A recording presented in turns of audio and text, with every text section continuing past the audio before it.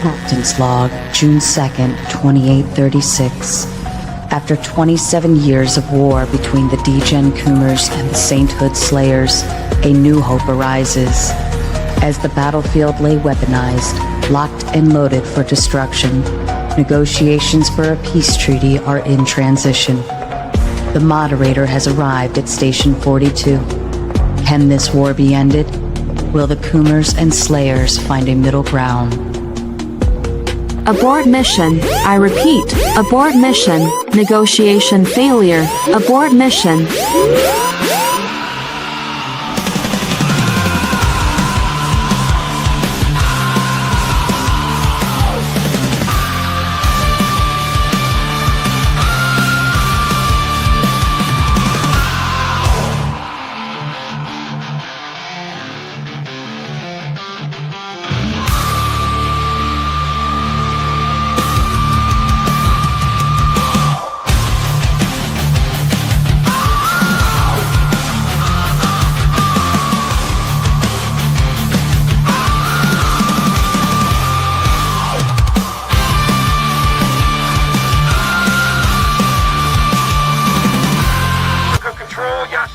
Heavy booty, 6 plus, low orbit, over grid 15-2.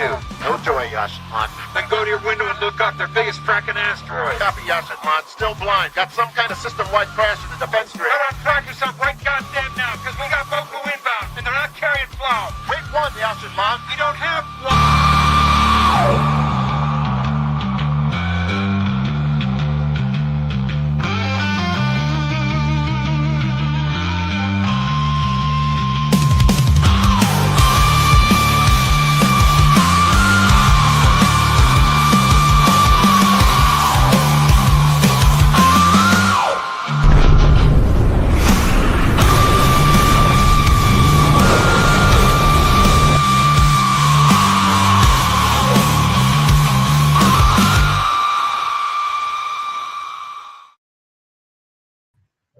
All right, maters, welcome back. I am Sarah the Raging Tomato here, bringing to you live.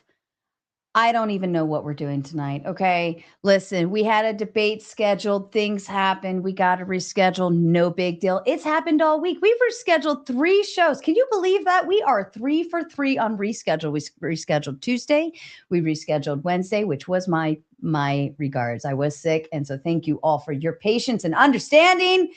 You wouldn't have had it any other way. You had no options, right?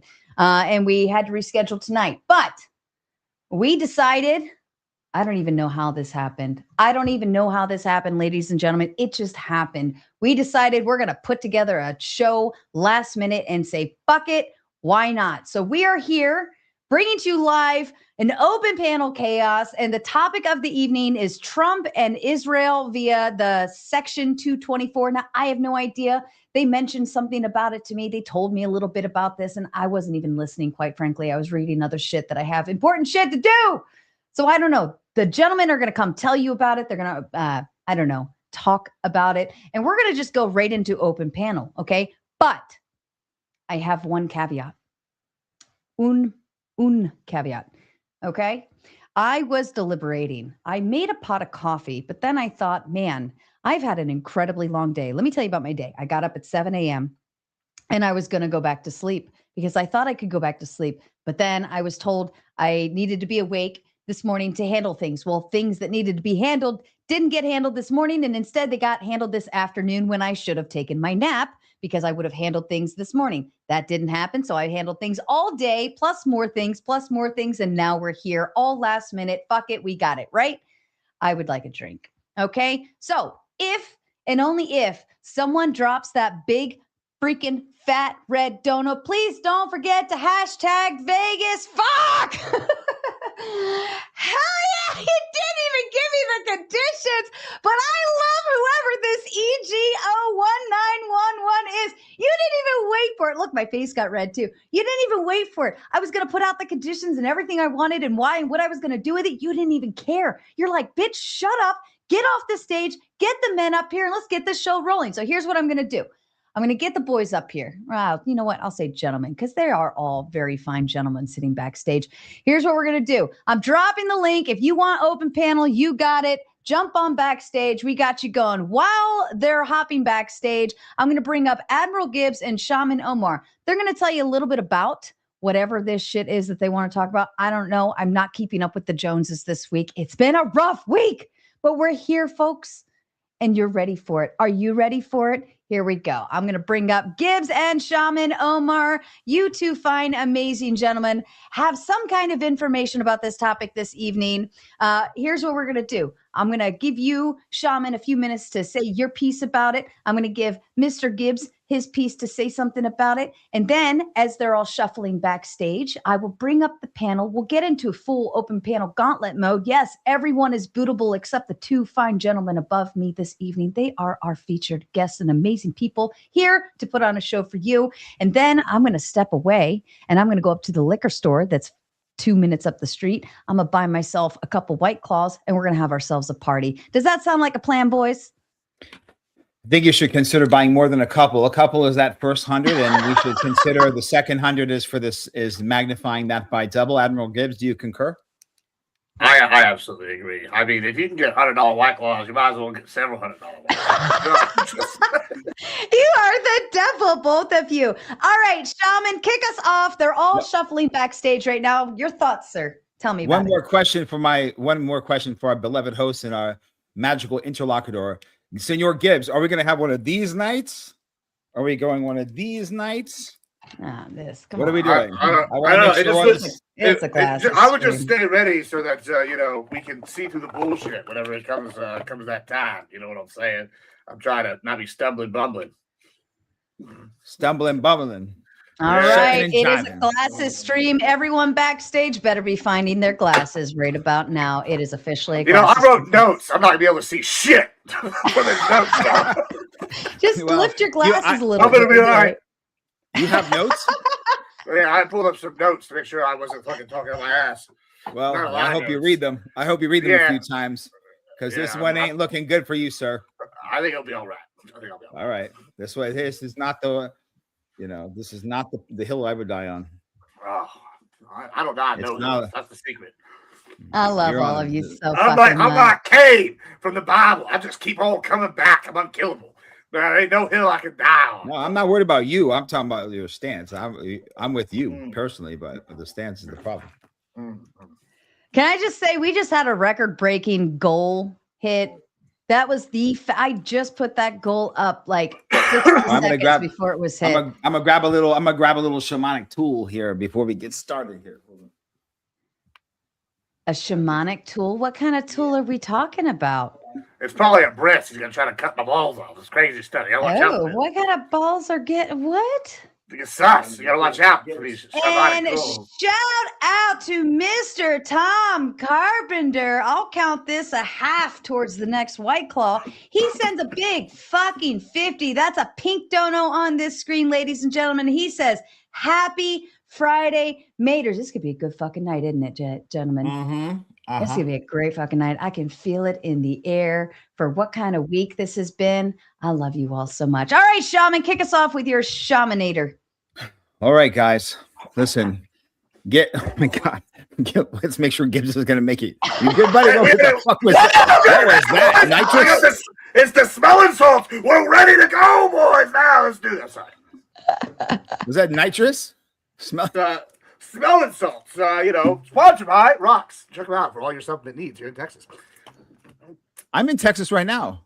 Yeah, Rocks. They sell a bunch of these. They're all different selling salts. Where's that? At a fucking gas station? I'm not going to put something from a gas station on my nose. No, it's a virus store. It's like GNC, but the Texas version. Oh, okay. Gibbs, you have money. You don't need to buy that shit from a gas station. Why would I buy from the gas station? I don't know. That's why I'm asking you. Smelling salts. Last time I heard about those was in Miami. The guy who took the smelling salts and like chewed someone's leg off. That was the guy. I think he was eating the salts. Yeah, he was eating the person. No, he's eating the human. They were eating the cats. Yeah, I think they were eating the dogs. They were eating the dogs. Okay. All right, guys. So just to start out, I'm going to say this one time. I'm not going to get into this whole shit about the apologetics just to apologize here. So what we're talking about tonight is a specific subject, right? And I'm okay to talk about the whole range of things, right? This is about the U.S. Let's frame it like this. This is about the United States, right? As a country, as an independent entity, as a home for all of us, right? Everyone on this panel so far is full-blown American, and we're talking about American sovereignty or not sovereignty, right? And so Section 224 is a 5-page segment within the new National Defense Authorization Act, the NDAA as it's referred to. And so every year they propose a new bill. It's always $1 trillion, right? It's always 1 point something trillion dollars, and inside of that is a lot of different things. I only recently found out about Section 224. You can pull it up. And recently, and I'm surprised it's not actually catching big news. There are certain people such as Alex Jones and, you know, a lot of other people who are talking about it and are completely outraged, as I am myself, because it in plain writing whores out America in this merger of our intelligence agencies and assets, especially in the military assets, with a certain other country. Now, I don't care what other country we're talking about. As far as I'm concerned, I don't want the United States to merge its intelligent assets, its satellites, its drones, its technology. And by the way, it's for the future. It's for all artificial intelligence through all branches of the military, all quantum computing, all biotech, all counter surveillance, as well as, which is also surveillance, and all cyber warfare with a certain country. Now, I don't want that to be the case with Ireland, with England, definitely not England, with Israel, with Afghanistan, with Mexico, none of them. So I find like we are now in an official true dichotomy for people such as my good friend here, the good Admiral Gibbs, who's a diehard American. That's not a question. He's 100% American, pro-America, America first, absolutely. But he also is a pro-Trump, Trump, yes or no. Like it's Trump or die, right? And I know half of the stuff that he's usually saying is in the joking realm. But as we're progressing and the months go on with this Iran war and so on, certain things like Section 224 of the new NDAA bill is very hard to argue against. I will pull up some of this here for us to be able to experience this complete demonstration of how we're going to whore out our country officially. It covers out areas like counter-drone systems, anti-tunnel technology, missile and air defense. For all of that, remember, this is for our entire military-industrial complex. All branches, as well as CIA and so on. AI, quantum, autonomous systems, directed energy, cyber defense, electronic warfare, biotech and medical defenses, network integration, the big one, logistics and defense industrial base cooperations. Now that is just a small amount of it. And it's partnering this up with Israel, where we will share the technology, which will be quarterbacked out of Israel. Under the current circumstances, especially over the last few years that we witnessed, I would say that it's pretty clear and obvious that our interests from a geopolitical perspective, at minimum, do not align with Israel as a nation state. I would say it's pretty easy to say what they want to do. They've said it. And it's pretty easy to see what we, the people of America, do. We voted for it. And I don't mean voting Trump in order, because we'll get into that, whether Trump has stuck by what he originally said, or if he's gone and made a completely left turn, so to speak. There's a very, very small group of people that are getting smaller and smaller and smaller. And anyone who's standing by Trump blindly right now is putting yourselves in the Laura Loomer, Larry Loomer, the Ben Shapiro, the Mark Levin circles. And I think that's certainly not the circle that I'm in. And I am not an Israel first. I'm not any other country first. I'm an American first. And I think there are solutions to this. And one of them is us having our own autonomy and not whoring out our country to other countries for political and personal gain. I yield to my good friend Gibbs. Thank you so much, Shaman. Better you nerd out than me on this one. Mr. Gibbs, your thoughts. Yeah, I mean, this is a product of what I'll call the Al Jazeera push, which is called fake news. I don't know if y'all heard this from Trump before, but he's said this many times, fake news. In fact, you can't win with these people, right? It's real simple. First, they don't want us to give no more money to Israel. Israel says we want to start decoupling and doing things on our own. We say, all right, we're going to slow down sending aid, stop funding social programs, all these things. Trump has called Netanyahu out recently saying he's a crazy man. He needs to tone shit back or he's going to be put in jail, all sorts of stuff. Now, let's just talk about Section 224 specifically. This is actually pretty common par for the course.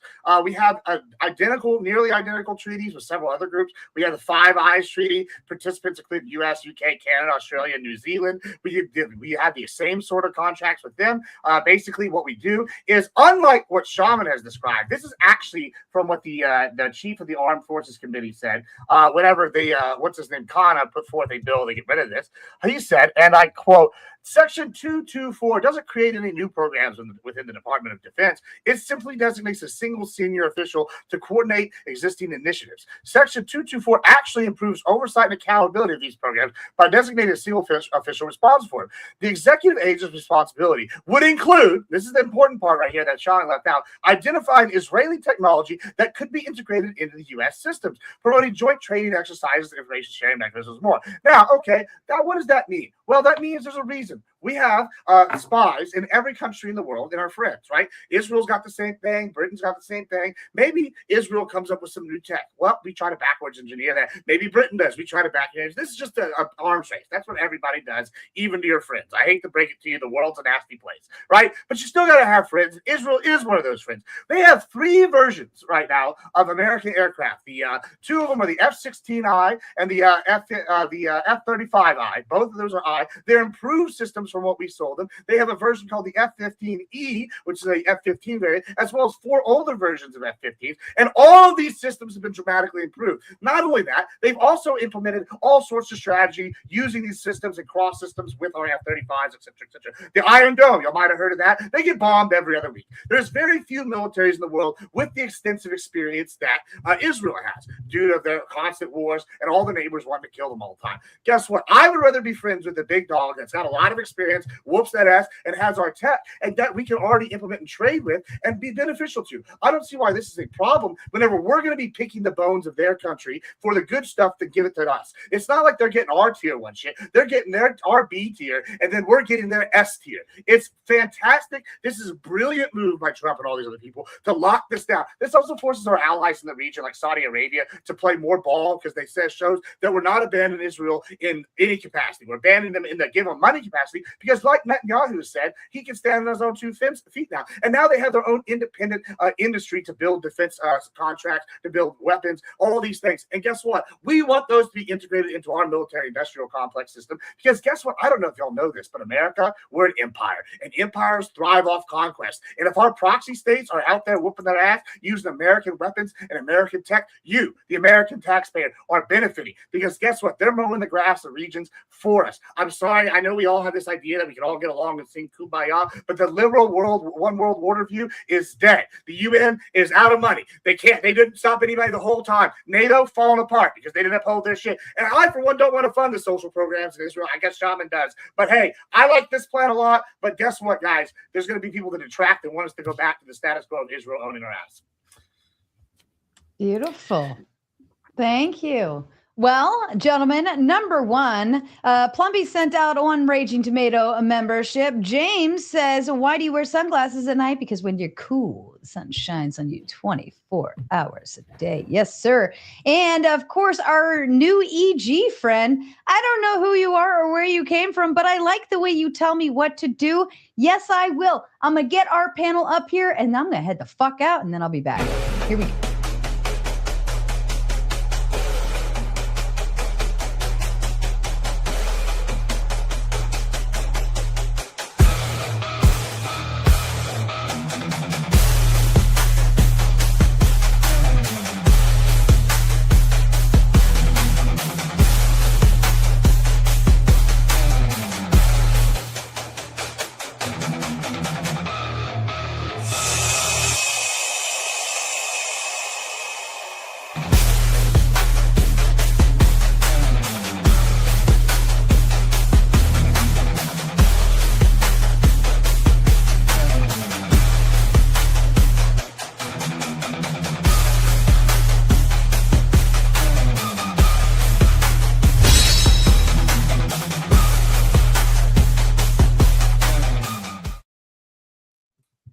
And I don't know what's going on today, but I really like the way the day's going. This is great. Fourth Wiseman coming in with another big red dono on my big fat funny screen. I love this. Keep it going, guys. Holy shit, what a weird day.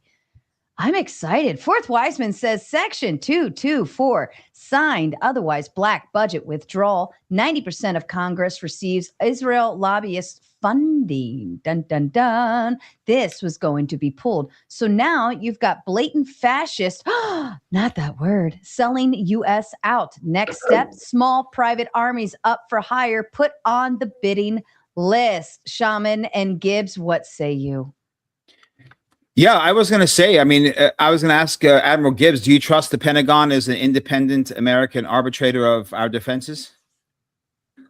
Yeah, one, as responding to Fourth Wiseman, yeah, private armies base, that'd be even better. I would love that. We could have Walmart with a private army. I can't wait. I'm excited. As for Shaman's question. Oh, yeah, you're right. We should answer it. I'm sorry. Fourth Wiseman. Yeah, I think we already have that. You know, remember, like when we did our war on terror, these were unofficial wars using the word war on terror. Terror is a human emotion.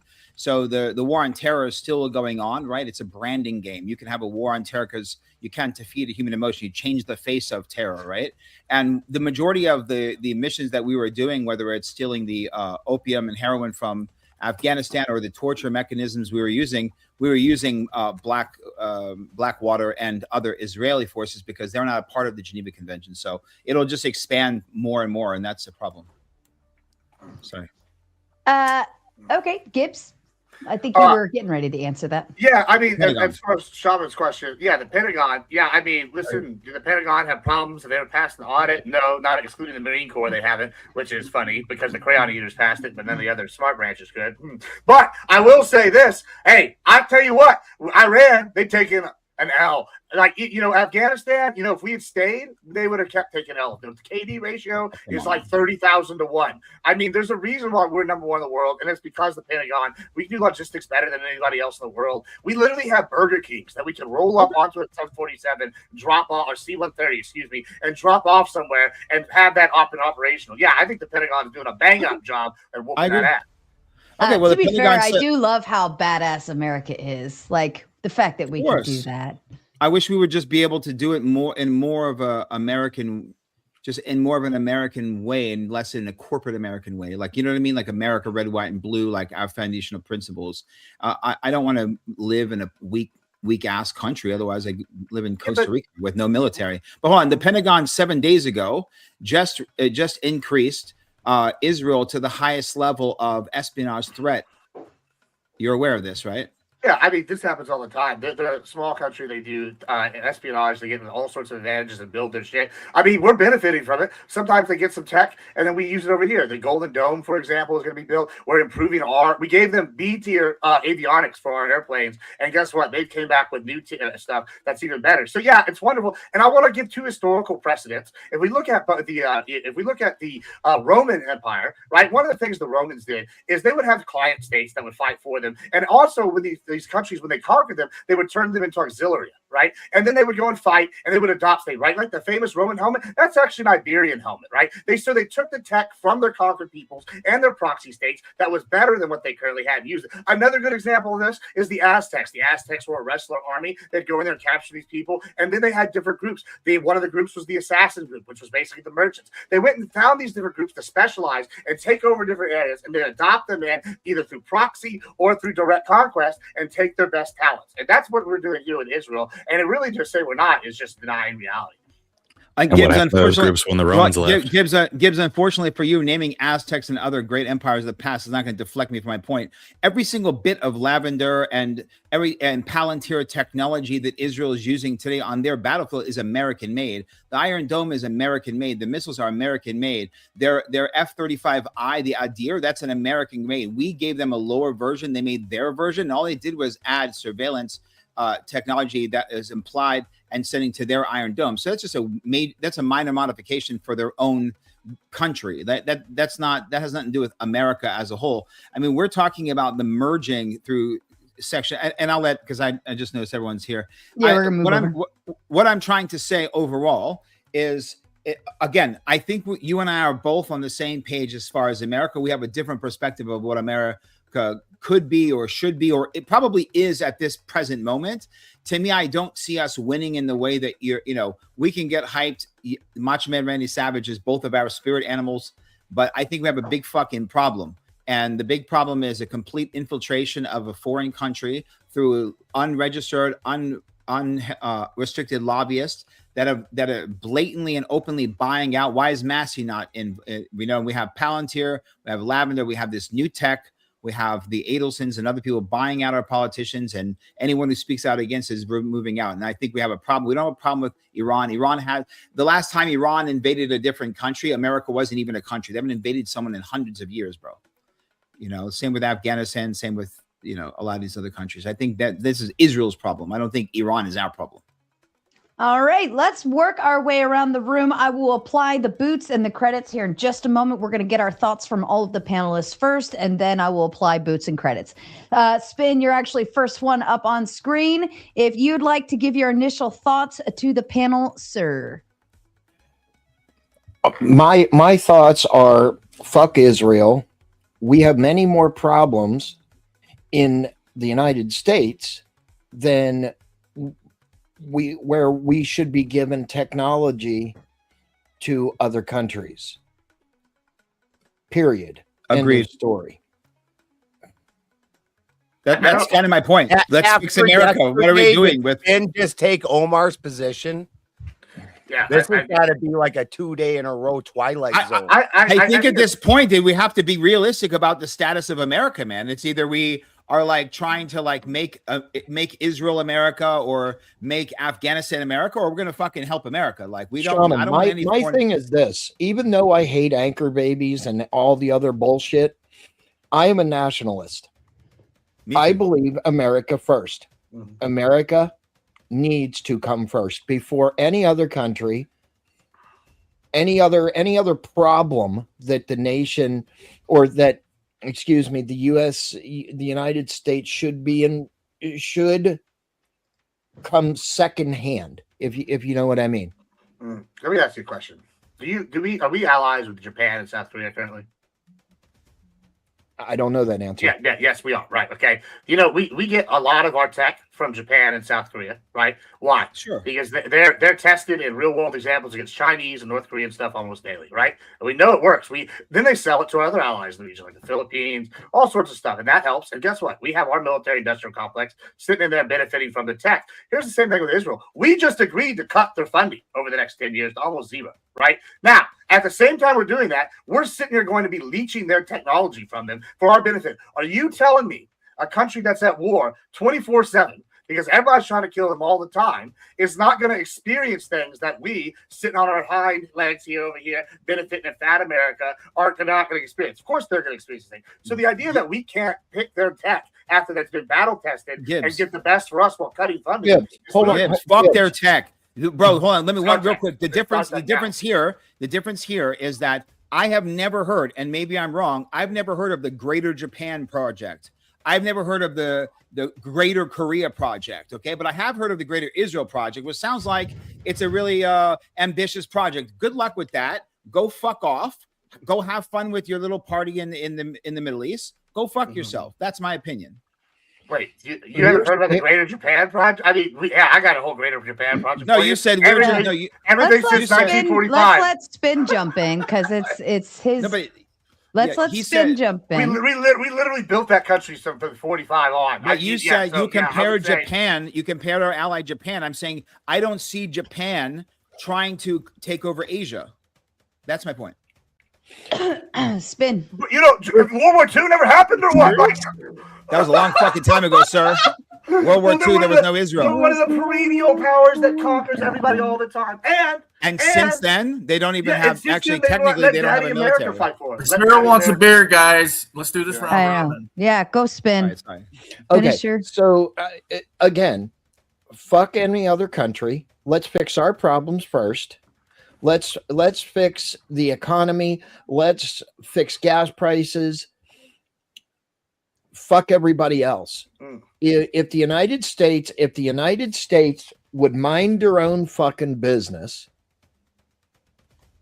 we would not be in the debt we are in. We would not have our nose so far up somebody else's ass. Fix America first. Yeah, but how come can't they do both? I don't understand. Like, what is this idea that we can't? We can't. We stopped giving money to them, and we're taking. No, we have not. That's how not true. That is what's happening. That's literally we signed the 20 year. No, they extended it to 20 years, and now we have the new. By 2035, we're going to be decoupled. That is what the. That's the point of Section 224. It integrates them. It integrates our money. I'm interrupting all of you because it's red. Okay. Fourth Wiseman. I believe this is over on Ben's side. Yes. Ooh. Ben, he says, hi, Benjamin. He probably didn't say it gay like that. He said, hi, Benjamin. What up? For all, buckle up, the ice is receding up north. U.S. is about to go again heavy at Russia. #tip, invest in mineral commodities, i.e. manufacturing and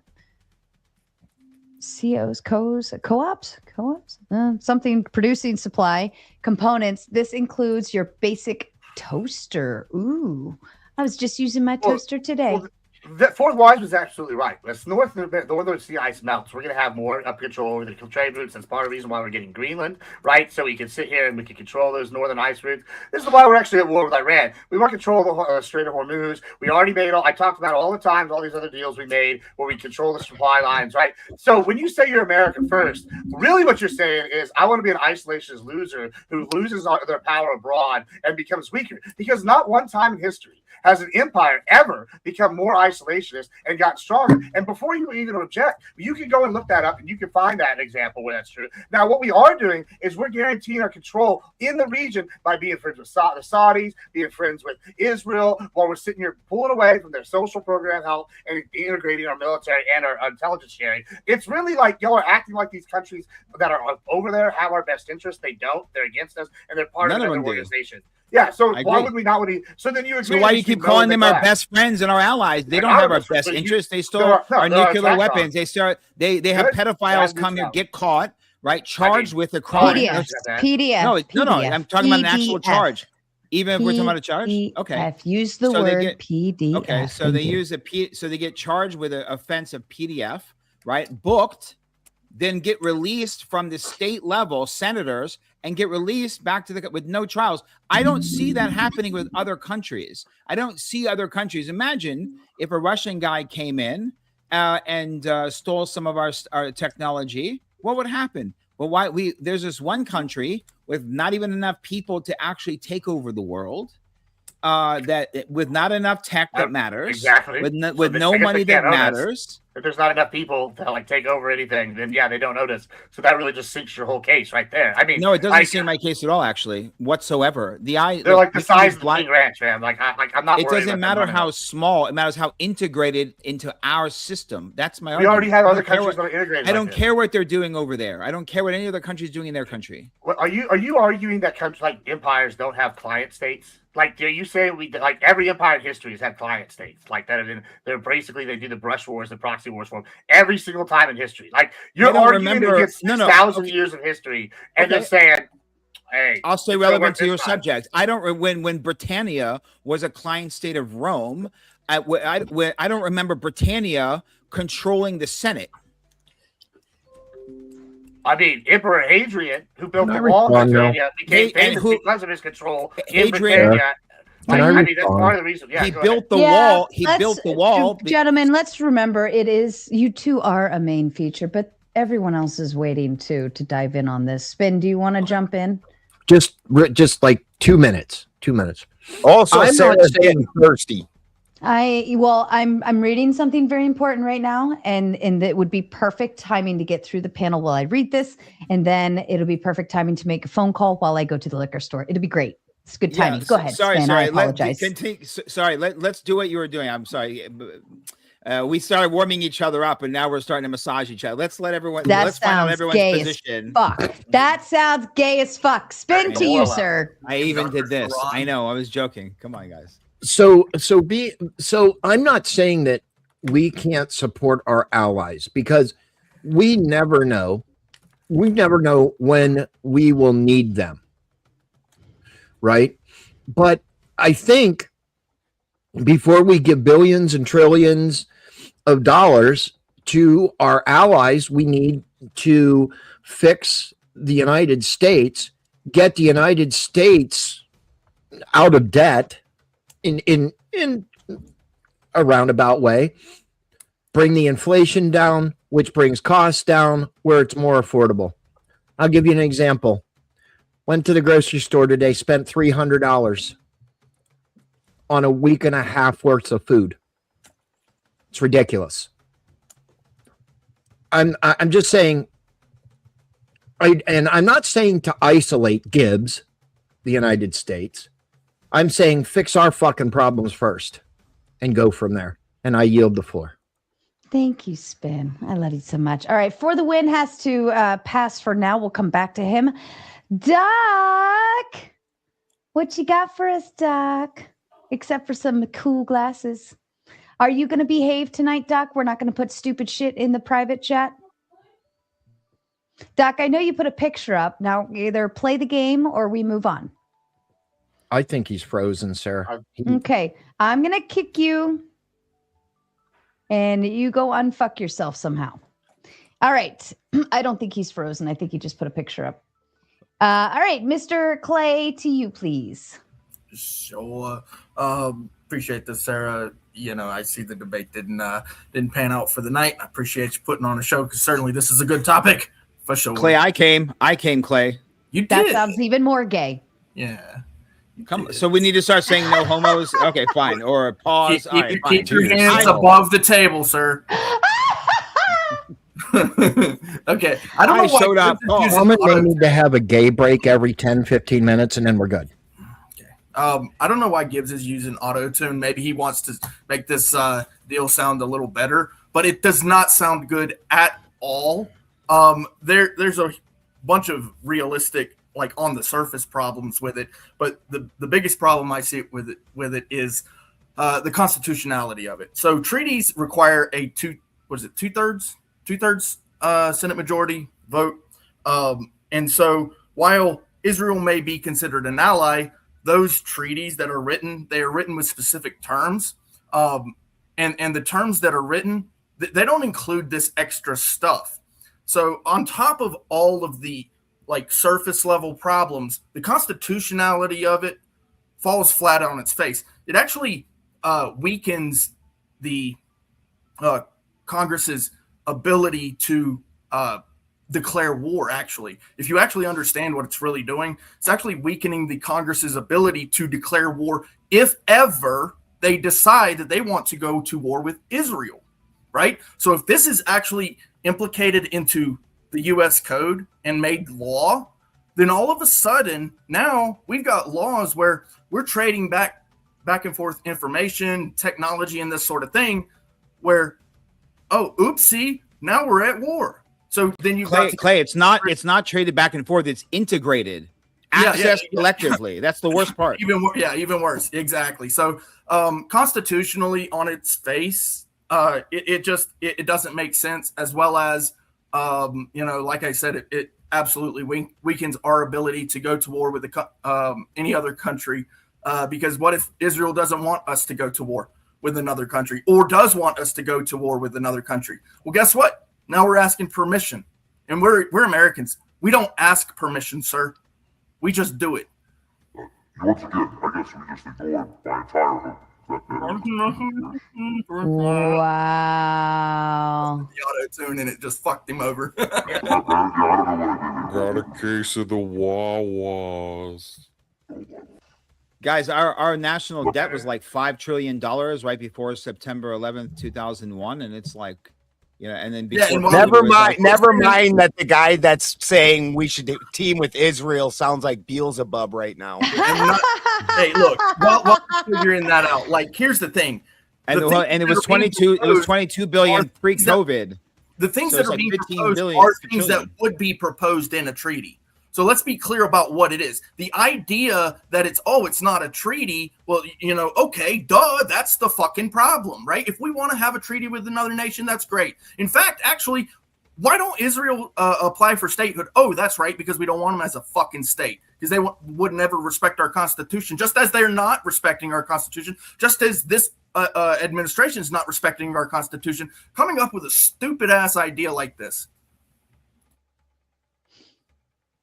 That's it. All right. It's okay. Do you want to respond to him? Yeah, that's ludicrous. Once again, clearly not anybody here has read all the way, except for Sean, maybe has read all the way through 224 and had what the chairman of the Armed Forces Committee said, which is basically we're going to have someone in charge that's going to be checking it. It's going to be more secure as opposed to having this nebulous people there. We're going to be one person who's going to be taking shit from them. This is a one-way street. Yes, we're going to be integrating some intelligence. This is a similar thing. Once again, I can list all these countries. Here, guys, I got a question. I haven't heard one of y'all bitch about us doing this exact same contract here with Australia. Y'all have a problem with Australia? No, there's not. No, it's not. There's no such thing. It's not so sweeping, sir. Well, this is the whole. No, it's worse. Australia actually has more sweeping. So this is how I know y'all didn't actually look into this, because Australia's contract goes further than what the current contract with 224 does. So when y'all are sitting here saying this, I know that y'all are either A, racist, and I hate this, you should do the liberal thing where we all say racist. It's the Jews, or B, y'all are uneducated and falling for the ignorance of like Al Jazeera's push, or C, y'all are paid actors. That's really the only options here. Right, you're the only one naming a race. You said Al Jazeera twice. Al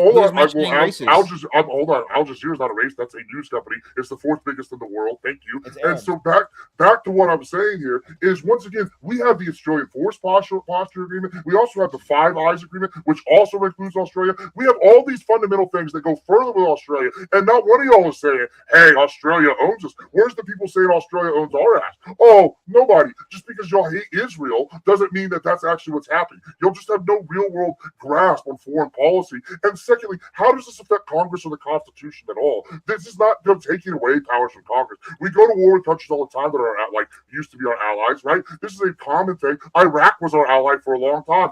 Did you read it? Twice. Did you read it? I did read it. I have it pulled up. It's 5 pages. Did you read it? Yeah, I read it twice. I've read it. There's nothing. There's never been anything in our American policy in history that is anything close to this. Oh, okay. Not even close. Let me just read Five Eyes is Australian. Okay, Gibbs, here's the point. Gibbs, let me frame it and tell me why it's not the same. Five Eyes. You said Five Eyes, right? Okay. Five Eyes are 5 countries that create a system of which all partake, right? You can talk about our partnerships with the UAE, whatever. Great. Those are systems put in place for this, right? Our collective intelligence sharing with the CIA and the MI6. We can use that as an example too. We can use NATO as an example. That's fine. This is an integrated system between 2 nation states that is through our entire Pentagon. Our Pentagon is integrated into this the same way that those countries are, because if you listen, there is no such thing. Let me read you directly from Five Eyes. All right, Five Eyes, the ultimate model for data sharing and institutionalized integration. It involves joint collection, analysis, fusion of sensitive intelligence data. That's Five Eyes right there. So that's the exact same with what you're doing. Hold on. I'm answering the retarded. Hold on. I know you want to stop me because I'm trying facts. I'm reclaiming my time. Let the monster finish, and then play. You can yeah, I am gonna finish here. Secondly, we have the Australian Force Posture Agreement that I already. Oh, I see it fixed here. Hold on. Show that microphones. There we go. I don't know why it swapped again. Here's it's a little hard to follow you though with the lower one. I love this, man. This is the best. Yeah. I did that. But here we go. If we get to the Australian Force Posture Agreement, it facilitates rotational deployments, joint military facilities, Australian soil, deep technological integration, particularly autonomous systems and advanced weaponry. So between those 2 different agreements we have with them, and that's not even counting Becca or G. Somalia, they all cover all the exact same things with Israel with those countries. You don't complain a single time about any of them. So this is just bad faith or ignorance. No, dude, you're completely, absolutely wrong. This is U.S. military and intelligence integration. Hold on, I can't. I can't hear anyone at all. It's a sound. Go ahead, Clay. This is typical Hasbara. I'm going to automatically apologize to the viewers because I'm in like a I don't give a fuck mode, and I warned everyone backstage that that's the place I am right now. So we're gonna try to work through this, but I have no promises for anything that looks tidy and clean. Okay, Clay, go ahead. Okay, all of those things that you proposed that we are doing with Australia is under treaty. I didn't propose. Those are already facts. Hold on. Stop it, dude. Jesus fucking Christ. Well, say the correct terms. Yeah, let him finish. I reclaim my time. Okay. All those things that you said, it's all under treaty, right? It's not U.S. code, okay? When you implement U.S. code, there's a different process for that, and there's a constitutionality that's the problem. And this is exactly what I said. So when you say, oh, but what about this over here? And I'm looking at it going, yeah, that was the legal way of doing that. This is not legal, sir. So continue the argument. Wait, hold on. It's not legal. Wait. Where has it been challenged and lost? Treaties have a specific process. Okay. So are you telling me there's no examples within our budget that we've allocated funds to go to other countries? Oh, budget. Budget's different than integrating systems, sir. Again, bro. Are you retarded? Bro. You're a deflector. I'm not deflecting. I'm literally going like you're literally ignoring. What I think is really funny here that's happening is like clearly we have some. I need APAC, send me some money. But I'll tell you something here. What's crazy is the fundamental lack of understanding of how the American system works. You just said it was unconstitutional, Clay. Whenever once again, if the government's making the treaties, the legislation branch could put this forth. But once again, if the legislative branch puts this forth in a budget or a code, then that can be challenged judicially. And guess what? It hasn't been challenged judicially, and it's not going to be illegal until that point happens. So even though it's hold on, Clay, he didn't answer my last point. You just moved on. I didn't even hear what your question was. You moved on to the Five Eyes. Section 224 is completely different than a fucking alliance or treaty or aid package. It is a 100% Pentagon managed U.S.-Israeli integration. You're using different words, treaties, alliances. That has nothing to do with what we're talking about. It is a fucking integration of all surveillance, all tech. This shit don't piss you off. I don't know what the fuck is wrong with integration. This is integration. This means a foreign country is integrated into our Pentagon, period. That is completely different than England or any of the shit you're talking about. You cool with Israel watching over you?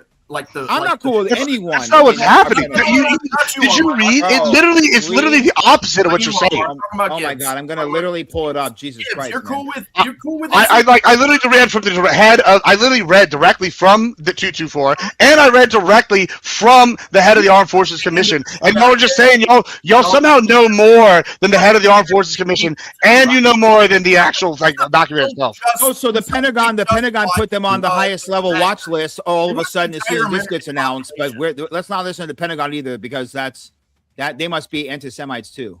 They watch the entire population, okay? All these three-letter agencies that you're handing all this information over to, they watch the entire U.S. population. They don't just watch the bad guys, okay? Don't be a dumbass. I'm like, okay, I'm gonna leave it there. I gotta make a coffee. And the key word is integration. The key word is a fucking integration. Hey, Sarah, real quick. It's hard to recognize your voice. Oh, am I still in monster mode? Sorry. Yeah, because we're trained to hear your voice, but this sounds like it's the monster math. Mr. Balderson is kind of like taking over things right now for me in a sense. I am like trying to multitask, but I have to right now. All right, Mr. Effigy, moving on to you, sir. How are you this evening? I am well. And I had all these talking points about Paul and the early church. Next week. Now you can build upon them even more. And Shaman will probably, when we get into Gauntlet and we start maneuvering, he'll happily he wanted to do some Christian topics tonight or religious shit, and I was like, nah, man, not for an open panel. No, I'm good with this. I think we stay in a certain kind of vein of topics a lot, and sometimes we miss stuff that's happening in the moment in real time. I'm glad we switched. I actually agree with a lot of people on the panel. And my beliefs on this has changed a lot, but I agree with a lot of the stuff they're saying. And this is not like the partnerships of the past, right? There are quite a few things, and to me, this whole thing, especially the way it was written, the way it's embedded in this bill, it just reeks of the defense industrial contract corporations. It reeks of transnational corporations just trying to integrate their own shit while sacrificing the sovereignty of nations to do it. Like the idea of creating an executive agent to oversee the integration of two entire national militaries. That's fucked up. Like what kind of like bureaucratic corporate board bullshit is that? But yeah, and the ideas that are unprecedented, it seems, is that number one, this integration is targeting what they like to call their crown jewel technologies, which we usually keep to ourselves in a very, very protected way, and it's integrating our supply chains, like both things that are like extremely important. And I don't know. Just to me, it seems like this is like the big push for empire. This is the big push for the finishing of the encirclement strategy that we implemented in the heart of the Cold War, and I think the negatives from it just are going to outweigh benefits for the people of the U.S.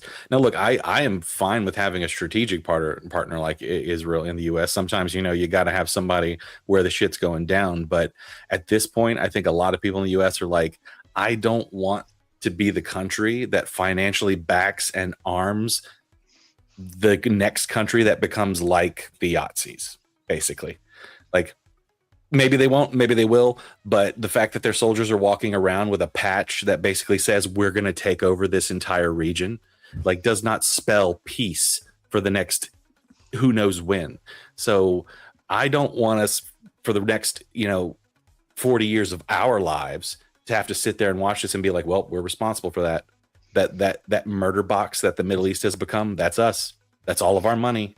All those weapons they've got, all those lasers and independently killing drones, which is going to be fucking nightmare. They're going to just unleash swarms of drones to go out and kill brown people randomly. Like it's gonna be a nightmare, and I don't want a single dime of our taxpayer dollars to do that. End rant. Sarah, can I pull up, because Gibbs keeps saying that I haven't read it, and can I read a few of these lines directly from section 224 so everyone can at least be on the same page? Well, before you do, I want to point out to everyone, just as a friendly reminder for the new folks coming in and for everybody else, Tom Carpenter, he wants to pay. He has been a bad boy. And if you put #Vegas on your super chats, he will get a spanking every time and have to pay Sarah some more money. This is all in good fun to try and get Sarah to Vegas to do a moderation at a big live event, and everybody's trying to pitch in on that. So make your money count as double. You can make your money count as double. All you have to do is put in #Vegas on that dono. Thank you, Ben. Outstanding. I just John, want to. you were going to read something. Okay, yeah, go ahead. Yeah, can because this is neutral, and I'm assuming that everyone trusts. I'm going to read it. So I don't trust you at all. Okay, I mean, look, everyone can look it up. Okay, go ahead. Lines 11, 28 through 30, synchronizing cooperative efforts between the United States and Israel. Okay. Expand and accelerate bilateral defense technology research, development, testing, evaluation, integration, and industrial cooperation. This, now remember, when it's industrial, we're not just talking about all branches of our military. We're also talking about the private, of which Effigy was just talking about. Where the big problem is the private industrial system, right?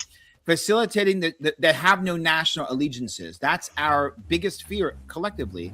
Facilitating the transition of technologies from research and development into procurement and acquisition pathways. Purchased by who? Whoever has the money.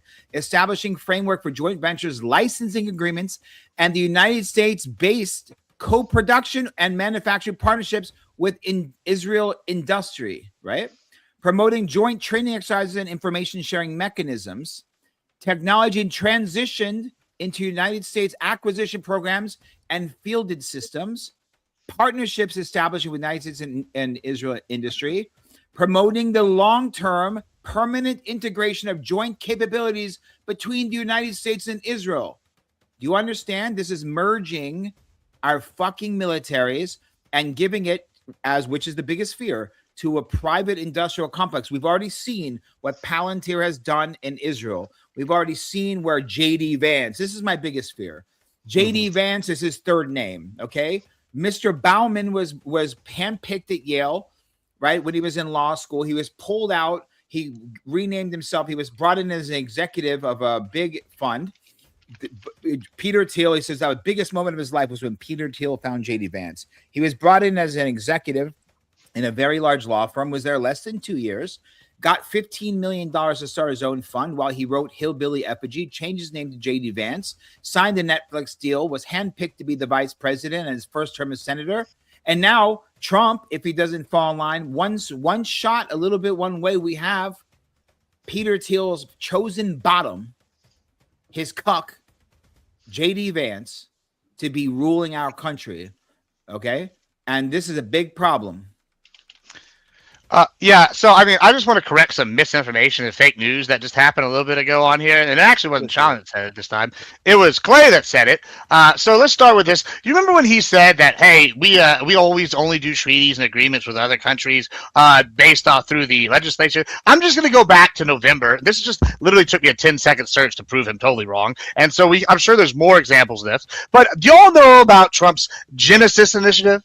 Do we know what this is? Because this was established by executive order, right? So not through Congress.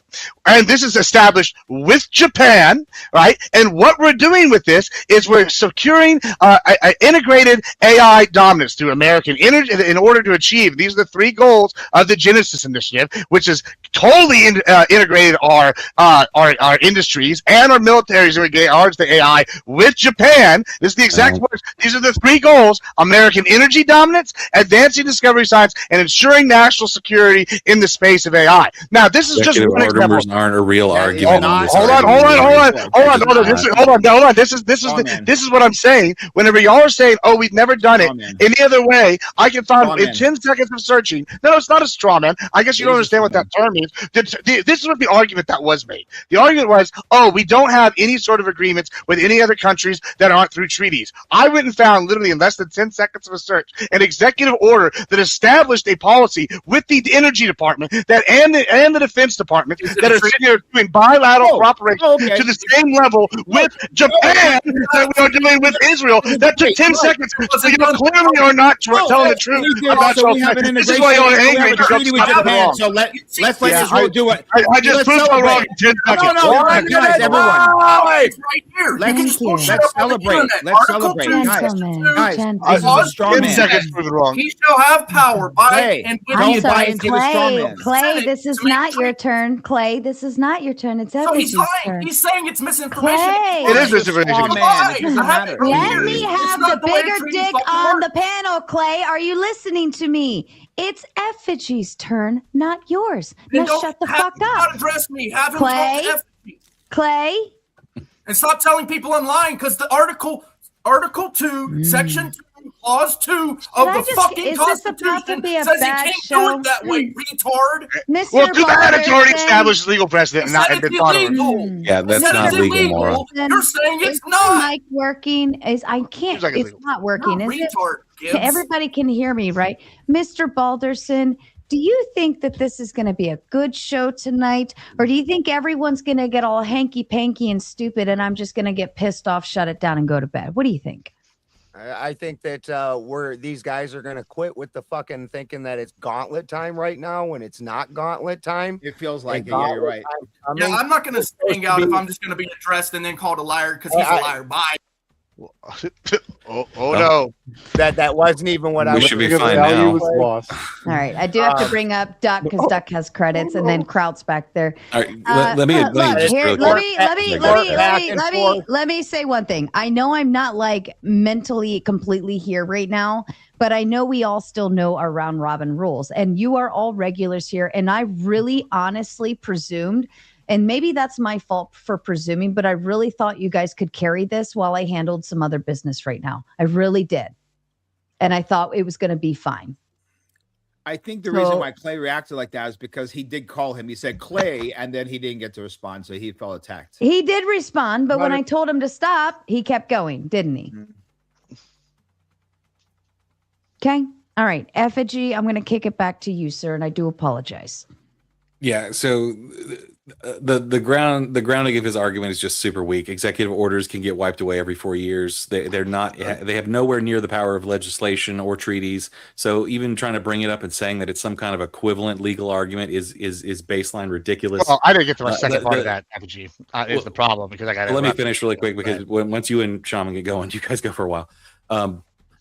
Also, one of the problems here, and I kind of agree with Clay on a level about the treaty, but it's not always treaties. The big problem to me is that we're using legislation to perpetually embed Israel's own military budget, which will now come from us, which essentially for us would be like foreign aid. We're embedding that in our domestic military budget. So whereas we would have to vote on that every year and be like, why are we giving money to Israel? Now it's embedded in the argument of let's give money to our military. And so it's essentially sneaking in money to someone else in our own domestic affairs, which I think is fucking bullshit. It's craven and it's just not truthful. That's what I mean by integrated. That's one aspect of integrated. That's a problem. I mean, yeah, the problem, it shouldn't be a perpetual thing that our tax dollars go to foreign militaries. Well, like here's in that the way. issue.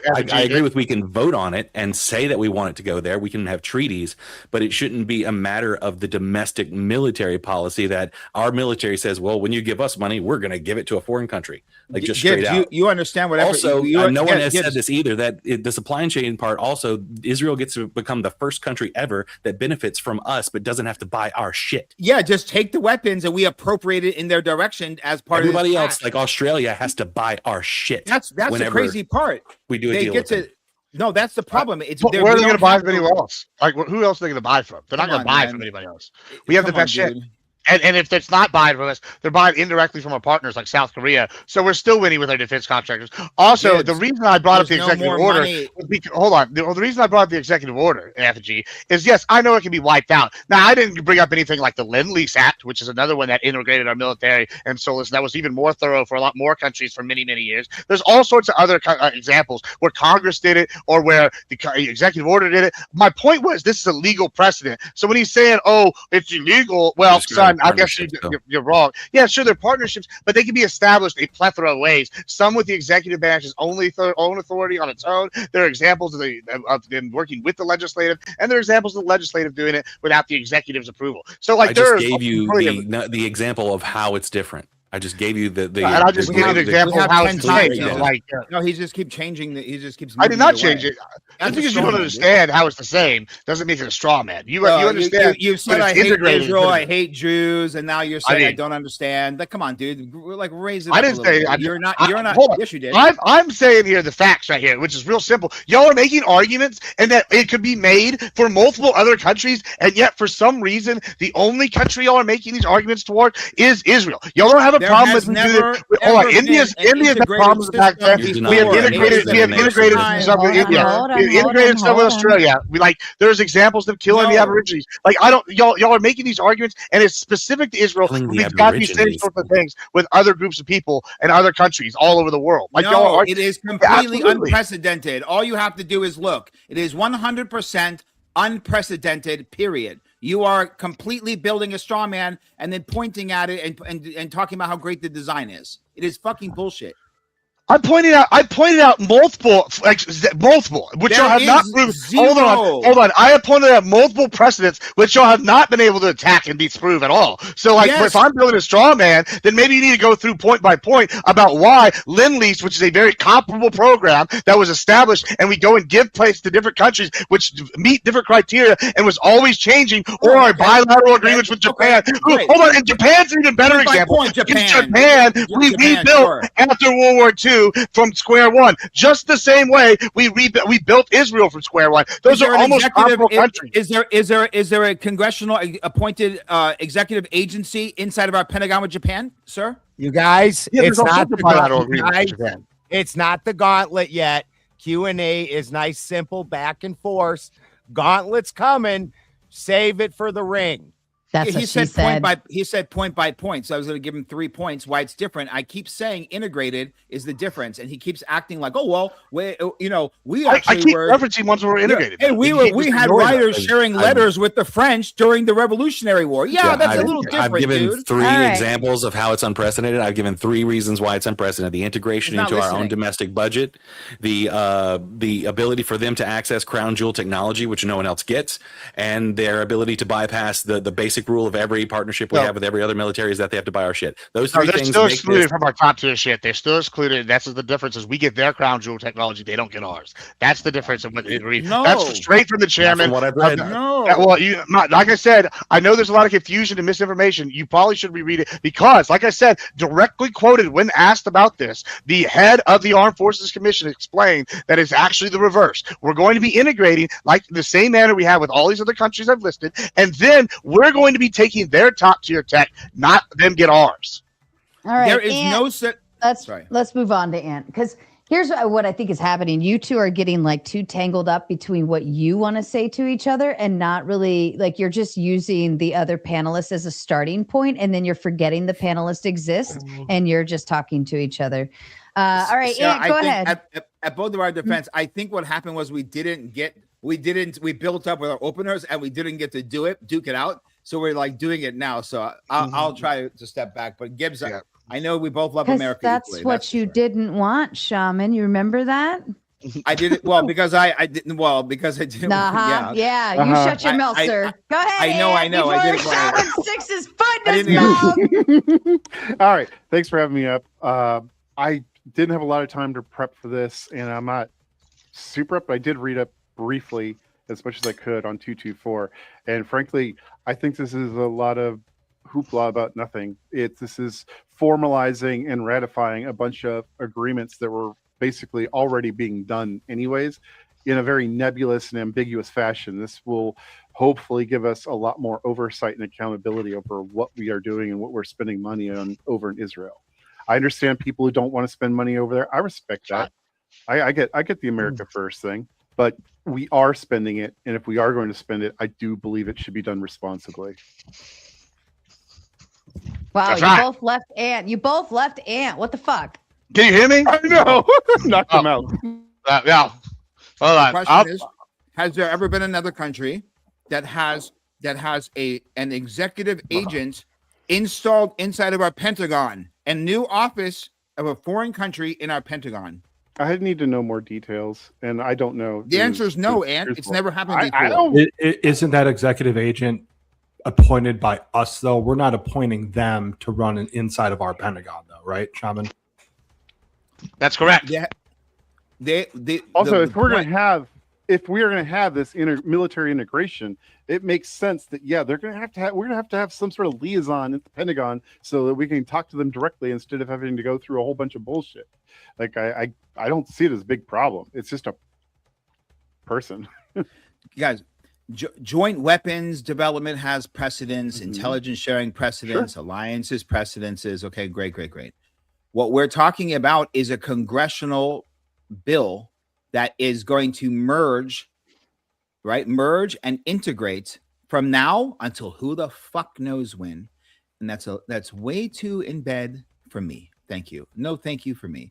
I don't want to do that with England. I don't want to do that with Israel. I don't want none of that shit. Gibbs seems to think that they're such a great friend. Let's get deeper in bed. Well, and that's fine for him. But I think the majority of America is probably feels about this shit as I do. Omar, Jews too, by the way. Omar, this stuff's already going on. Like most of this stuff is already work in progress. If you know that someone's graping someone all the time, you say, hey, it's already happening, so let it get worse. This isn't criminal activity. This isn't comparable. We're not talking about criminal activity.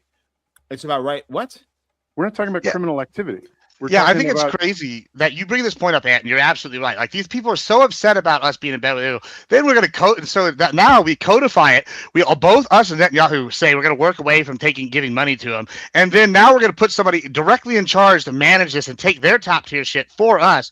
And then they're still mad. There just seems like a no-win situation here. You keep making it sound like B to A. We're going to take their stuff and bring it here. No, they're going to get all our stuff A to B, dude. We don't give a shit about their stuff. They use our stuff. You keep acting like Israel. Like, what are you talking about? What is this a magical stuff we don't have access to? So we need the congressional bill ratified and integrating our militaries, our governments, all of our military and spy and intelligence to get their top tier stuff. They won't sell us if they had it. What are you talking about? I think you're overstating what is this it. magical stuff that they have? We're not giving them our shit. We're not like yes, giving we them are, dude. We're not giving them our military. About? We're not giving them all of our intelligence. This is another new example of Ant not knowing what the fuck he's talking about. No, just because you said you don't know shit about something at the beginning. Yeah, I mean, but he did say I tried my best. I give you credit, Ant. I read it out. Cylinders right now, so I don't know why you're saying that. He's literally saying directly the facts. I don't know why I disagree. These are all like normal things. Now they're codified. We have somebody watching it. Like that's literally you hit this 10 of 10, nailed it exactly. Like there's nothing unusual here. In fact, we're moving away from Israel by giving them less funding, and this is something we already have. We are not. Hold on, we already have this in other countries. I brought this up with Australia, who are more integrated with almost than any other country, and like it literally they were more integrated with them than Israel, and y'all still haven't shown any objection to Australia. What's y'all's problem specifically with Israel other than Australia? There's no you don't have a 1-to-1. It's not a straw man because you don't have an argument. It is 100% a straw man. I've already said 1,000 fucking times. The word is integrated. A straw man is like when you like build I know a what case it is. for somebody. I want to hear shaman say it because I don't think you knows what the fuck it is. Hey, just because you've proven over and over that you're literally quite stupid doesn't mean you want to test me. A straw man is when you build a side argument that has nothing to do with the actual subject at hand and then start pointing to it. Let me finish the fucking sentence, sir, if you like me to educate you so I can teach you what a straw man is. And then you keep deflecting to this straw man, building it higher and higher. When I keep trying to bring it back to the point, you keep talking about Japan.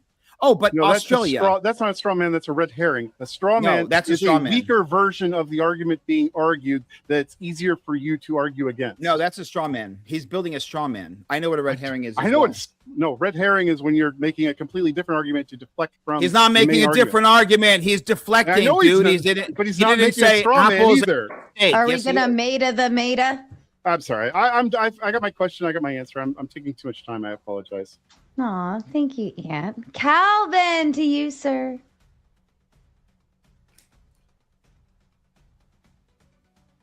Calvin, darling. Oh, Calvin. Wake up, Calvin. Come home, Calvin. Come into the light, Calvin. Come into the light. All right, we'll move on to For the Win. Calvin can go unfuck his shit.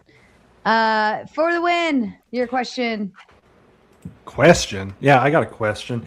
I got a couple of them here too. So this is a good topic in terms of bringing it to the forefront because it's still part of the 2027 NDAA bill. It still hasn't passed anywhere. This isn't official yet. This isn't set in stone, concrete. But this is exactly the type of conversation that we should be bringing to people to listen to be like, well, what the fuck are they actually doing there? Because the last time I checked, I thought that the majority of Congress had a dual citizenship with Israel. There's no other nation that has that type of agreement or Congress is built up like that too. So it makes you wonder. But at the same time, when I come from an America First standpoint, and at the end of the day, you just want to have peace everywhere. I just feel like throughout time, Israel's still just going to be this place that's going to be easily attacked and everything. So I do see from the other side of the argument where if they have defense, they have structures, you don't have countries XYZ that want to fuck with them actually want to fuck with them. There is some good to that part. But then like Effigy said that, well, if they have that technology, they're just going to go and kill brown people. Like, I don't want that to happen either. So it's like, well, what do you do exactly? So it's very interesting on, if this is going to pass or if this is something that is just being put in there because the powers that be want it to be in there. And ultimately Trump has to sign off on this as well too at the end of the day too. So it still has many hurdles to go. I'm just really curious as to what's going to happen because I still think that down the line here with how this Iran conflict is going to go, that there is going to be a decoupling with Israel in the very, very near future. I don't think it's 2035 like Shaman, I think you said earlier, but I think we're going to see that sooner than later. So that's what I've got. Any thoughts, gentlemen? I think he's right. I think it's important to have these conversations in real time. I think the whole pandemic taught us that, right? Because if we just sat back and waited till the whole thing was over, then to pass judgment in hindsight, it may have gone on longer, right? I think maybe the whole thing would have gone on a lot longer if we as the people all didn't, start diving into things. And again, like this is not an attack on Gibbs or Jewish people or Israel. I mean, again, listen, Netanyahu, didn't you just see? I'll pull up his quote. He was congratulating Congress for putting that in there. They wrote that shit. Like, that's not like we're like, hey, I have a good idea. Well, what can we do to make America better? I have an idea. Let's, at this moment in time, integrate deeper with Israel, right? That's what hey, Americans, what we need to do right now is integrate deeper with Israel at this moment, because it's really important for us, right? We don't have enough problems here. Let's make their problems integrated into ours, meaning no more worrying about asking for money for them every year and having American people bitch. When we integrated into it, the part of our National Defense Authorization Act fund already goes. That's called integrated. There's no wire transfers because it's all one system. Supply chain, we just dropped some off. No more talking about it, guys. There's nothing to talk about anymore. We're not giving them any more money. And the idea, and by the way, the straw man, I can name 5 different straw mans that he point, but I just think, Ant, you're just being you're being. Don't worry about Ant right now. Don't worry about Ant. Ant's always Ant. Don't worry about that. Okay. This integration topic that's my opinion Sure, on that. sure. I'll let you guys go. Yeah, Sarah, oh yeah, Sam, if you want to read that. Oh. What? And before this, Santa came in with a 5 that just said #Vegas. Vegas. Yeah, go ahead. Oh yeah, Vegas straw man, the placenta away in the manger, your dead entry written in capitals or legal fiction capity maximum. Yeah, that's what you're saying though. I love this idea that, hey, America, we're the top military in the world, right? One of the things about America is we're the top military because we're the best, right? Well, how do you stay the best? Well, what you do is you do what the Romans did. You adopt the shit that other people you conquered or like have client countries that are doing well, and you integrate it into yours, right? Like, listen, for better or worse, we're taking the tech that we worked directly with Israel and built the Iron Dome. We know the Iron Dome works effectively, and we didn't even give them our top tier shit. Now we're building the Golden Dome here. I just don't know why people can sit here and go, hey, or how people can sit here and go, hey, listen, this country gets attacked all the time. These people are way more battle hardened. There's a reason why right now Ukraine, we're taking a lot of their drone tech, right? Even though we're giving them our old shit, right? What's happening? We're seeing how they're effectively using it and beating the superior power in Russia, and now they're regaining ground, right? Like, I think they've gained like 297 miles in the last 6 months, right? Reduced Russia from 30% to 19%. Okay, we're seeing Ukraine do it. We've been giving them not very much funding. Trump cut the funding, but we've still got a technological trade system with them, right? We've implemented a lot of our rocketry systems, and we have our people and our companies on the ground working directly with their startups. Okay, cool. Same thing with Israel. These people built some of the best versions of our planes. We've got them over there. They've adapted them, they've updated them, and they've had combat experience in the real world. They've invented new tactics we've never before seen with the F-35s, the F-15Es, and the F-16Is, right? We've seen this. We've integrated those tactics in our own arsenal. These are battle-hardened people. Why would we not be using battle-hardened people by fighting Gaza? By fighting civilians are so battle-hardened. Hold on. Y'all were the one. Hezbollah took over all of Lebanon, basically. Goat herders with rocket launchers. They're fucking battle-hardened. Acting like they don't have rockets shot out of my thousands every other month. Hilarious, bro. I mean, you can say 10 guys with 5 rockets. They beat up 6 other countries. 6-day war. Might remember that. I mean, they beat 6 other countries. Rounding up women in hijabs. Fighting. Like, listen, you can argue this, but history is not your favorite. There's multiple wars with this other countries in the region where they whoop their ass. Like, are you denying that? Why would you not want to take that tech? The biggest way to not become a top power is to not how to be strong. We need to learn how to be men from Israel. I know my voice is always the most powerful voice on this panel. Thank you for the win. Where are we at on this one? Yeah, okay. So I'd like to go around really, really quick. Let's not take too much time on this. But when it comes to the integration topic specifically, I mean, I'm going to assure that if this went through percentage-wise, how much of it is us integrating with them and them integrating with us, because I still feel like they have technology that we don't have as well too at the same time. What are your thoughts on that as well? Gibbs, I'll just real quick. Gibbs spent the last hour and 15 minutes talking about how great their shit is that we're going to get access to. And in his last monologue, he just went on and told us about how we have all the great stuff and they're going to benefit from our stuff. So from what my understanding, and again, Section 224 is about five or six pages. It sounds like it is a complete integration. They have not specified anything pertaining to what products, what things. I think there's only a single person oversight of this thing and has no, like, it's just a black program integrated into our fucking Pentagon and dispersed to our military industrial complex. So I don't know. And I don't think anyone knows. I did look that up. I haven't found anything.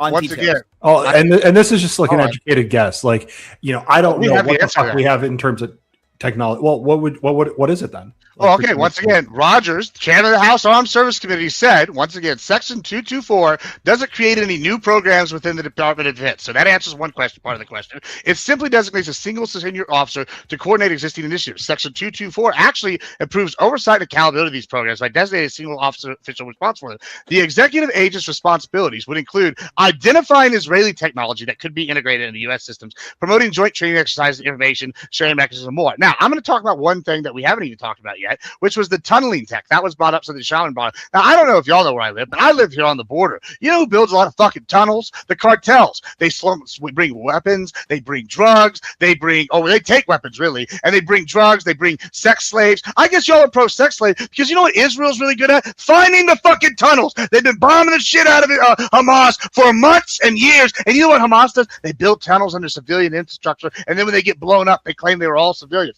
This is actually wonderful. If you're pro-America and anti-cartel, you should want more of this. But hey, you know what? I guess you'll like sex slaves, and you'll like Epstein, and you'll like all this other bullshit, and you're going to try to pass it off and say, oh, it's some sort of Israeli Zionist conspiracy, but in reality, we're over here shutting down tunnels thanks to Israel's technology. There's the straw man and a red herring combined there, guys. That's what we just witnessed. You don't stop. Wait, is that not what they said in the I just asked go against what he just said, then we're for sex slaves and cartels.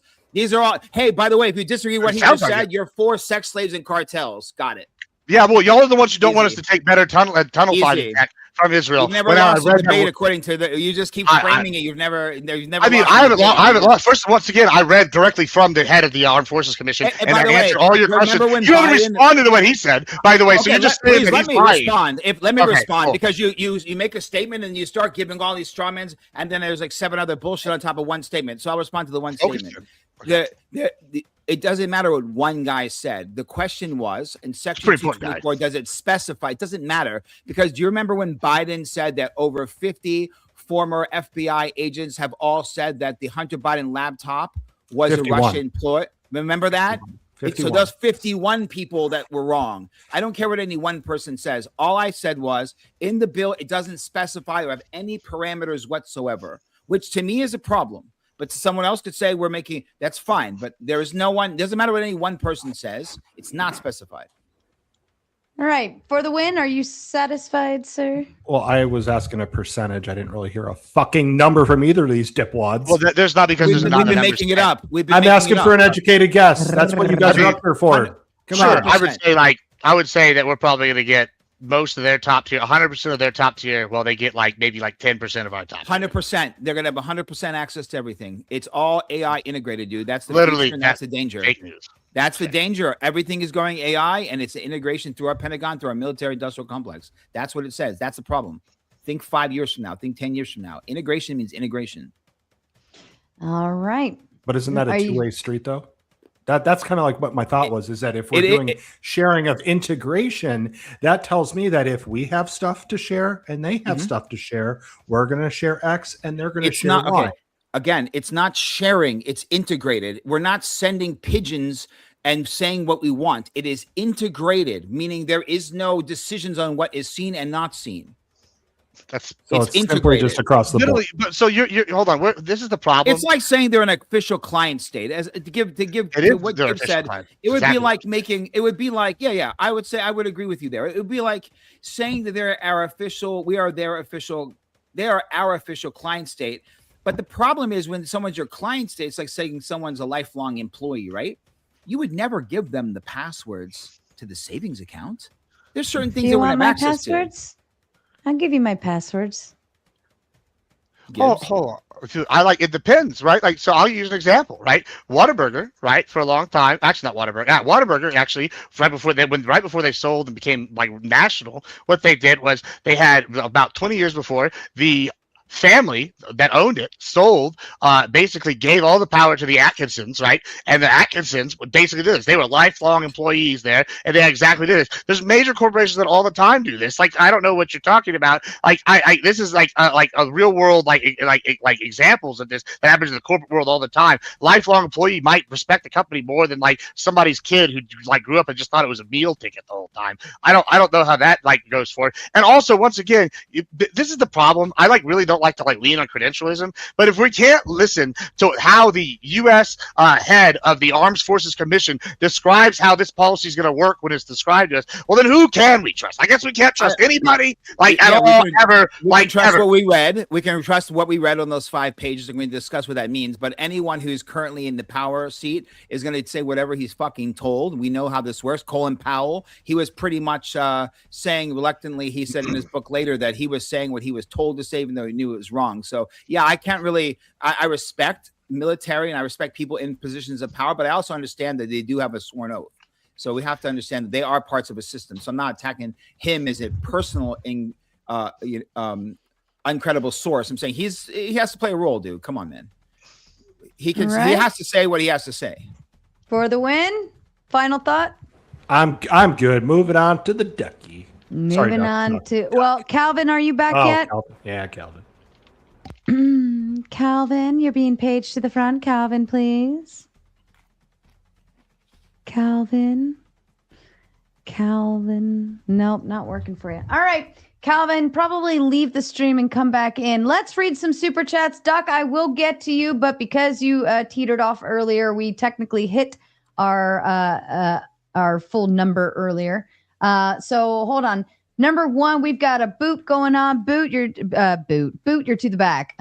Spin, you are to the back, please. Thank you so much. We've got Kraut coming up. Duck, you have exactly 5 big credits in your name, sir. That means if somebody wants to boot you, they'd have to send the 50 plus another 10 to get your ass out of here. So shout out to Kazak. That is actually Kazak, I discovered in the chat. Fourth Wiseman says, grab your luxuries now. No one. Wait, who else? I was waiting for Calvin to come up. Grab your luxuries now. No, not wants, but needs. Next fiscal year, luxury increases are going to cut a lot of people out due to price hikes incoming. This is based on rebasing manufacturing homes. Ooh. Is anybody really big into luxury shit? I think Gibbs and I both You'd be surprised at the luxury that people in everyday America find. Luxury could just be extra steak. 100 years ago. I see. Oh, to some people, luxury is supersizing their meal, having the ability to supersize their meal for their entire family on Saturday. Baby. Yeah, but in the U.S., it usually means things like yachts, really high-end sports cars, jewelry, Rolexes, etc. It is associated with specific things. The luxury market is banging right now, by the way, if you know how to play it. But you got to know what is it?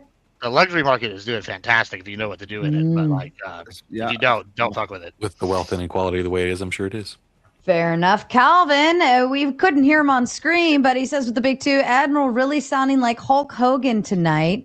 Yeah. All right. And I don't see Calvin coming back. So let me just pull up Clay. Fourth Wiseman with the big 10. Furthermore, try to secure increases now so the tank isn't drained dry later.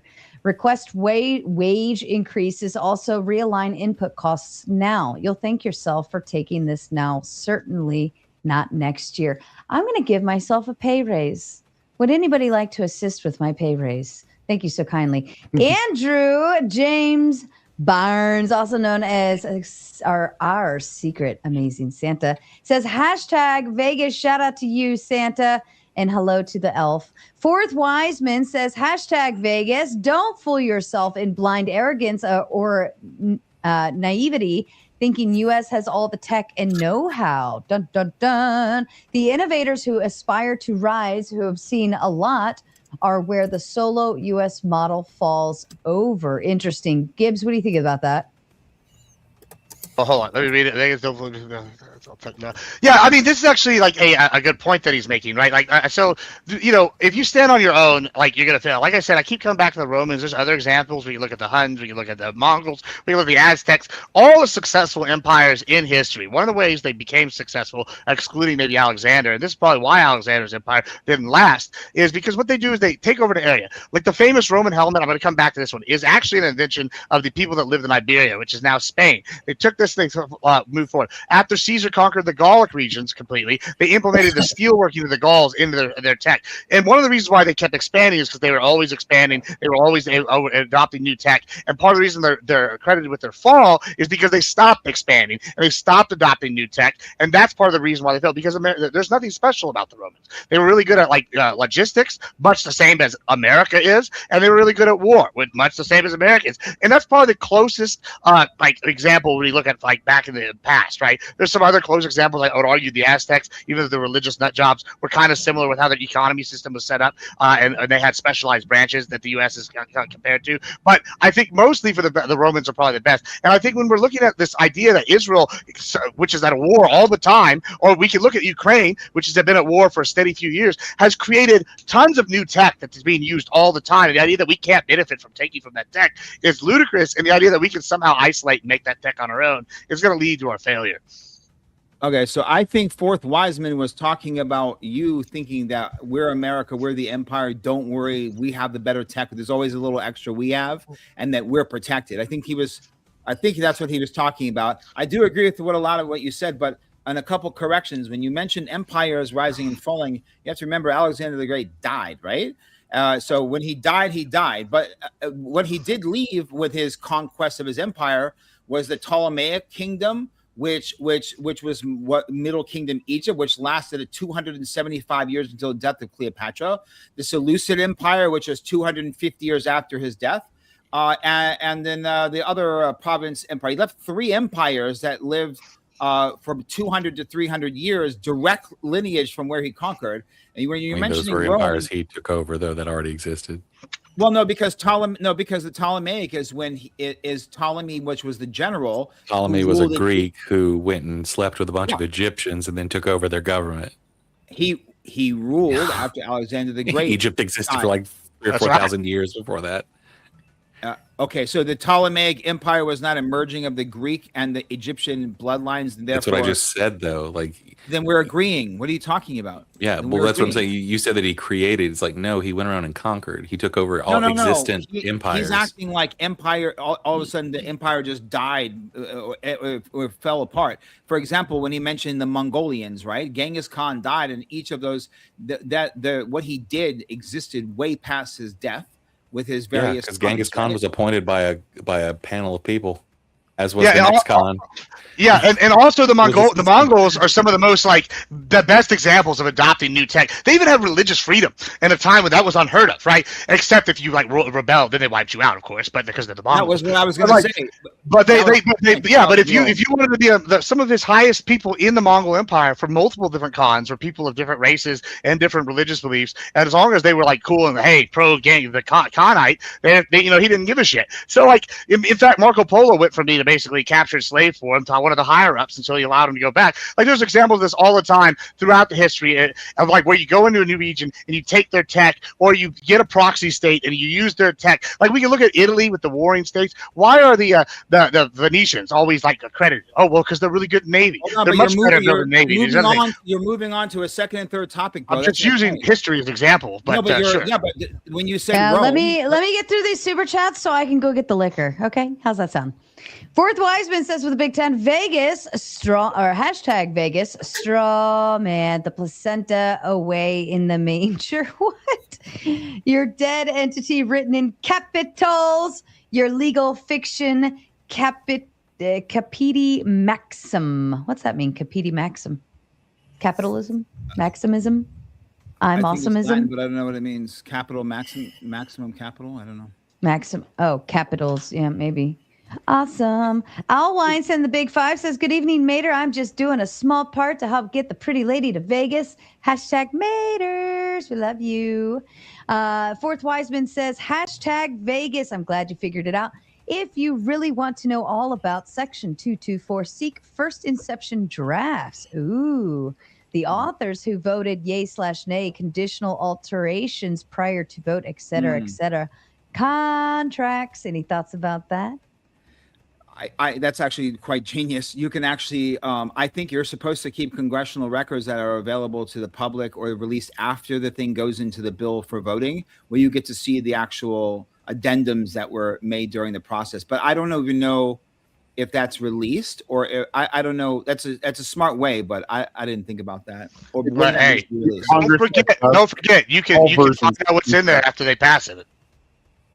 Yeah, you can find a tweet by the guy who wrote the section bragging about how good he felt he did of sneaking in something so huge into a subsection. I'm going to take my leave. I'll be right back. Mr. Balderson, you are in charge, and I feel no need to waste a seat while I'm away. However, I reserve the right to boot whoever is the last one up to get my seat back when I return. But Calvin, I'm going to bring you up, and then Spin is still backstage. Mr. Balderson is in charge, and you will treat him the same way you treat me. Like Skull, Balderson. I love all of you. Okay, I'm trying to get less gay. You are officially in. You are officially in Gauntlet open panel mode. However, you know my rules. Don't be yelling and screaming over each other. It's absolutely ridiculous. Let me get some OCD moments going on over here. That's bothering me. All right, I love you all. I'll see you in a. All right, so I didn't hear either of you guys. I didn't hear either of you guys from the get-go. I didn't hear either of you guys. Real quick, let me just tell Gibbs about the Rome thing. The Rome US part military, the U.S. military is the global military spend is going to be $6.7 trillion by 2035, 4.7, and that's each year. And so I think when we interpret this Israeli bill, back to the main topic, right? When we interpret this Israeli spending bill in the U.S. as one thing, right? It's Trump's willingness to conduct regional warfare on behalf of other states. This is driving that $4.7 to $6.6 trillion a year. I don't know how you even possibly stay within military reasoning when our military we're an isolationist nation. We don't need to get involved in other nations. Our military expense should be a deterrent to warfare. This is not a deterrent. It's offensive, and offense. Vladimir Putin and Russia have proven these are unignorable threats. I don't think there's any other way to see it. Yeah, I mean, isolationist. The big thing that this is, Doc. Honestly, I don't object to most of your arguments on the basis of like the factual ground. I object to it on the policy ground. I basically think that we should be offensive, right? So, like, I mean, I don't really know how it would go. But the way I would justify it is I want us to use our big military and go take shit out. Yours is arguing we're going to be a deterrent. So, like, I don't know that I would argue against the facts of what you're saying necessarily, so much as like I guess the principles would be where we would differ. But Effigy, you were saying something. That is about the facts, though. That is about the facts, because it's either the case $4.7 trillion means something, and when we look at the upper end of 961 billion, 900 and right, don't be a little kid, say it slow, $961 billion on the upper end of military spending this year. The fact that we have a California Rep. Ro Khanna being the strongest voice against this bill shows a failure in democracy. You're not talking about militarism. You're talking about fascism, authoritarianism, and you're talking about neglect.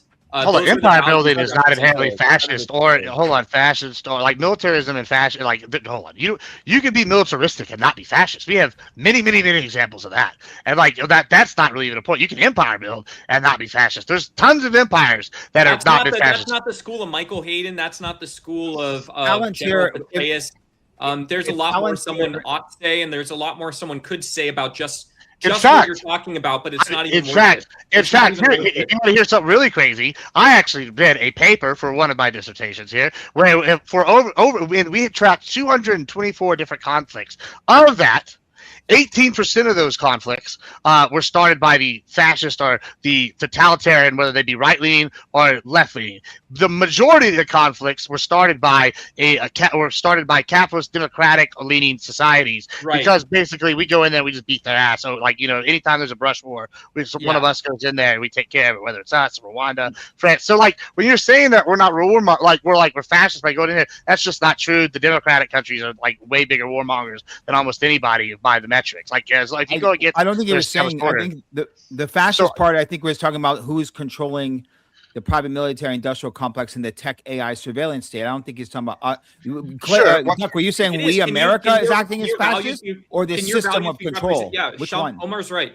Omar's right. Can your values be represented in the vote? And is it the case that we favor a specific subset of my values are being reflected in the vote right now? Like, I gotta say, like, if I when I voted for Trump, right? Work?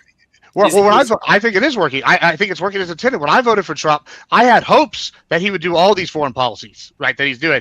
But I had no belief that he would. But instead, he has blown me away with how he has nailed every foreign policy prescription that I would prescribe, and then some. Like, I have been dramatically impressed, and I would vote again solely for his foreign policy choices so far. It has been amazing. Now, there are some that I disagree with, like some of the beef stuff, right? And I had some questions. There's 2 people after the last 20 years who would actually admit that, after being in the Middle East so long, who would be like, yeah, I'd vote for the guy getting there's new papers coming out saying Bush has been vindicated, right? The Ba'ath Party has completely been eradicated from the region when they were forming a trilateral country between Syria, Libya, and Iraq, which is going to be the military backing. They're going to have the port access to Syria, and then Libya. What they were before the British separated them in World War One. What they used to be before Europeans changed everything and made warring tribes for 100 years. I'm okay with that, Shaman. And there's the problem with what y'all say. I think y'all are under this illusion that we're like some.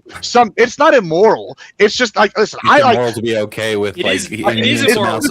Hold on. Y'all act like the world is some like sophisticated place. We're all at war. We're all competing. Gibbs, I have a question. You brought up that you and I have a disagreement about principles or values, and so now you're backing out and saying that there's such specific circumstances. You yourself, sir, are saying there's such specific circumstances that it isn't about morals, right? Because these are such clear. No. That is by definition you saying that the military controls our government. That by definition is fascism. That is not democracy. Hold on, the military doesn't control not democracy. No, it's not going to be the military. It's going to be the private corporations that rule the AI and surveillance. That's not fascism either. That'd be technocracy. That would be because it is fascism. Corporations control fascism, dude. Okay, well, it's different. Once again, what is that world like, Gibbs? Paint me a picture. What is that world like? Where I mean, if you want to go down this modern exercise, yes. I mean, I'll give you. Well, no, actually, we can do this thought exercise real quick. Property in Argentina, they don't give a fuck about America, bro. Hold on, let's just hold on. I do, okay. You do it for the audience, Gibbs. Sure. Let's do a corporate. Like, let's say Exxon or Walmart, right? Massive corporations took over. Modern mill. I know. We're gonna come back. Don't worry. I just want to do this real quick with Duck. If Walmart came in and bought a private military, let's say BlackRock, right? They came in, or BlackRock decided they were going to buy Blackwater, right? I don't know what Blackwater, Palantir is what they're calling that. That's right. So they've got Palantir and they got the PMC, since we made it legal to do PMCs now, basically. And they went and took over Somalia, right? Somalia is war torn. It's dog shit. It's a problem all over there, right? Like, okay, do you think the average person's life would improve under a system where Walmart comes in and takes out all the warlords, and then now decides, hey, Walmart's going to open up the ultra-capitalist version where they decide the banking laws in this country, where they decide like the finances, where they decide all the economic policy? Obviously, I think we can all agree, after an initial transitory period, these people's lives would probably benefit greatly from that situation. So I can see even the Catholic Church. That's not fascist. We're going to go spread the Bible and make everyone's lives better, and if they don't like it, we're going to kill them, and the only people that will be left is the ones that like it.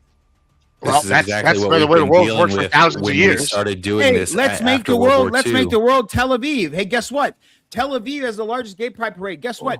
By the way, the worst part is like the thing is, I don't even think Israel as a population. Did you do a gay pride parade in Iran? It doesn't matter about gay pride parade. It matters a little bit. Point. No, it doesn't. My point is that when you mention Gibbs, let me hit you with my point. When you mentioned Rome. And you said freedom of religion. You hit it right there. That was a very important part. That's one of the reasons they were able to last as an empire for so long. And we have that same principle in America, right? And this is the thing. The Romans can didn't have say religion. They had something. Yes, they did. Yes, they did before pre-Constantine, before 300. Yes, they did. That's how they moved. No, there were certain religions they persecuted. There was most. No. Let me paint a picture, dude. The reason why Rome was successful was very simple. When there was an uprising in Germania, they would call upon their Roman citizens, military guards from different places. They'd run as fast as possible to put down an uprising. They would come. They would pay homage to the local gods of the areas. They were able to move through the territories they ruled faster. Only when they created the Roman Catholic Church and the Emperor Constantine did they stop the ability for different tribes they rule to have their own religions. And I think that was the downfall of the Roman Empire, right? That to me is where they broke from the inside. I actually agree with you about the that part, but they did have some religions they persecuted. But that's not my point. That's not hold on. That's not my 1,000 years later, man. Okay, just real quick. That's not my point. My point is we America have freedom of religion. Okay, great. Israel does not in any way share what I think the Western values of America. Forget about Western values. I'm talking American values. There is no freedom of religion. We've seen many videos where the Christians, everyone are being persecuted the same, and to the point that it's not even about religion because over 42% of the people that live in Israel are atheists. They don't even believe in the God that they say promised them the land. In Tel Aviv, half of the population of Israel are gay atheists. And I don't think that has anything to do with the religious. Bro, okay, I mean, Israel has I can how get many you on people? Hold on. the non-religious or the Dude, non-belief. hold on. It's not about that. I don't give a fuck what they believe. My point is they are not sharing the values of America. If we started to go, I agree with you we're there. a Christian country, and we said, fucking Mexico, look over here, either accept this or whatever. We start doing what they did in Gaza to Mexico. There was a guy on CNBC from Israel just China yesterday or the day before saying war, that we need to get rid of the First Amendment. And I was in there. I was like, if we did to Mexico what they did right now, I'm telling you, China, Russia, someone would fight us. You know our history with Mexico? Yes, of course I know. We're forever buddies with Mexico, right? But it's not about Mexico. Never. Okay, because crazy. Never been any conflict. I said right now. I didn't say in history. Again, your worldview is basically the Catholic Church. Hey, these are not even full humans, and we're going to go import our views, and they're going to love NFL, and the NFL send a ticket in McDonald's, and if they don't, we'll kill them. Then the people who like it will be alive, and everyone else won't be here. That's your worldview here. We're going to. I mean, that's the worldview of humanity. Like, I'm sorry, that's how it's been I think the worldview of humanity is want to be left alone. Actually, I think the worldview of humanity would just be left alone into their own population, but that's not the reality on the ground, of course. Oh, really? So the whole world wants to be like Israel or the United States, or they want to just be left alone to where the fuck they were doing before? Yeah, I mean, all of human history would disagree with you. Like, I mean, that we're killing each other for like.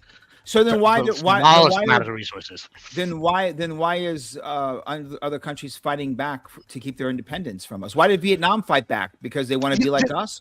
Listen, I don't disagree that countries have their own interests and they want to have their own national identity and they don't want to be absorbed by the empire. I don't disagree with that. The problem is that we are an empire. Hold on, but the issue is listen, if we're not keeping these people down and mowing the grass, and we don't have allies and proxy states and client states, the Catholic Church. Got it. Yeah, sure. Yeah, the Catholic Church. Listen, if there's one group of people that we have to pick in history, maybe the Catholics wouldn't be my first draft, but they probably won history too. Look at all the shit they got. They got all the stuff, and they got millions of dollars. That's a pretty good one to pick. World history shows that there's never been one ideology to rule the world, and there never will be. People will always fight back, and we can call them terrorists or insurgents or anti-Semites or whatever the fuck we want to call them. We can label them whatever, but people are going to fight to the death to defend their homes and their ideologies no matter what. And there are three civilizations. How would it work if there's three civilizations? There's the West, there's Asia, there's the Muslim world, the Islamic world, the Arab world. If there are three civilizations, 3 times over people planning how to kill other people, 3 times over people planning how to kill each other, how are you going to funnel more money to another country you don't live in and believe this is policy that is moving us in the right direction? The level not for you, Gibbs, you're doing an amazing job defending the position, but for people that believe this and you're shopping at Walmart, you're filling your tank up with gas twice a week. I don't understand how you possibly conceive of this world working. 3 times over civilizations planning to kill each other. It makes zero sense. I personally am so fucking sick of it. I'd Well, say that's the let plan, them right? go. The entire push right now is so that we leave the Middle East to Israel and we don't have to worry about it, right? So No, we the and we US just support goes it. to No, worry we help about- them. Yeah, exactly. And then then the U.S. military industrial complex just has to worry about Russia, China, you know. Well, we have an example. We have an example. Joining us. Well, we have an example of this working right now. Sorry, I just got up. But Rwanda took over all the defense contracts from France and the United States in Africa, and they're fulfilling those defense contracts all over while having a closer strategic alignment with us and France. Like, this is a proven concept that works. If you want us out of these regions, this is how you do it. I just noticed Clay's back. Balderson, Clay's back. Can we give him the mic?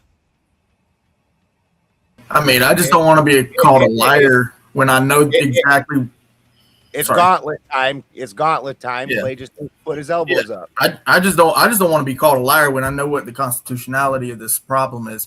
You know, if Gibbs wants to read Article 2, Section 2, Clause 2 of the Constitution again, then he can explain to me how it is that you can write essentially policies into these laws that are really just treaties. These are like, this kind of sweeping legislation is insanity unless you're doing actual treaties or statehood. Like, I'm okay with statehood too, but of course we're not going to do that because, you know, you can't get that kind of majority on board with this thing.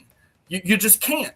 The American people as a whole do not want it. Only maybe half of the population, maybe at best, because if you go to the representatives, the ones that are supporting it, maybe half, right? And that's typically what happens with legislation. The reason that the process is the process for treaties is so that we can have a much bigger hurdle for something like this. Okay, when you're actually talking about military, we're not just talking about budget. Okay, we're talking about actual defense systems. We're actually talking about the integration of the American intelligence. We're not talking about just, we're going to support this country over here a little bit, and actually leads into foreign aid as well as declarations of war. It actually complicates declarations of war, and anytime we want to support other countries for foreign aid, right? So we actually would end up having to ask for permission at some point, because guess who's going to know about what we're doing?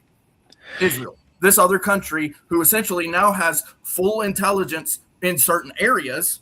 And if they do in any area, then of course we're going to have to actually communicate with them. But the idea that we're not going to have to communicate with them is just, it's asinine. But it is 100% true that Article 2, Section 2, Clause 2 of the Constitution requires a 2/3 majority vote of the Senate in order to pass treaties. And the Australian thing is just a diversion. That's actually a treaty.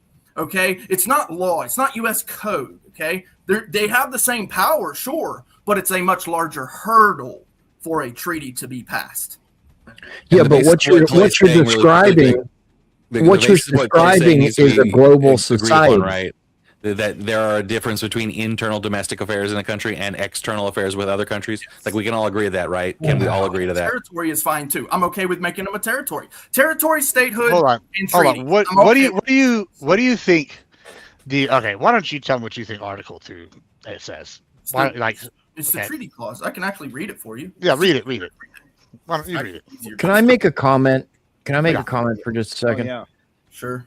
It sounds like you are describing a global society.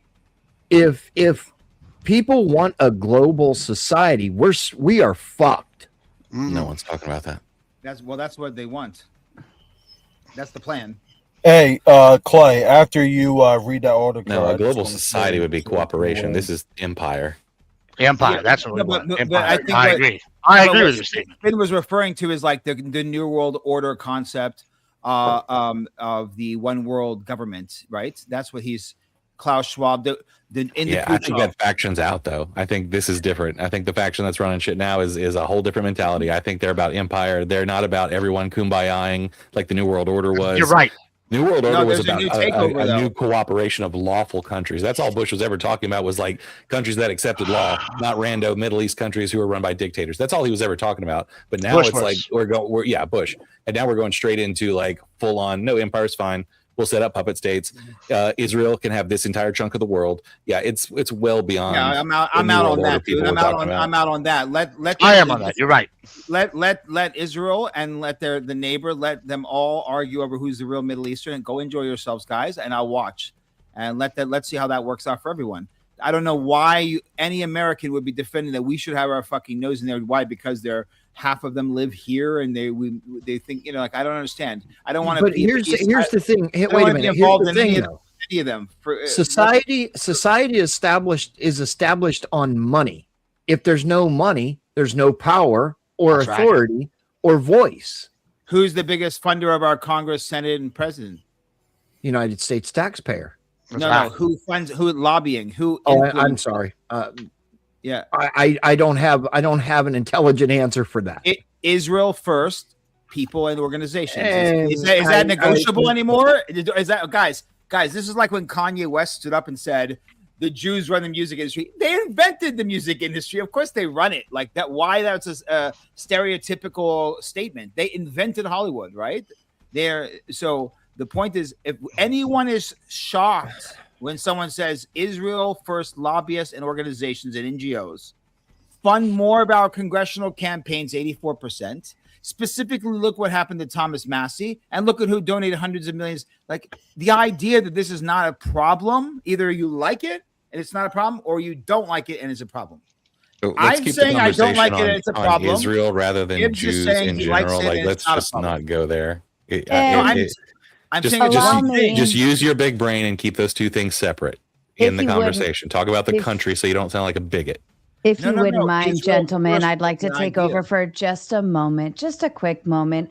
I want to just give a big, huge fucking shout out to Mr. Balderson. This man right here, he has been like a warrior by my side, especially the last 6 months. And I just want to say I could not have done any of this without you. And tonight is exactly what I'm talking about. I was able to focus on something else that I had to do, but we were still able to get the show going and up and running without delay. And everybody got what they wanted, and everybody's happy, and I'm happy. You're happy. We all scream for ice cream. Fuck yeah. So here's what we're going to do.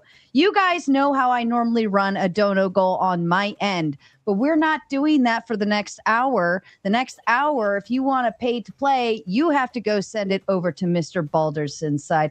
We're going to send him all the love that he fucking deserves, and the dono goal rests on his side. And on that note, we're moving over to the gauntlet. It is full on like straight psycho gauntlet time, because I know you guys want to let it out. I fucking know you do. I know you do. Don't lie to me. All right. So I'm shutting down on all the Raging Tomato sides, on YouTube, on Twitch, on X, on Pilled, on Kick. If you want to continue watching, head over on YouTube to @The Gauntlet Debate, The Gauntlet @The Gauntlet Debate. Okay?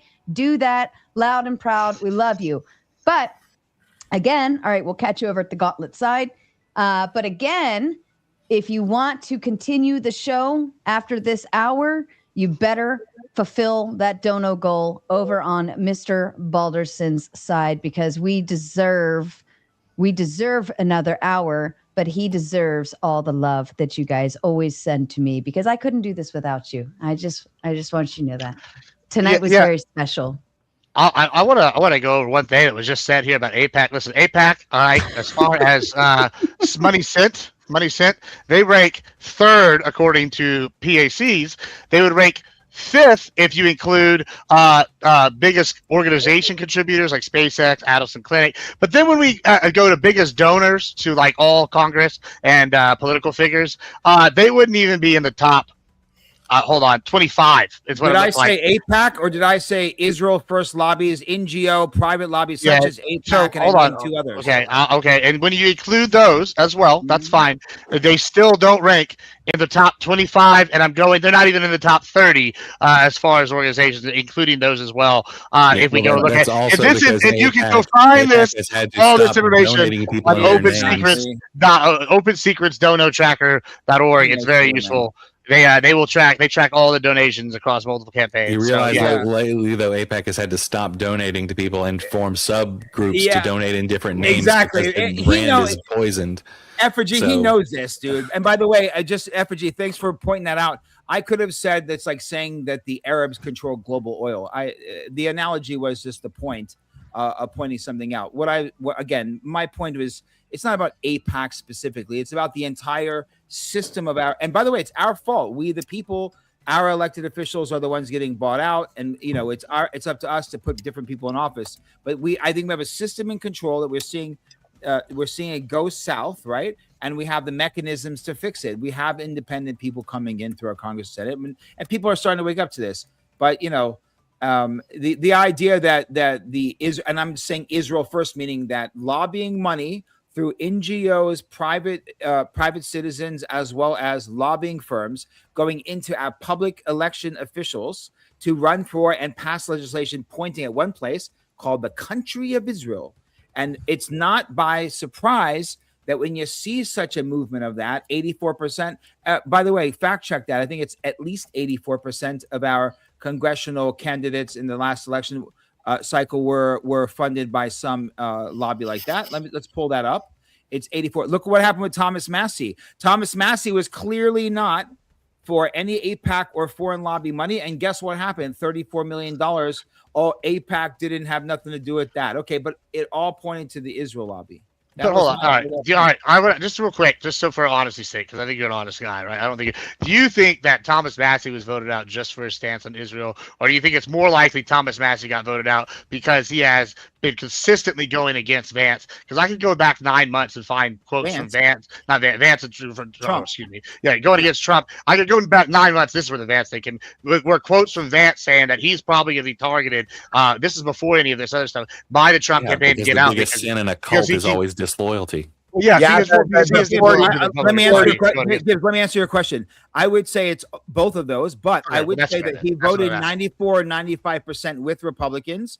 And the one main thing that he hold on, the main thing that he went against Trump was verbally about the Epstein files. I would say that played a role for Trump personally, but you cannot deny the $34 million that went against this little congressional district in Kentucky to take him out. And the celebration, you can Google Israel celebrations. It was AIPAC tweeted it out within 1 minute of it. Noted the Haaretz. It's celebrated all over. Come on, man.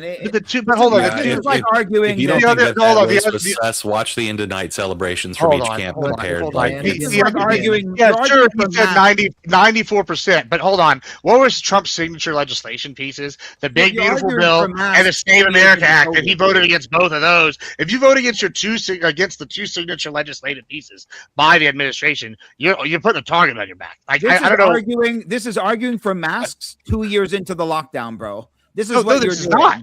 No, okay, hold on. This is double masks. Follow the science. 2 years later, everyone's done. All right, hold on. The Democratic Republican Party both have a fiscal conservative who didn't want to be wrapped into being responsible for I agree. Hell froze over on this argument from the beginning. Hold on.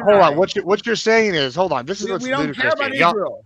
Yeah, sure. I'm glad you don't care about Israel, but Massie went against Israel. He's over there eating. Hold on. I was ready to go. Yeah, no. Hold on. Massie went against Trump on all of the signature legislature. That is the key thing. Thank you so much, Carpenter Tom. Thank you very much. We really appreciate it, brother. That's love. We're already 5 out of 10 on that dono goal. Keep it moving over there, folks. I love this. Can you answer the same question you asked me, Gibbs? Because I answered. I would say to be specific, I would say that it was 80%. I would say 80% was him going against Israel, and 20% was him specifically going against Trump, namely about him being so verbal about the Epstein. That I would say 80-20. Yeah, I would say. I don't know. Maybe I'll give Epstein 15%, but I disagree.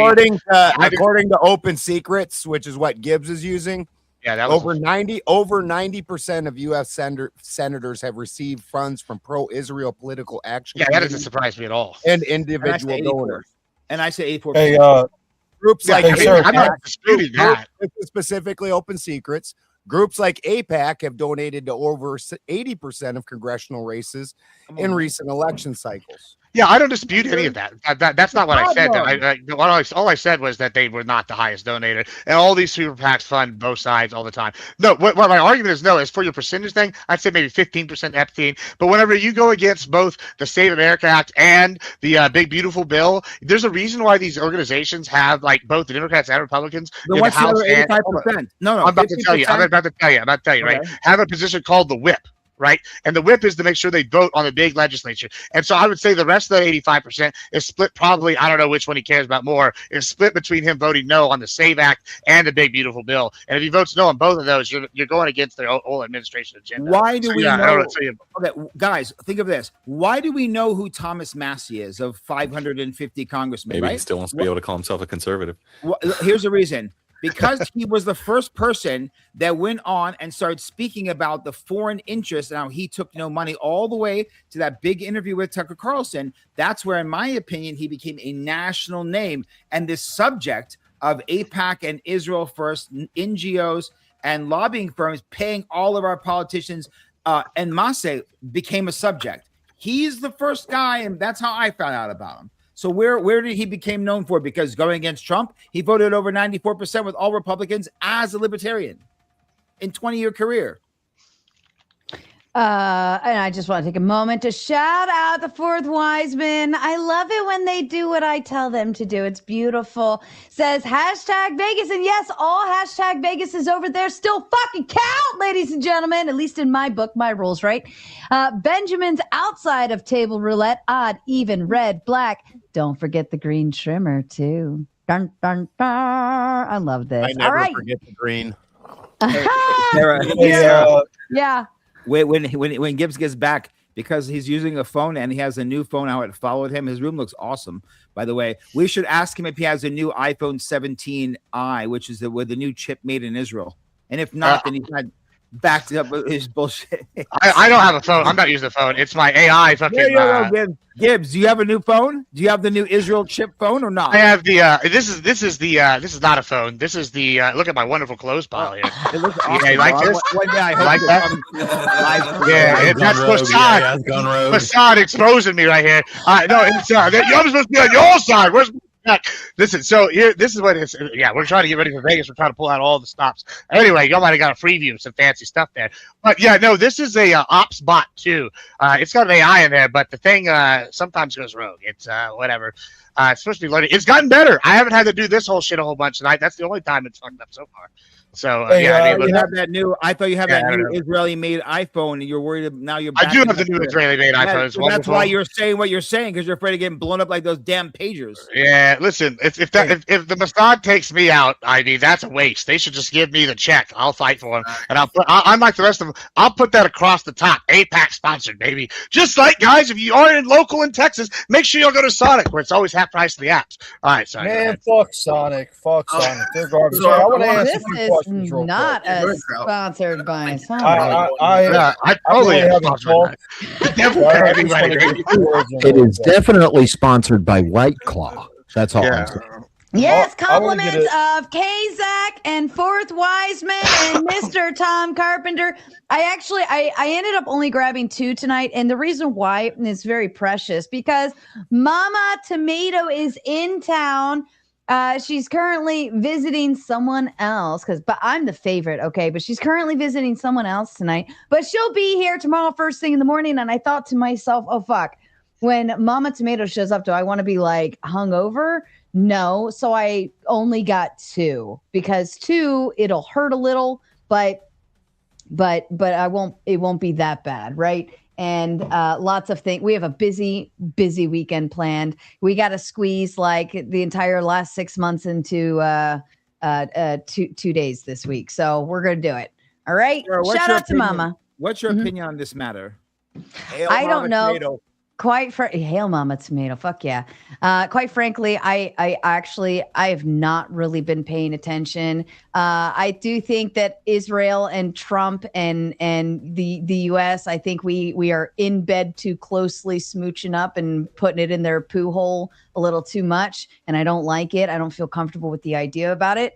But that doesn't mean that we need to completely cut them off either. right? I think that we as America, we love tapping into other people's resources. We love the deals that we have across the board. We love fucking other people's stuff up and taking advantage of their systems to our benefit and gain, right? I'm all about it. America, fuck yeah. I'm like with Gibbs on the whole like capitalism at its finest. I believe we are a consumerism country. We're a materialistic country. We love to spend fucking money and we love to get other people's money. So tap in where you can, right? But I also think there comes a point where that peen is going a little too close to the booty hole, and we got to be careful, right? Just Wrong the tip hole. becomes uncomfortable. Wrong Just the tip is uncomfortable. This is how you get syphilis. Yeah, that's Also, why you know what's doubly suck about this is that, you know, of all the countries that we have these close partnerships with places like Australia, some European countries, shit like that, those people sent dudes over with our guys into the fucking sandbox for Iraq and Afghanistan. Those guys bled with our guys. Israel didn't do that at all. Ever. They don't ever fucking help us, and yet we're supposed to integrate our shit with a bunch of people who would never bleed for us. Like, I just don't agree with that shit. I'll bleed for you, effigy. All right. And I you know what? I don't know where it's at with what you're saying. What made me off with them? Hold on, Ben's talking. I don't know where Gibbs got off thinking everybody's cool with Five Eyes and the technocracy. Like people aren't sounding the fucking alarm on that too. Are you kidding me that you're using that as the excuse to fucking go further into bed with Israel on the week when Thomas Massey comes out and talks about the USS Liberty, which was a complete cover up where they just totally annihilated one of our ships, spent hours shooting our men. The guys got out in lifeboats. They went around and machine gunned the lifeboats. They've stolen our secrets numerous times. That's how they got their nukes, their nuclear information was straight stealing it from us. They lied to us constantly. You guys think Netanyahu got so high up in the government? Yeah. What do you think he used to be? Great point, Effigy. What do you think he used to be? I mean, hold on. Well, but on that note, I mean, how did like George H.W. How did not George H.W. CIA, George Bush Senior, CIA. I mean, well, which brings me to this next thing. George H.W. Bush climbed the ladder like no American ever has, from being a fighter pilot in World War II all the way up through the CIA, vice president. Hold on. His daddy threw a coup and was like a prominent senator. I agree. But if you're going to critique individual presidents, like HW, like at least went from the fucking bottom of a grunt in the military all the way up to president. His father was Prescott Bush, who was a co-chairman of Brown Brother Harriman, who financed the Nazi money into Texas steel and gold, bro. You can go read the congressional. Well, hold on. Yeah, if anybody's going to benefit from the Nazis, it might as well be the Texans. At least he was actually shot at, though, right? Like, unlike his son who avoided the military. Walker is the forefather of the George H.W. Just go look up Prescott Bush. No, I know all about Prescott. I know all about the coup with Smedley Butler and all that. I agree. So he was not coming. So he was a grunt because it looked like agree with you saying. I forgot this super chat came in. I apologize. Cheetown, if you are still watching, because I know you're over on Twitch normally, and I already shut it down. Cheetown, my deepest apologies. Please forgive me. Says hashtag Vegas. Omar, please stop the false references of the agreements between Israel and the U.S. in armaments. That's right. Tell him. We have the same with other nations. It's just you don't like. It's just you don't like Israel, and therefore it's verboten in your eyes. And stop with the straw man BS. I tried to say that how I think Cheetown wants me to it's just him, though. deliver it. Yeah, Gibbs is doing the most straw manning tonight. That was Gibbs. Gibbs sent that one in. Okay, let me respond. Chai is not me. Chai is somebody totally different. He's one of my mods over on Twitch. Okay. Very much love. Chi, if you're still watching, I love you. Yeah, I'm pretty sure. The ironic part about the straw man is you're talking about you can see it in my eyes, and I've been wearing fucking sunglasses the whole night. Every statement you're making is complete trash. This is like saying that if I decided not to get the vaccine, I want someone's grandmother to die. I'm sorry. It's. I know we got away from it a little bit. You don't know this no more, but my hot take during the COVID was fuck grandma. That was like my hot take. I was like, unironically, I literally said that as I was like, fuck grandma. I hope she does get fucking COVID. No, I ain't fucking dead. Yeah, I literally said, you didn't know that. But that was my hot take back in like COVID. Those would have been Tomorrow, Gibbs. Can I ask a question real quick from both of you? Absolutely. Would you? I haven't really told.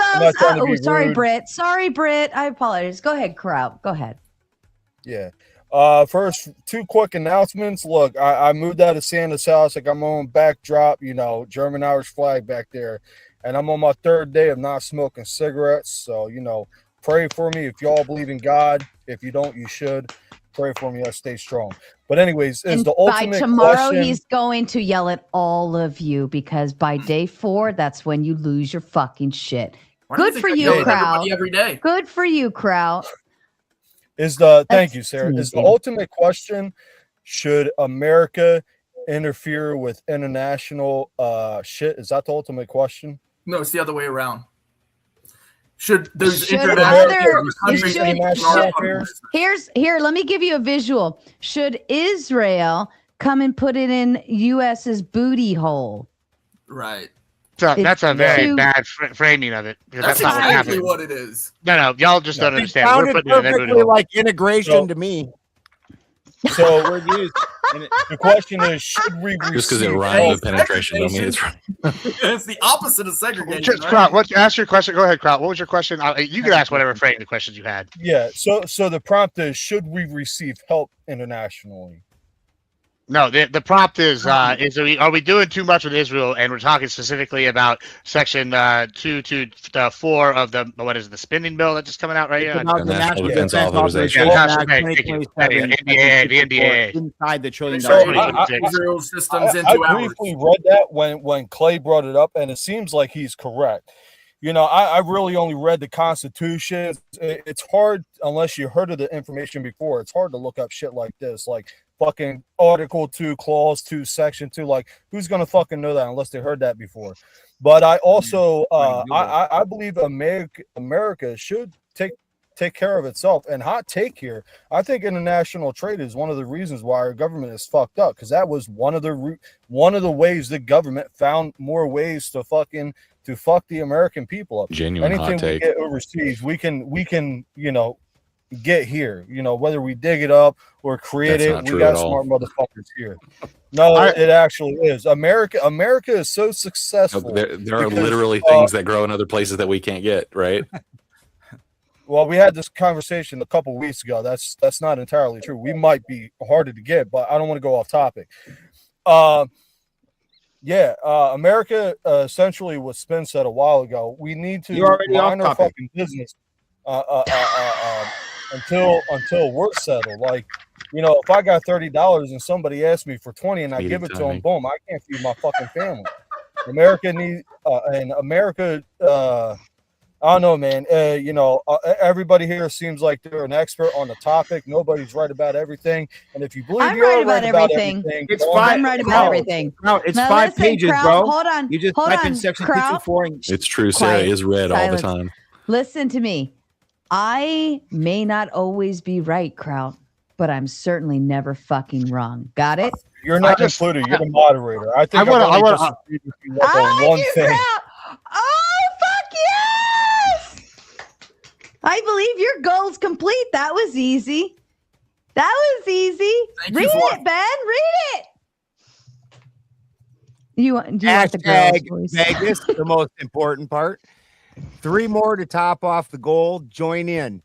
Northern Spring is what you all need is growing in Benjamin's garden. This is true. Mm-hmm. He shares lots around his farm. This is also true. And home. Odin says to be a good host. Good info to keep you on your feet and non-reliant on the system. And that taxes you to the hilt. You damn straight. The food out of my garden is free. and I seed save. So those are all seeds from years that I've already grown. I didn't have to buy any of that. That's just free food right there. Hell yeah. Oh, I- Mr. Balderson, That's so cool. I'm thoroughly looking forward to the one day that I will be able to come out and visit you and the missus and explore all of the random animals that are probably going to spit at me, bite me, or kick me. One of three options. And then I'm going to play, because you're going to have a lot more kittens by then. They just keep happening, right? So then I'm going to play, and we're just going to put me in like one of those little kiddie pools and put all the kittens in the kiddie. Get it? Put the kittens in the kiddie pool, and I'm just going to lay there and play with kittens in the kiddie pool, and that will be my experience. And then I can die a happy old lady by then. If anybody tuned in right there, I want one of those kittens. I need for a kitten for my daughter. Hey, Crowd, I just sent you a message real quick. Just copy and paste that, and you'll get the overview real quick. And then it's only 5. No, I read that. What I was saying, and Sarah, I'm fixing to get off, so I'll make That's this what quick. she If you said. give me a minute for That's business what statement. she fucking said, Kraut. Damn. No, You went it's more straight like, to the booty so hole. I don't mean to everybody- interrupt, but can I get a turn real quick? Oh, hold on. Let Everybody Kraut knows finish the his thought, and then we'll give it over to you, It's easy Britt. to look that up. All But right. the clause that Clay pointed out, which I did look it up afterwards, not everybody knows that. Like I said, it was Section 2, Article 2, Clause 2. Who's going to know that unless they heard of it before? So I briefly skimmed through it, but I'm actually going to read the full thing once I get off. I misunderstood the prompt, and especially when other people Easier to kinda got off. concentrate after that pressure relief. I get it. Yeah, I so wanna read it. I wanna try read it not to add my input because if I don't know what I'm talking about, I look like a Kraut, fucking can you read jerk. it? Because we never did it. Kraut, can you read that? Because it's actually very short. It's actually very short. I love it when everyone says I didn't even read the prompt, but I'm here to tell you what I think. You never No, want to I hear said it the a little too opposite, short. actually. So I don't know who just fucking said that, but you need to open your ears. I said I'm going to get off because I misunderstood the prompt and I didn't want to talk about a subject that I'm not prepared for. Stop being Well, a fucking listener. I don't know why you thought I was talking about you. I didn't say your name. Oh, Did I? all right, my fault. My fault. I That's went- my fault. Yeah, I didn't say your name, dude. Kraut. If I know who you are. If I thought if Hey, it was for you, I would say, "Hey, Kraut." No, you're I'd say, doing "Hey, it. Kraut, next time." Give me some slack, all right? Yeah, no, we're good. We're good. I didn't. I would have called your name. No, I'm you're familiar gonna with you. fucking do this now. But we You weren't- started shit. I don't want you to finish it like that. I want you to yell at Okay, each other fine. and We'll get argue about mad. we'll create an argument. We'll create an Well, argument. no, I actually, my my closing favorite statement color was is gonna be red. an No, that's F, Kraut, we're honest. good. We're good. I wasn't talking about. I swear to God, people come on and I'm familiar. Anyway, let's pick. We have to make an argument. I say fucking vanilla ice cream is the best in the world. Yours? What's the best? Say that one more time, please. I say vanilla ice cream is the best flavor ice cream in the world. What's yours? Black cherry and chocolate. Okay, I fucking disagree. Black cherry. Now she wants us to argue. Fuck black cherry. Nah, black cherry is good. Yeah, black cherry. Black and cherry is chocolate, good. I can't argue with that. I like Anything black cherry cherry. is terrible. Anything cherry is terrible. What are you I talking like about? black cherry. Well, hold on, you argue with us. Then Anything you argue with us, raspberry sir. is terrible. Anything raspberry is terrible. That shit's fucking Gentlemen, bitter as hell. It's I fucking am. more bitter than cantaloupe.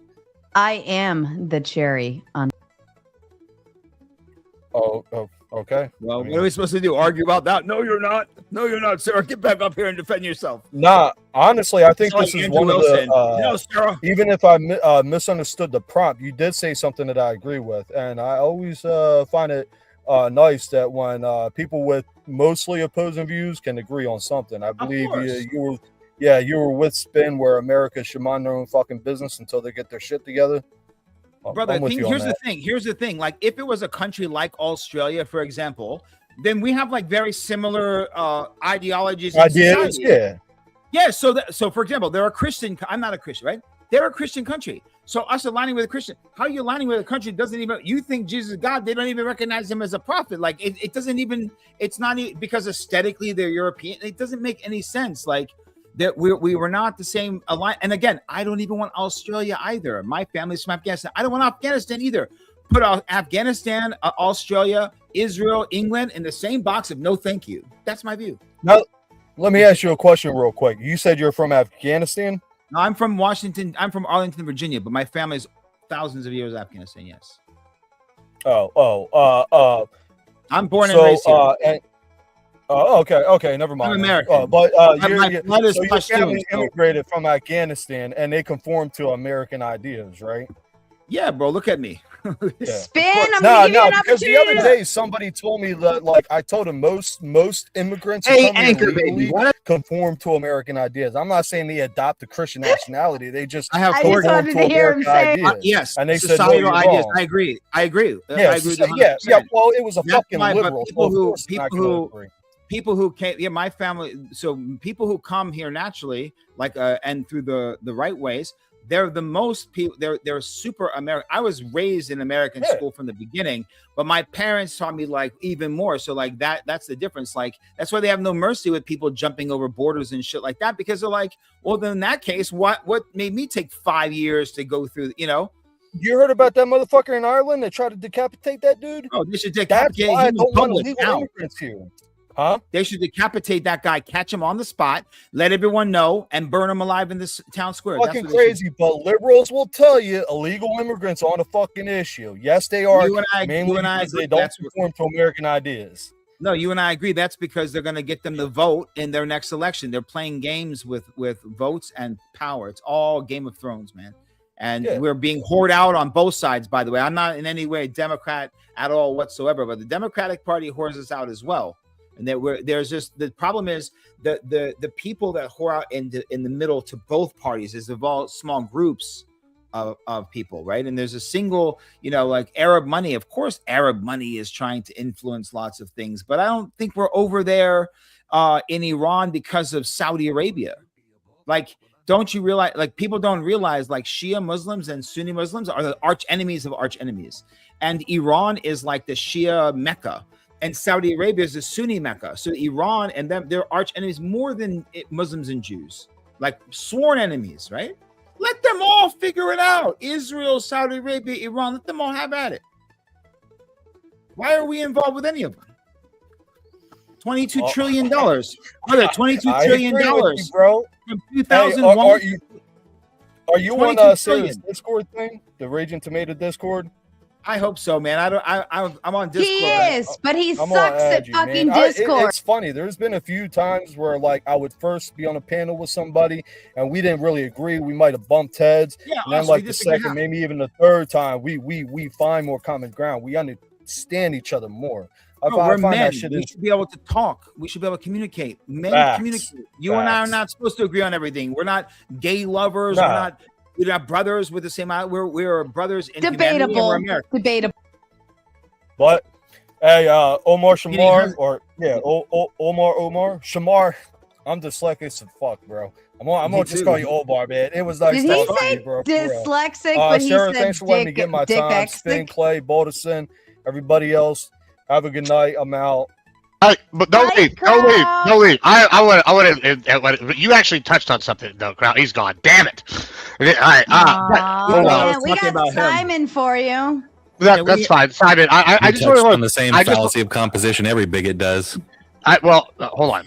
I'm not a bigot. I want everybody to be American. I don't care what race they are. So that's about the least bigoted you can be. Secondly, yeah, especially Israel. All of them to be part of. Why don't you have them? Well, hold on. I would actually, Clay. This is actually perfect because if you do something for me, Clay, and then I can make my point because you were going to read the Constitution real quick. Read that for us. Yeah, read that for us. Then I want to respond to what he says. Article 2, Section 2, Clause 2 says, this is the president's talking about, he shall have power by and with the advice and consent of the Senate to make treaties, provided 2/3 of the senators concur, and he shall nominate, and by and with the advice and consent of the Senate shall appoint ambassadors, other public ministers and consuls, judges of the Supreme Court, and all other officers of the United States whose appointments are not herein otherwise provided for, and which shall be established by law. But the Congress may by law vest the appointment of such inferior officers as they think proper in the president alone, in the courts of the law, or in the heads of departments. Now, all right. Since I'm gonna give you a little background now. Since we've done this, right? So over here, this is a degree of Texas A&M, and I have a minor in history. My major is poli-sci. Now, at Texas A&M, they had this cool thing, and I highly recommend y'all go to A&M and y'all see this. It's the George Bush Presidential Library, and they have like a walkthrough of his entire life. It's got some cool stuff like how he survived on an airplane and how he went all the cool stuff, how he escaped in the POW camp. Guy's a badass, certified, right? Now, let's talk this. What was he the head of? He was the head of the CIA. A&M, coincidentally, has a sister school in Qatar, right? Qatar, all right, also owns Al Jazeera, the fourth largest publication in the world. Now, George Bush Sr. was part of what we'd call a neocon, right? They allied with the neo-libs, and that is this uniparty that Trump is trying to get rid of. What y'all are kind of not realizing is that with the death of NATO, as NATO's falling apart, we're making individual alliances with like Poland. We're making individual alliances with Israel. We're making individual alliances with Japan and South Korea and some of these others that have actually burdened their defense contracts, and they're burdened, like that have been useful for us. We are actually rearranging this under a, like I said, we're going to be talking about this next Wednesday. I believe it's next Wednesday or next Thursday, one of the days, correctly. Fortress America and why it's not isolationism. We're going to be sitting here going into this. Yeah. I'm gonna hold on, but I'm going to. I swear to God, this is the one debate or interview, I don't know, throwdown that I will prep for, Gibbs. I will actually prep for, and I hope so.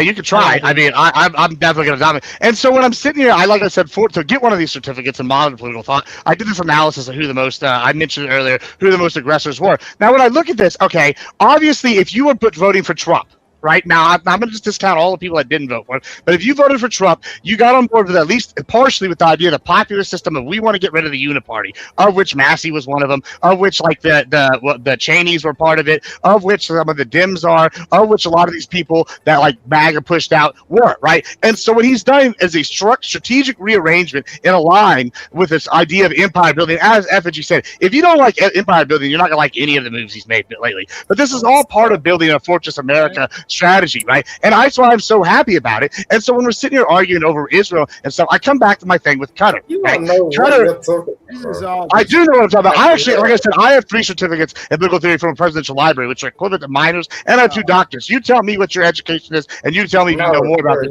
But hey, when I'm sitting here talking about this, I see those strawman. Dude, when I'm sitting here seeing this uniparty like be destroyed and this liberal agenda for the world, it's a new world order be destroyed. This is part of it. No, fake news. It's not being created. It's being destroyed, dug out. My apologies, Nunny. My apologies, Nunny. Hashtag Vegas fuck yes. Keep them coming. Whether you don't know on Ben's side, my side, wherever the fuck it comes from, just make sure you add that hashtag Vegas, please. Right? They said shaman.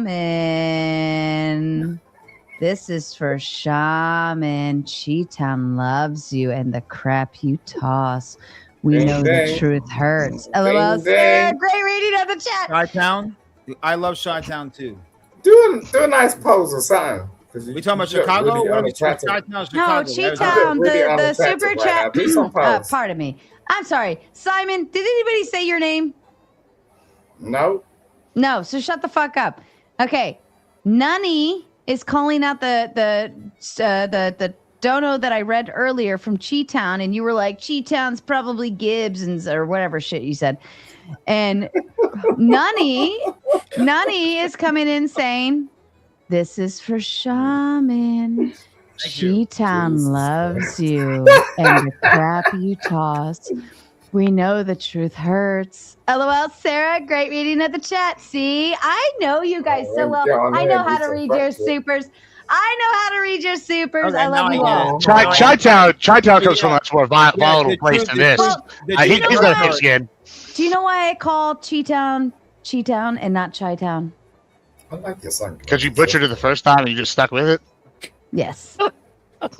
No, let me respond to Chi-Town. Dude, when I butcher a word, because I read a ton of words, when I butcher one, Christy corrects me, and then I will purposely say it wrong. Woo! Let's go with the sunglasses.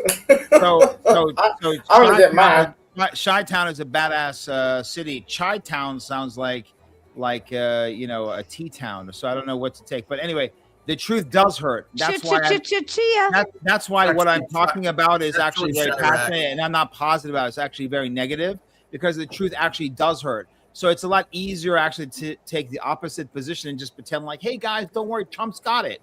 Like, I don't know why anyone thinks Trump's got anything. We're not talking about Trump. We're not talking about a uniparty. We're talking about what happens on the ground. That's quite interesting. Trump is ushering it in. I don't know who the fuck I'm hearing the ghost of Christmas past. Exactly. Thank you. Thank you very much.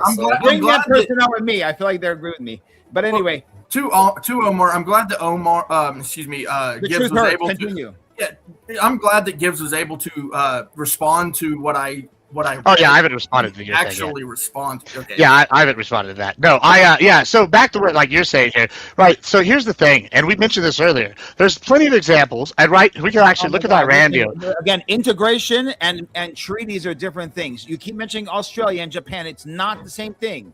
That's why we're talking about Section 224, which is a new unprecedented waters passed by Congress. You keep referring to treaties. We have the hold on. It's not passed.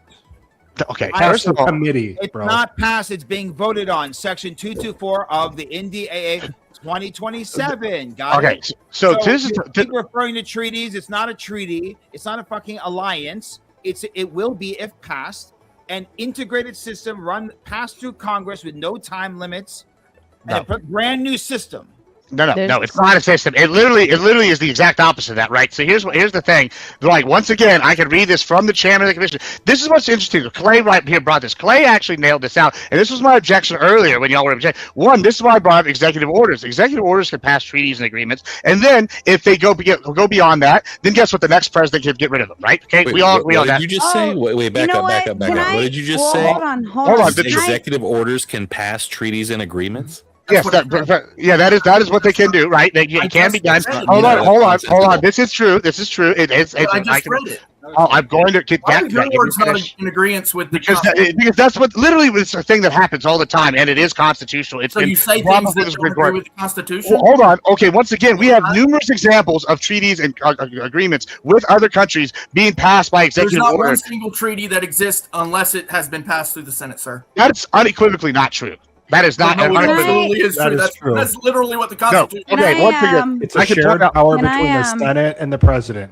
Right. Except, hold on. The only way a treaty lasts past the executive order of a new president is if it has been ratified by the Congress. An executive order. It's a shared power between the executive branch of the president. I understand what you said. Oh, okay. They both have these powers. Yeah, they both have these powers. They can both pass treaties. They actually have to get 2/3 vote on it. That's a high power.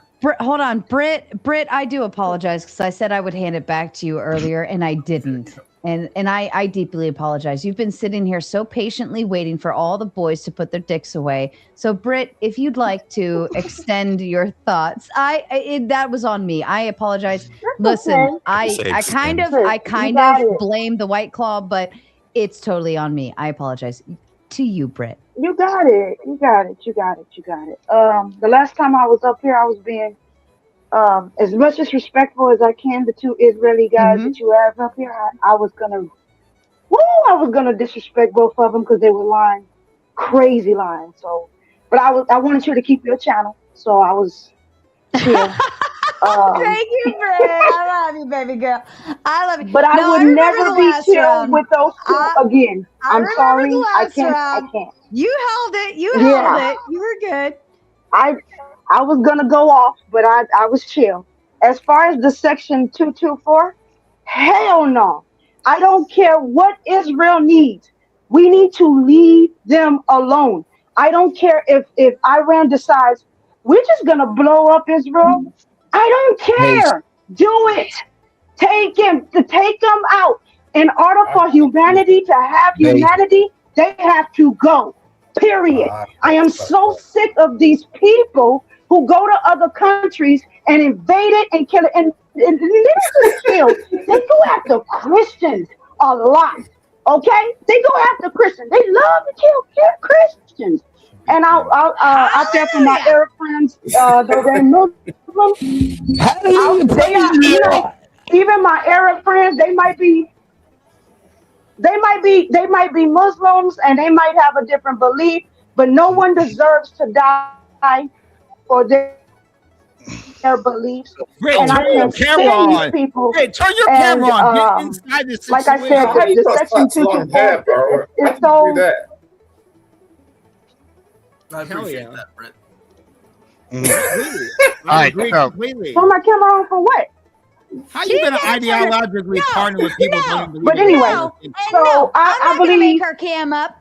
So I believe Britt, we should leave these you people have alone. established your place here. You ain't got to turn your camera on to prove your point. No, Fuck them. We got Effigy. We got For the Win. We got all these other motherfuckers that come on I'm the homie in in here. fucking panel mode. Yeah, they come in like No, with I their was little saying for avatars awesome. talking shit. Mm-hmm. No, I was saying that it would be awesome. I think She was Omar. dropping her He recognizes. I would like to expound upon what I was trying to say, though, because y'all, once again, y'all jump to conclusions without finishing.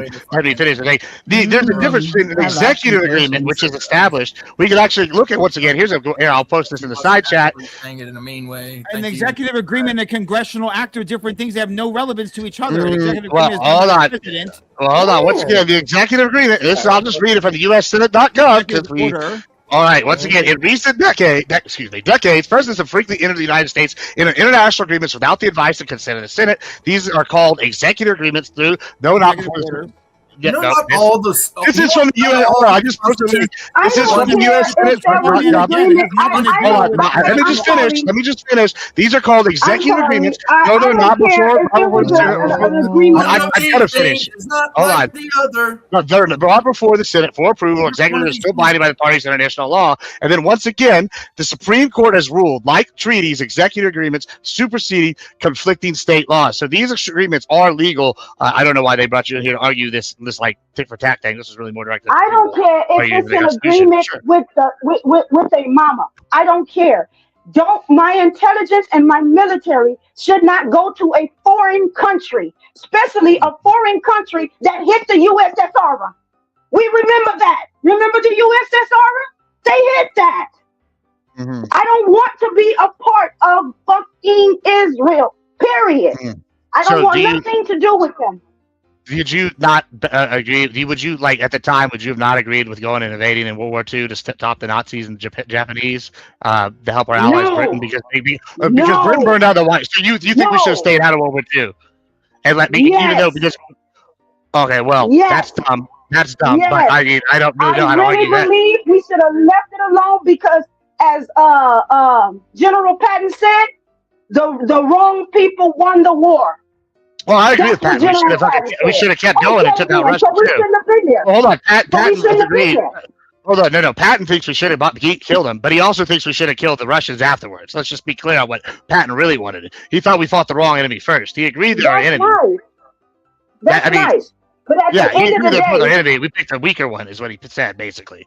You know, we should have picked the Soviets. I agree with Patton on that. But the issue that I'm coming up with is, listen, I want us to be the strongest country in the world, right? And you can't do that by being everywhere at once. That's why you have client states and proxies, right? That's why we're restructuring NATO and we're getting out and we're doing defensive deals with Poland. We're doing deals with Israel. And I brought up the executive agreements thing. What does Israel have to offer us, sir? Well, I could give you multiple examples. I brought these up earlier. You might have missed this, but I want to focus on a key thing. Yeah, I'm going to focus on a key thing. This is something that I think you might have missed. I'm just going to read it one more time because it seems to be getting glossed over. This is from the head of the United States Armchair Service Committee. He says the executive agency responsibility would include identifying Israeli technology that could be integrated into U.S. systems, probably joint training, information. So we are getting their top tier tech. They're not getting our top tier tech. The argument people are making is Al Jazeera misinformation. Why do you say that? We don't need their tech. They've been at war. America. We can make our own tech. We don't need them. Not to mention, every intelligence that they have is always wrong. Wait, what? Israel's got one of the best intelligence agencies in the world. That's like not even a debate.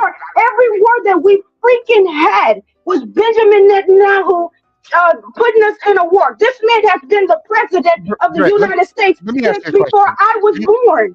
Do you think that? Let me just I'm gonna sound like I'm changing subjects, but I'm not. Right? Do you think that Ukraine has pioneered drone warfare?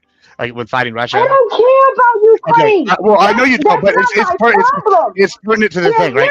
Hold on. You said we're America, right? We don't have real world experience with a near power, right? We haven't had a near peer adversary fight since like the 70s, right? So we are watching right now near peer adversaries in Russia and Ukraine fight, and they're learning all sorts of tactics that we never had any idea about. What you're basically saying is, we're not fighting. They're fighting the Russians, right? Not Ukraine is, right? So we're not. So that's cool, good, right? And we're still supplying them. Here's the thing. You're arguing that we should just not learn these lessons from these other countries and just sit here twiddling our thumbs. And then when someone else comes up that is working with these other countries, we're going to get our ass whipped. Why do you want us to lose? No, you're not understanding what I'm saying. They're fighting. They can go do them. We have homeless people. We have illegal immigrants. We have education system that has failed our kids multiple times. We have all these problems in America, and we're looking at Russia and Ukraine. Do you not understand that even though Russia's in a fight with, have you seen Russia? Russia is beautiful. It is beautiful in that country, and why we struggling the way we are in our country? Because we're too busy fighting wars for BB Satan Nahu. And I'm tired of it. That man's been president since 1989. The year I was born. Hell no, no more. Period. No more. You know, Russia's got like a third of the population we do, and like 3 or 4 times the land mass. You're talking about Russia. Russia didn't blow up the boat. Russia didn't blow up the USSR. All the things you just said that you didn't like, the homeless, the illegal immigrants, all these things, these are Democrat policies that have led us here on those problems. That has nothing to do with Trump trying to sit here and make a fortress America.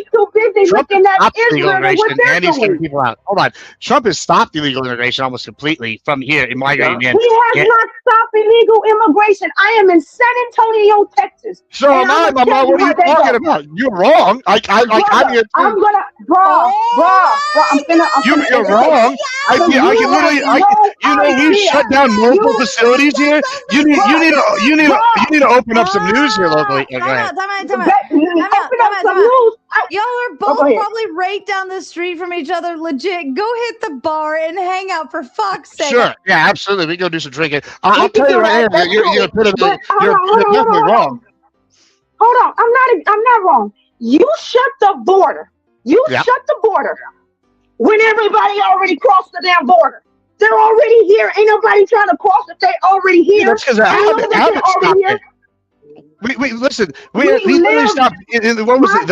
I can't. Liberty Park. No, what was the name of the park? We shut it down from 1,500 a day to 3 a week. Yeah, that was Abbott and Trump. What are you talking about? And now we're getting deportations. I'm trying to explain to you that my whole neighborhood, which was a black military neighborhood, has moved out and completely turned it all from people from Mexico. They completely, all my neighbors is Mexican. They have completely took my people out of the homes that they bought here.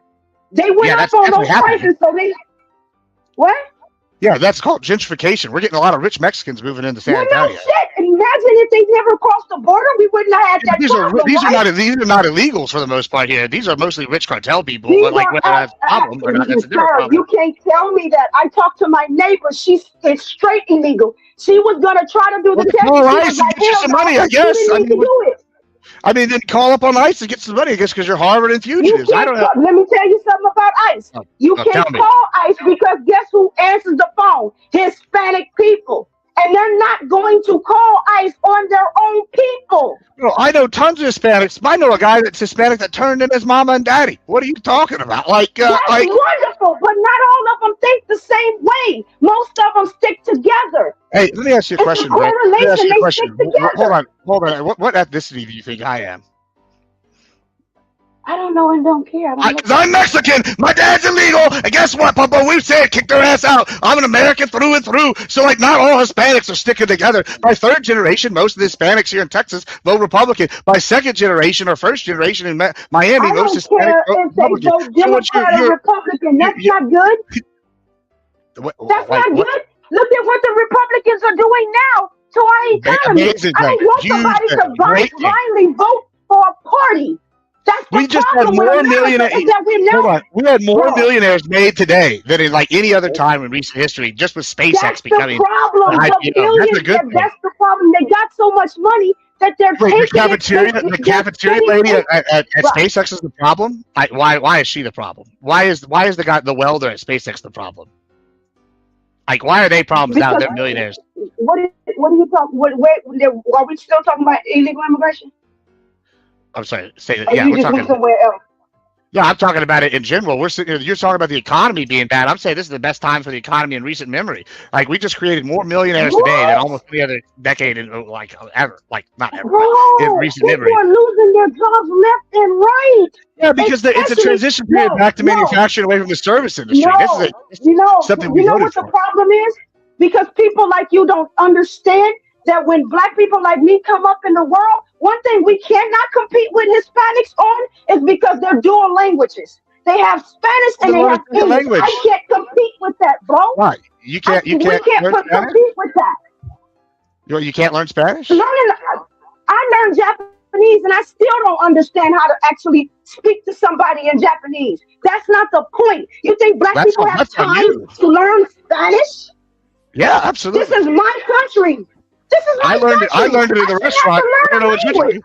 I'm kind of with Brett on this. You need to learn the fucking language of the country, which is English. Hold on, you can learn more. The signs are in English. They're not in Spanish. Nobody said don't learn English.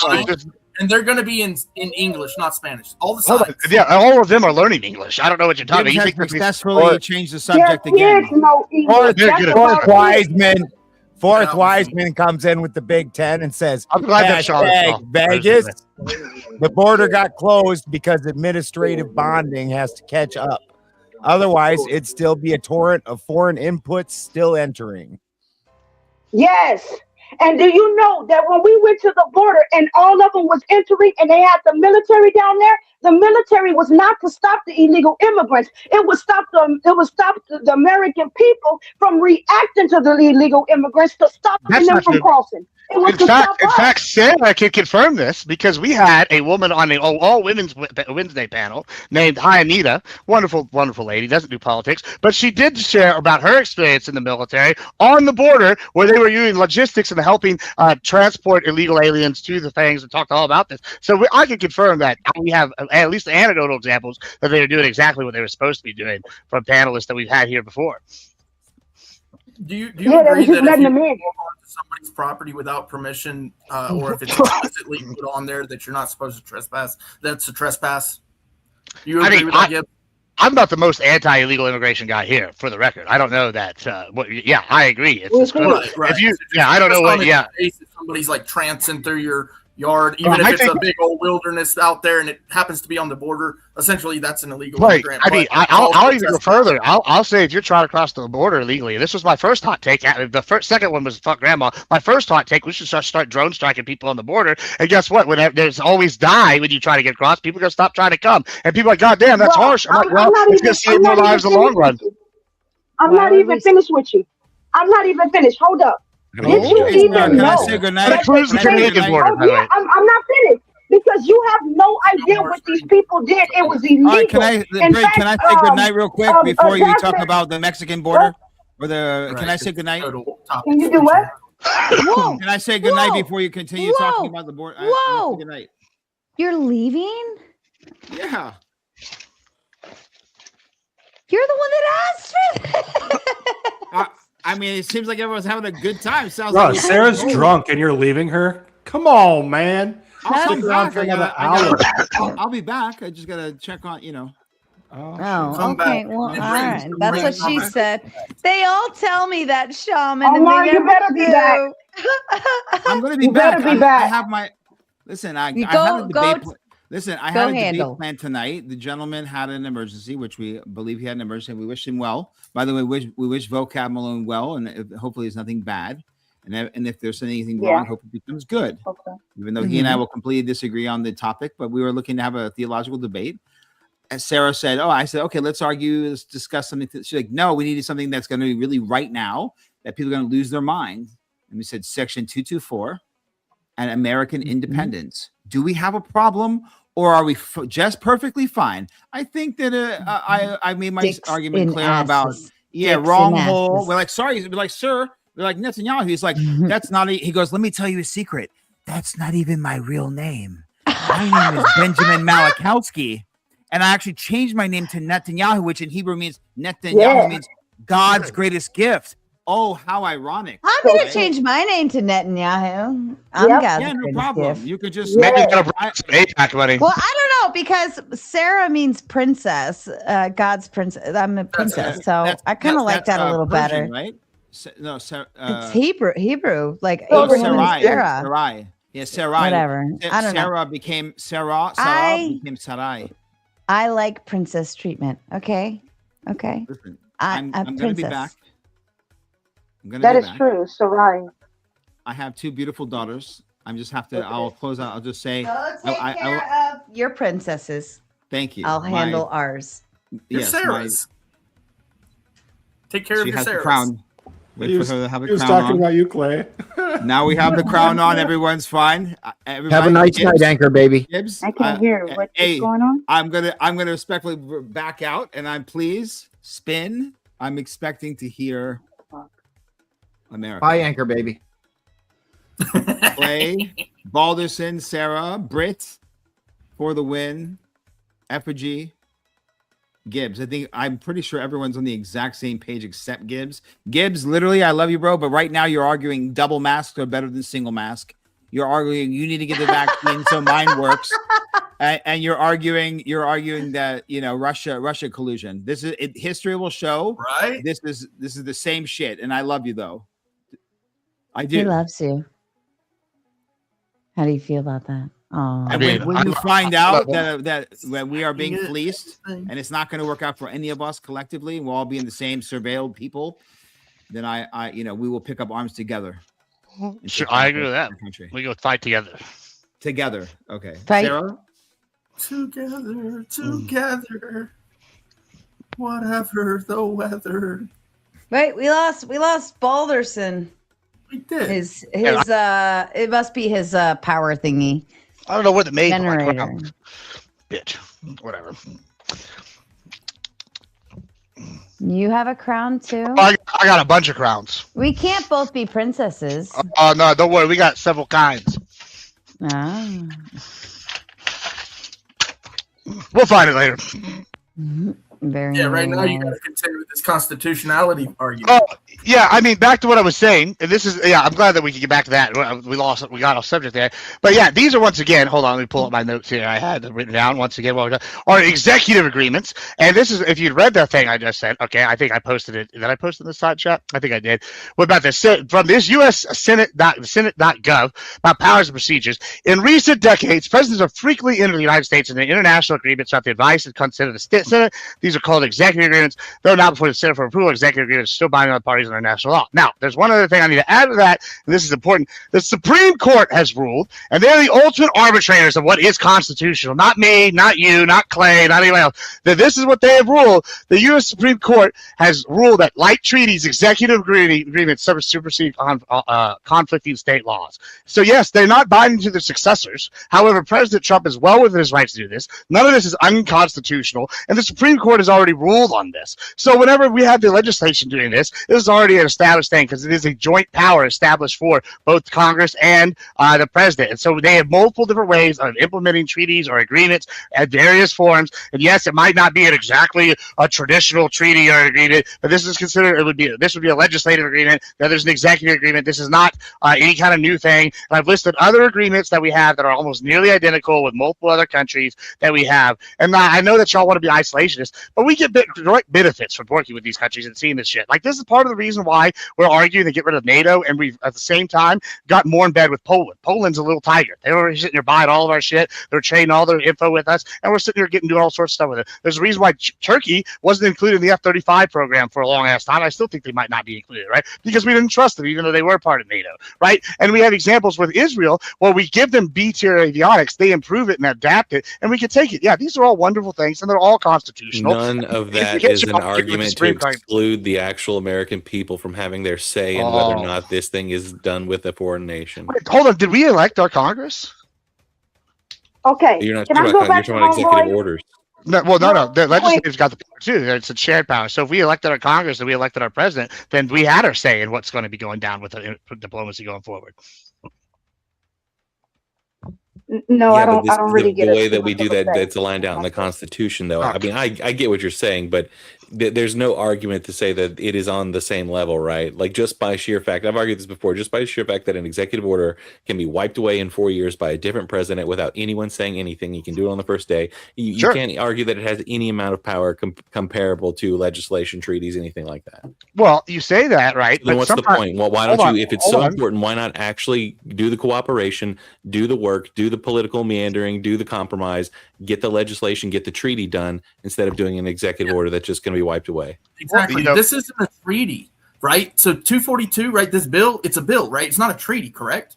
It'd be like a legislative agreement. No, it's not a Right. I don't even get why he's arguing the executive order thing. not He's a just trying to make a point.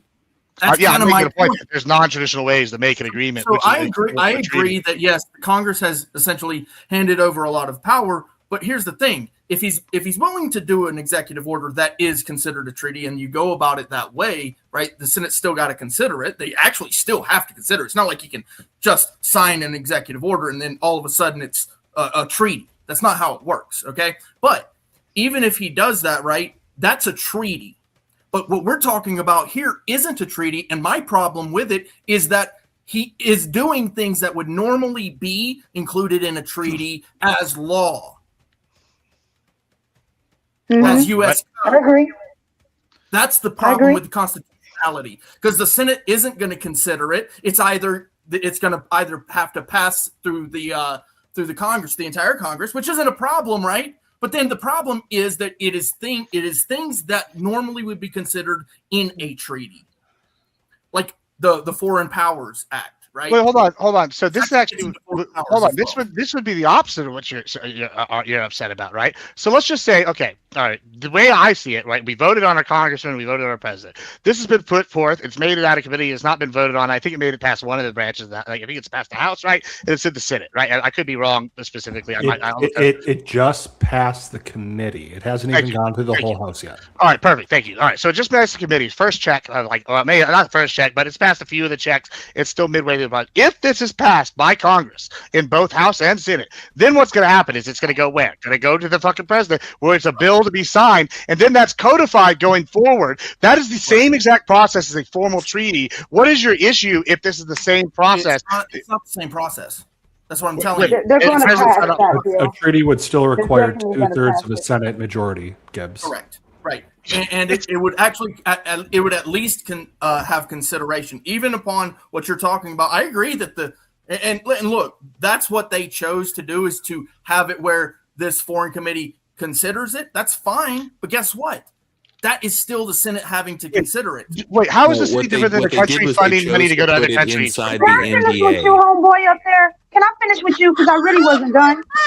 I dead ass was not done with you before my stuff got messed up. I wasn't done with you. Can you just grab a beer with Gibbs tomorrow? That'd be cool. Unfortunately, it can't be tomorrow. It could be Sunday, but it can't be tomorrow. I'm gonna be doing a subathon to earn for Vegas starting at midnight for the next 12 hours. So we're gonna be going 24 hours. Yeah. So I've almost got the hotel paid for by y'all wonderful subs, and so if y'all can keep subbing. And by the way, all these subs help me put my partner push. We've got the viewing numbers. I just need the sub count. So help me out, boys, on Twitch. Make sure y'all sub, all that good jazz. And if you're on YouTube, you're stealing my money. But And the what rest that of it- means right now, if I might anybody's sub to watching you. over here I might on the sub to you. I don't have gauntlet, no beef with you, bro. open up a second tab. You'll be all right. Open up a second tab on Twitch. Go to Admiral Gibbs. Watch from there too. Hit the sub button, all that fun shit, and get this. Listen, Gibbs was the first call I made when I said #Vegas. All right. And Gibbs is going to get us even more amazing content. So we got to give back, maters. We got to fucking give back. Get your asses over there now. Yeah. And if y'all do good, if I get a few subs here, guys, on Twitch, I will surprise y'all with a sneak peek of something from Vegas. Oh, wait. Can I also comment that I like White Claw Sarah a lot? This should be like every night. All right, Gibbs. I have to say this. I really want to say this, and then we can go back to the two. Can we finish it up, Gibbs? Yeah, go ahead. Out of respect, I just want to finish it. Yeah. Okay. So when I was talking about all of them coming in, I don't know. Say that again. Oh, nobody said anything, honey bun. Anyway. Oh, okay. When I was talking about them coming in, they also got this help. I don't know what this. It was a part of FEMA. It was the craziest shit ever, where they funded these people individually. They gave them all kind of assistances, and people from El Salvador, they was able to afford apartments in New York, bro. They was able to afford apartments. I've been here all my life, and I've never been able to afford an apartment in New York. So, listen, I'm against all of these things you're saying. Don't worry. I mean, we're not familiar with my content. I'm very everything you're saying. I'm against, for the record. It's two different arguments, though. Those are asylum seekers. We're having to wait. Those are not asylum seekers. You're not asylum seekers. That's a whole different topic. We can dive into that. They were not. You know, well, also, he's right, but what he's saying is very dishonest, right? Because they redid the asylum process to make it so you could easier get in here via the app. So, yeah, it was asylum, but it was like asylum with a wink, so, yeah, of course, yeah. I think it's all legal when it's like gray areas, Yeah, I mean, when these people were coming across the border, they were coached on what to do. Dump your IDs. Don't have any identification, and do the exact. Don't worry, Brett. I'm understanding with all the things you're saying, Brett. Don't worry. I'm with you, Mama. Don't that's my hot button topic. I come up on like every week. Illegally. If they have an illegal immigration panel, they call Papa Gibbs. I'm with you, Mama. Don't worry. Was it a legal process or was it entering illegally? I'm cool with that, but I'm also saying what I'm also getting at is the same people that are helping these people get in are the churches. Who are on the board of those churches? Who? It's an organization that are ran by what fucking churches? Allies. There's a lot of churches. Our churches help them get in. Right, we're just getting weird. Our churches helped them get in. That was I'm super. Yeah, I mean, they were asylum seekers. If you guys had courts, they would get through the courts faster. It's really all it is. That's why they had to get a permit, because the courts are so fucked that they were going to be there for a while waiting for their actual due process. That's nice. Whatever you're saying, it didn't even happen. But the same truth. That's all I know how to do. They went through the church, and the church helped them get through. And guess who's on the board of that church? It's an organization that works with Israel, our favorite ally. That's why I'm saying this 224. Hell no, hell no. No. These people are not an ally. They're an enemy, and we shouldn't give them anything. Whatever they start in the Middle East, they have to finish it on their own, and I don't care what happens to them. Done. I agree with you, Britt. That's right. That's right. I agree with you. But I want to ask you a question, too. Do you find it odd that no other nation is included into the U.S. code this way? Specifically, like the idea that a foreign nation being included into, like, integrated, not just, by the way, this isn't just an integration of the military and technology and all that. This is an integration of a separate nation entirely into a domestic U.S. code law. Do you find that a little bit odd? No, because it's not the only country that we've done this to. We have all sorts of different agreements with adapting code. Literally, we did, like, that was the whole reason Doge was invented. Wait, what? To answer your question, no, that's part of the reason why the U.S. government, we invented Doge, and it gutted USAID, right?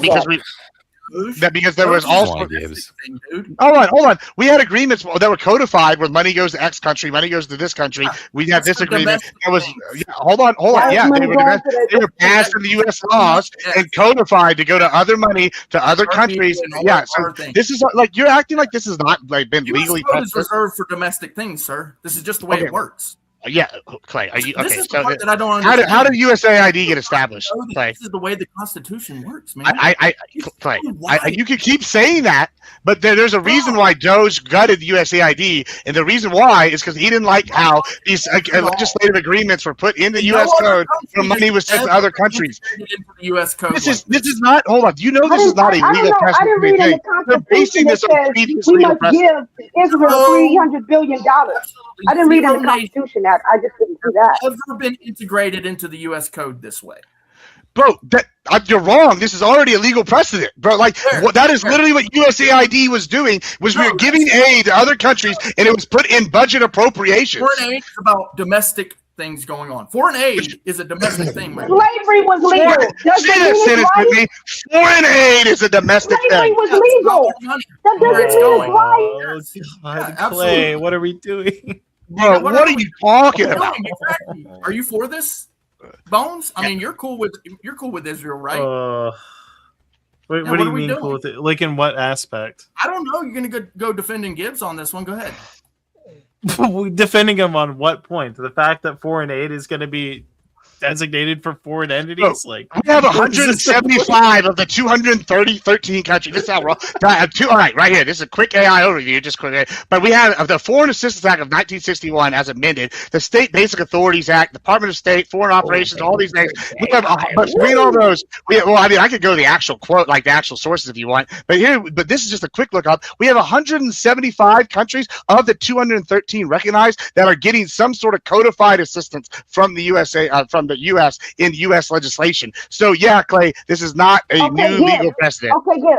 I got you. Yes. Okay, I'll give you that. We're giving aid, but also in the Constitution, we're not supposed to give. Hold on. We're not supposed to give aid to a group of people who has nukes. You did this earlier, okay? Because you literally do not. I'm sorry. I love you, Brett. Another drink No before offense. joining this Don't know panel. what you're talking about, just like these guys don't. Cheers, Bones. Cheers. But we're not supposed to give. We're not supposed to give aid to people that got nukes. Its U.S. domestic interests, including national security, economic prosperity, and commercial trade. While foreign aid is distributed to other nations, the bedrock legislation governing it, the Foreign Assistance Act of 1961, states that its core purpose is to promote the foreign policy, security, and general welfare of the United States, not Israel or any other fucking nation. Hold on, Clay. So Hold on. Why don't I just read that last sentence there? The foreign policy, that is not domestic policy. Thank you.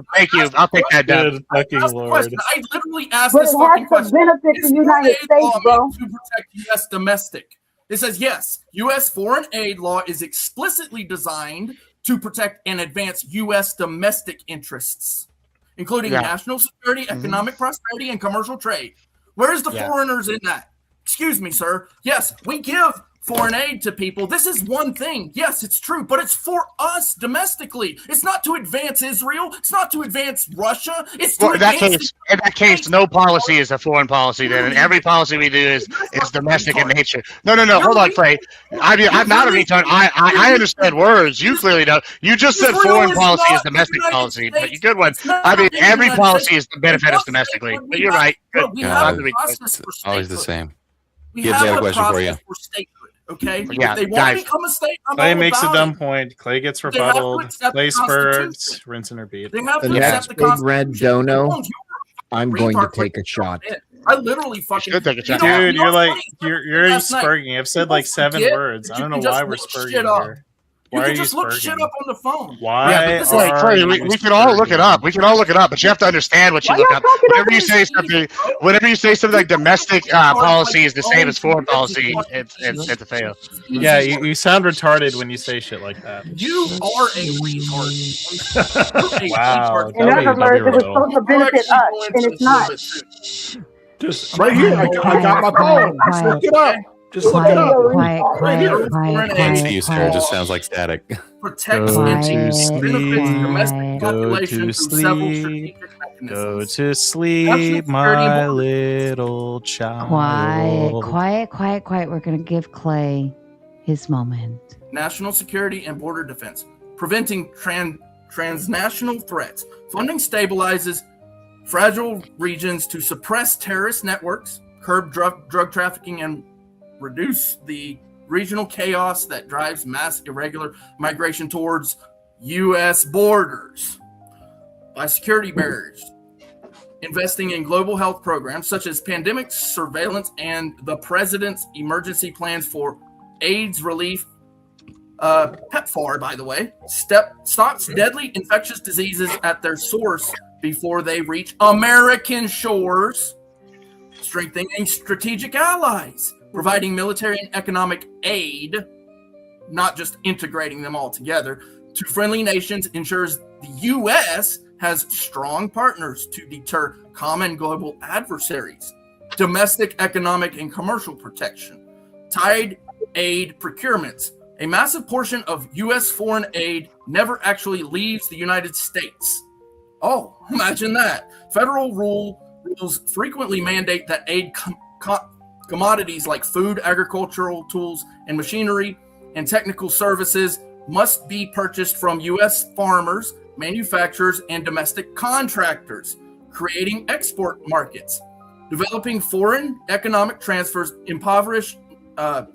economies transforms impoverished regions into stable trading partners. This opens new, reliable markets for American businesses, which is critical since 95% of the world's consumers live outside the U.S. Legislative and executive mandates. Oh, here we go, Gibbs. This is your shit right here. The soft power mandate. U.S. law structures aid as a soft power tool. This achieves diplomatic goals and secures strategic access to foreign airspace, supply chains, and critical minerals without resorting to military cost interventions. Strict oversight regulations. Laws like the Foreign Aid Transparency and Accountability Act, FATAA, enforce strict tracking metrics. These measures reassure domestic taxpayers that funds are not being lost to corporation, but are active serving American strategic priorities. Nothing in here at all that I just read, right? This is just a quick cursory search, means anything about supplying Israel with our technology, our information, our money, nothing like that. Okay. All of that is to protect the American people, not Israel. And before anybody responds, Ben, did you reset your goal, sir? Ben's goal is officially reset. You have 1 hour, ladies and gentlemen, to hit that dono goal so that we can continue the show operating. I am not accepting the dono goals over on this side on the gauntlet. We are only accepting dono goal hits on Mr. Benjamin Balderson's side.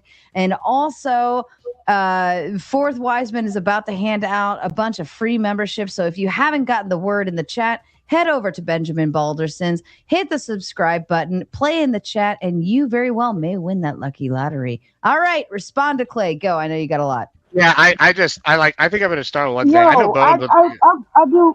Oh, hold on. Gibbs hit it first. I just want to respond. Why do you think I disagree Hold with on, you? Brick. Gibbs hit it first. All right, I just want to give you a quick definition of foreign policy as defined by the Georgia Tech professional education system. But we could pick any definition of foreign policy, but because they're all going to be pretty much the same. Foreign policy. Yeah, policy. I was doing my Nixon impression. Refers to the strategies and decisions the country uses to manage its relationships with other nations and international organizations. It encompasses diplomacy, trade agreements, security alliances, and humanitarian efforts designed to protect national interests, promote economic growth, and maintain global influence. What we have here is another example of social contract equaling socialism from Clay. I just read y'all what foreign policy is. Did y'all everything he just said fall under foreign policy definition? No, it absolutely did. All right, hashtag in thread. Bones, I know you wanted to say something, or Britt, somebody wanted to say something. I don't know. I feel like this didn't capture I don't the disagreement. Clay, why the hell you thought I disagreed with you? Me? No, I don't. Clay, why you thought I disagree with you? No, I know you don't disagree. I just know that you guys were going to go off on a tangent, and I didn't want to get that to happen. I didn't want the immigrant. You wanted to get your. Oh no, I wasn't going to go off on a. I wasn't going to go off on a tangent. I was just going to say, in order for us to even be allies with a country, we normally don't help with countries that have nukes. Israel. Yeah, I agree with that. Right? And it also doesn't help that Bones likes to interrupt. So I'm going to head out because he's a retard. Bones hasn't even said anything. Two rage quits in one night. Hey, he just pulled a Connor and rage quit before we even started. God damn. It was perfect timing. You got counterpoints, Junior. Just joined, so it works. Well, just got back. Yeah. How's your lovely lone wolf wifey? She's good. Very nice. Here we go. Let's hit this shit. Wait, did this one just come in? No, that one came in earlier. Fourth Wiseman, as promised, Mr. Benjamin. Sing it. Thank you so very much, Wiseman. That's absolutely amazing. And Nunny is in the chat and won one of the memberships, which is awesome. Oh, good. Yeah. You're the man, Wiseman. You're the man. Memberships in there. Shout out to you and all the lucky lottery winners this evening. That was well worth the trade of simply going and subscribing to Mr. Balderson, our hero. That not all heroes wear capes. No, he wears like llama furs, I hear. Is it the llamas? Alpacas. Oh, sorry, alpacas. I always confuse the two. Clay's back. Clay? Yeah. Clay, Alpacas are 150 pounds and pretty gentle. Llamas are 450 pounds and they listen to heavy metal and will stab you. Which one do I get to play with? The alpacas. Okay, so they're gonna be nice to me. Which ones do you like more? Okay, I like that. Okay, I get to play with. I have the fuzzy little things. teddy bear ones. They look like teddy bears. Do they really? Yeah. Oh, I like little fuzzy teddy bears. All right, Ant, kick us off. You've probably been listening while you were driving. Let's go. I was trying to listen to it, but I missed it for about the last. I have a question before we change topics about something Gibbs said a while back. All right, sure, why not? Gibbs on a little tirade about USAID. I just have to ask, just because of you and what you do. Do you realize that USAID was one of the primary financial backers for all the fighting of the New World Screwworm in I'm Mexico? so glad you brought that up. I was hoping somebody would bite that topic that day. So if you know, I believe, and I might have the numbers about like a few million off, but the point is, the general numbers are right. I believe we had 100 and I think it was 87 million funneled to USAID that was going to go to the eradication of the screwworm in some of these areas. Well, Trump cut that funding, but then simultaneously 3 months later, quadrupled the funding. It's upward of 800 million now, going towards a joint facility grouping with Texas, Mexico, and all the other states. But Texas has already got infrastructure in place for this, thanks to the Texas Farm Bureau from decades past. And Trump did the most amazing thing by appointing, I can't think of his name right off the top of my head, the guy for the Texas A&M Board of Regents to be his lead guy on the screwworm, and he's quadrupled the money being spent because, unlike these others, there is an isthmus in Mexico that we potentially can block the bringing in of the screwworm, and we're building facilities. So Trump has done more for the screwworm infestation with a less amount of time than USAID did in decades. So yeah, You're talking about funding spent here, though? No, it's spent in conjunction with Mexico. The big reason that we have all this is because of the failures of the governments of Belize, Guatemala, and I believe it's Honduras. And then all these governments, all these people have mass migrated under Biden's policies, and the screwworm moved up with the pets and the cattle and the livestock and the people all moving because screwworm does hide in the mammals. And once it did that, we were screwed. So yeah, if you want to talk about why we're getting fucked, it's because the mass migration event that occurred under Biden that got it all the way here to the border. And so yeah, that's what happened. I mean, which policies the mass migration event that happened years ago is the reason that we just had the screwworm up here, like in the last few months. Well, that's a good point, except for the fact that the screwworm has been in Mexico for about 2.5, 3 years now, and it's been within the side of the border for 12, for like at least within 12 miles of the border for the last year. So yeah, Trump has been able to stop it dramatically. We would have already probably had it sooner. Blaming it on human movement is wild, bro. It's not just human movement; it's mass migration. It's not human movement at all. All right, hold on. Do people not bring their pets somehow and screwworm was dormant for like 2 years up until now? Yeah, it's not. Crazy. I wasn't dormant at all. It was moving steadily up through the corridor from Panama and Central America. And it just so happened that now was the time where like screwworm, yeah, I mean, it doesn't just so happen. I mean, I can guarantee neither one of y'all that y'all have been following this for years. If you go back and watch my earlier debates, some of my earliest debates going all the way back to before Trump was elected was me talking about the terrible fucking policy under Biden that was mismanaging the screwworm epidemic in Central and South America, and how it was steadily coming up northern due to the mass migration. Yeah, this is something I've covered in depth for years now, and you can go back and watch my IRL on Destiny. You can go back and watch me from panels on Wix. You can watch me on any of these panels. I've been talking about this 2-3 years. And when you're fundamental flaw is that just none of this just actually like inspires the idea that Biden's policies were somehow the cause of this. No. You haven't given me a policy. The mass migration up under Biden, yeah, that would be directly related to his policy. So that's not his policy. That's just an event. He literally told them to come. And like, what are you talking about? And it made it easier. Okay, so again, redoing of asylum laws, so and where anybody can claim via an app. These are policies. There is a policy about asylum. Redoing the asylum policy. That is a policy. What? If you redo the asylum system and you tell people to come and you start accepting record numbers of immigrants and you stop checking the border, so happen to be that there are record numbers of encounters too. Shoot, I wonder what could have possibly happened in the span of the last 5 years. I wonder what. You're just denying. None of this just follows up with none of this gives like anything to basic scrutiny here. Like it just makes no sense. Yeah, I know it makes no sense when you don't know the history of it. The animals, man. Well, no, because it just doesn't. None of it logically follows at all. It all logically follows. You just don't want to look at it because you're being partisan. Do you think he's deporting enough, Gibbs? That's wild. Wait, say it again. Wait, what is the question? Gibbs, do you think he's deporting enough? I think that he is deporting as fast. I think he can deport more, and I think we're going to see it ramp up. And the reason why is he's had legal challenges on every front, and so he's gone about trying to win them the right way. And now that the Supreme Court has made it easier, I think we're going to see deportations ramp up. And currently, I'm not satisfied, but I am satisfied with how he's shut down the border completely, almost to stop the new people. And even if it's a slow getting out, it's better than new people come in and replace the ones getting out. But I think he's going to ramp it up now. There's a legal challenge. Hold on, I apologize, but this is fucking hilarious. Nani sends a big 10, says #Vegas. Thanks for the subs, Sarah. You picked my bank account cleaner than an XY shopping at Macy's today. I'm sorry. I love jokes. That one got me. Shout out to you, Nunny. Oh, fuck yeah. Bones is over there. What's a Macy's?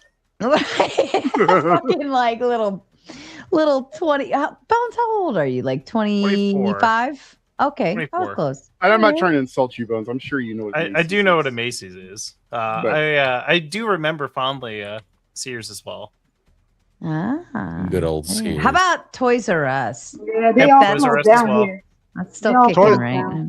Toys R Us is like effectively defunct. No, they're making a comeback. They just like had a new. I thought they were doing like a. I don't know what's happened since they like. I thought they were going like straight online. I thought Toys R Us was going straight online.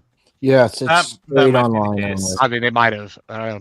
Well, that pisses me off because it's like it's the place where you want to go to, right? Yeah. Like I don't I want to play with. If I want to order it online, there's Amazon. Hello. Well, like they kind of messed up. GameStop's been making some interesting moves. We'll see if they can make a comeback with all the new stuff. But I think that Toys R Us, whenever they switched that business model where you go get video games, you get an exclusive character, Toys R Us never jumped on that, and I think that was the death nail in their coffin. And now I think that like since physical copies of games are going by the wayside, it doesn't matter because they're all going out. True. But anyways, I kind of want to go back to the screwworm thing. Gibbs, when was the first case of a screwworm found inside the U.S. as of late? All right, that's cool. I mean, it was a couple weeks ago. That's a good point. Yeah, you could argue. Trump. Okay. So Trump had about a whole year to prep for this like screwworm epidemic. That supposedly Biden, by the way, which you haven't substantiated either. That Biden somehow like completely flubbed. No, you haven't. And that's the point I want to go back to. Is that the primary cause for the moving of the screwworm is animals, four-legged animals, because it burrows into their skin, and humans, when they feel that, they can pull it out, right? Okay, well, yeah, that's if they have. Well, that's not totally true. They can burrow deeper than people can pull out a lot of times. Clearly, you've no experience with screwworm. But the whole point is that these people have pets and I have livestock, some of them, and have moved up northern. And we've also lowered restrictions on cattle and other things under Biden. That was a big part of it, right? And Trump has done some of that as well. That's not my biggest thing of Trump that I'm a fan of. But simultaneously, one of the things Trump did was hold on. Trump. Well, hold on. One of the Trump said things. the people. Hold You on. said the One of the things. people. People. Yeah, the people. Oh, yes, absolutely. And I can post multiple sources that like link the people coming forward under the mass migration Act is the cause of screwworm getting here. So what y'all are doing is kind of dishonest. Y'all going, oh, we didn't have any screwworm under Biden. No, it just crossed 5 countries under Biden, and it got to the border, and he was lucky enough to have gotten voted out before it made it here. Trump under. Hold on. Once again. What have we done? And in that year, what Trump did was defund USAID, quadruple. Hold on. Exactly. Hold on, Bones. You can interrupt me, but what he's done, he's quadruple funding with our key ally in the region, which is Mexico. He also implemented funding for a private facility in Texas. Anything of what either of you are saying. So Bones, give yield here. Let Gibbs finish his thought, and then you can respond. Yeah. So once again, Bones is trying to stop me from saying all the different things Trump has done. Trump stopped funding USAID. He's quadrupled funding with strategic allies in the region, which is Mexico and the southern border states. He also implemented massive funding along with Texas groups to implement a new Texas sterile fly production facility, which is how you get rid of screwworm for the most part and control the populations, make sure they don't have sustainable sizes of populations. We can definitively track, this is not even a debate, that the mass migration event, there's about 1 million different sources I can start posting in the side chat if y'all want me to. And if you don't want me to, I know most of these people are in my Discord. You can just go to my Ranch Life tab and you can see about 50 sources documenting how it spread from Central America due to the migration periods under Biden. Now, when you're going to sit here and say these things, I have the documentation to back this up. I've been following this my entire life because my granddaddy was one of the first people to work as president of his chapter of the Texas Farm Bureau in the 1950s all the way to the 1960s to get rid of screwworm. My family's lived and died fighting this shit. And so when you're going to sit here and tell me what policies didn't do what, I mean, you just don't have any real idea because Trump has done more for this issue than USAID ever did. And you have nothing to combat that because that's the facts. Gibbs, when I was kind of Mexico 18 months ago. No, hold on. Let Bones have his rebuttal. And yet screwworm still entered the U.S. And apparently since Biden did nothing, according to you, and that all of the mass migration events was due to Biden's policies, which none of which you could outline. You think that somehow the asylum policy somehow accommodates for all of the influx and migration events, which, by the way, is probably better explained by the fact that COVID happened and that we happen to be a very strong country after COVID. By the way, you can thank Biden for that one.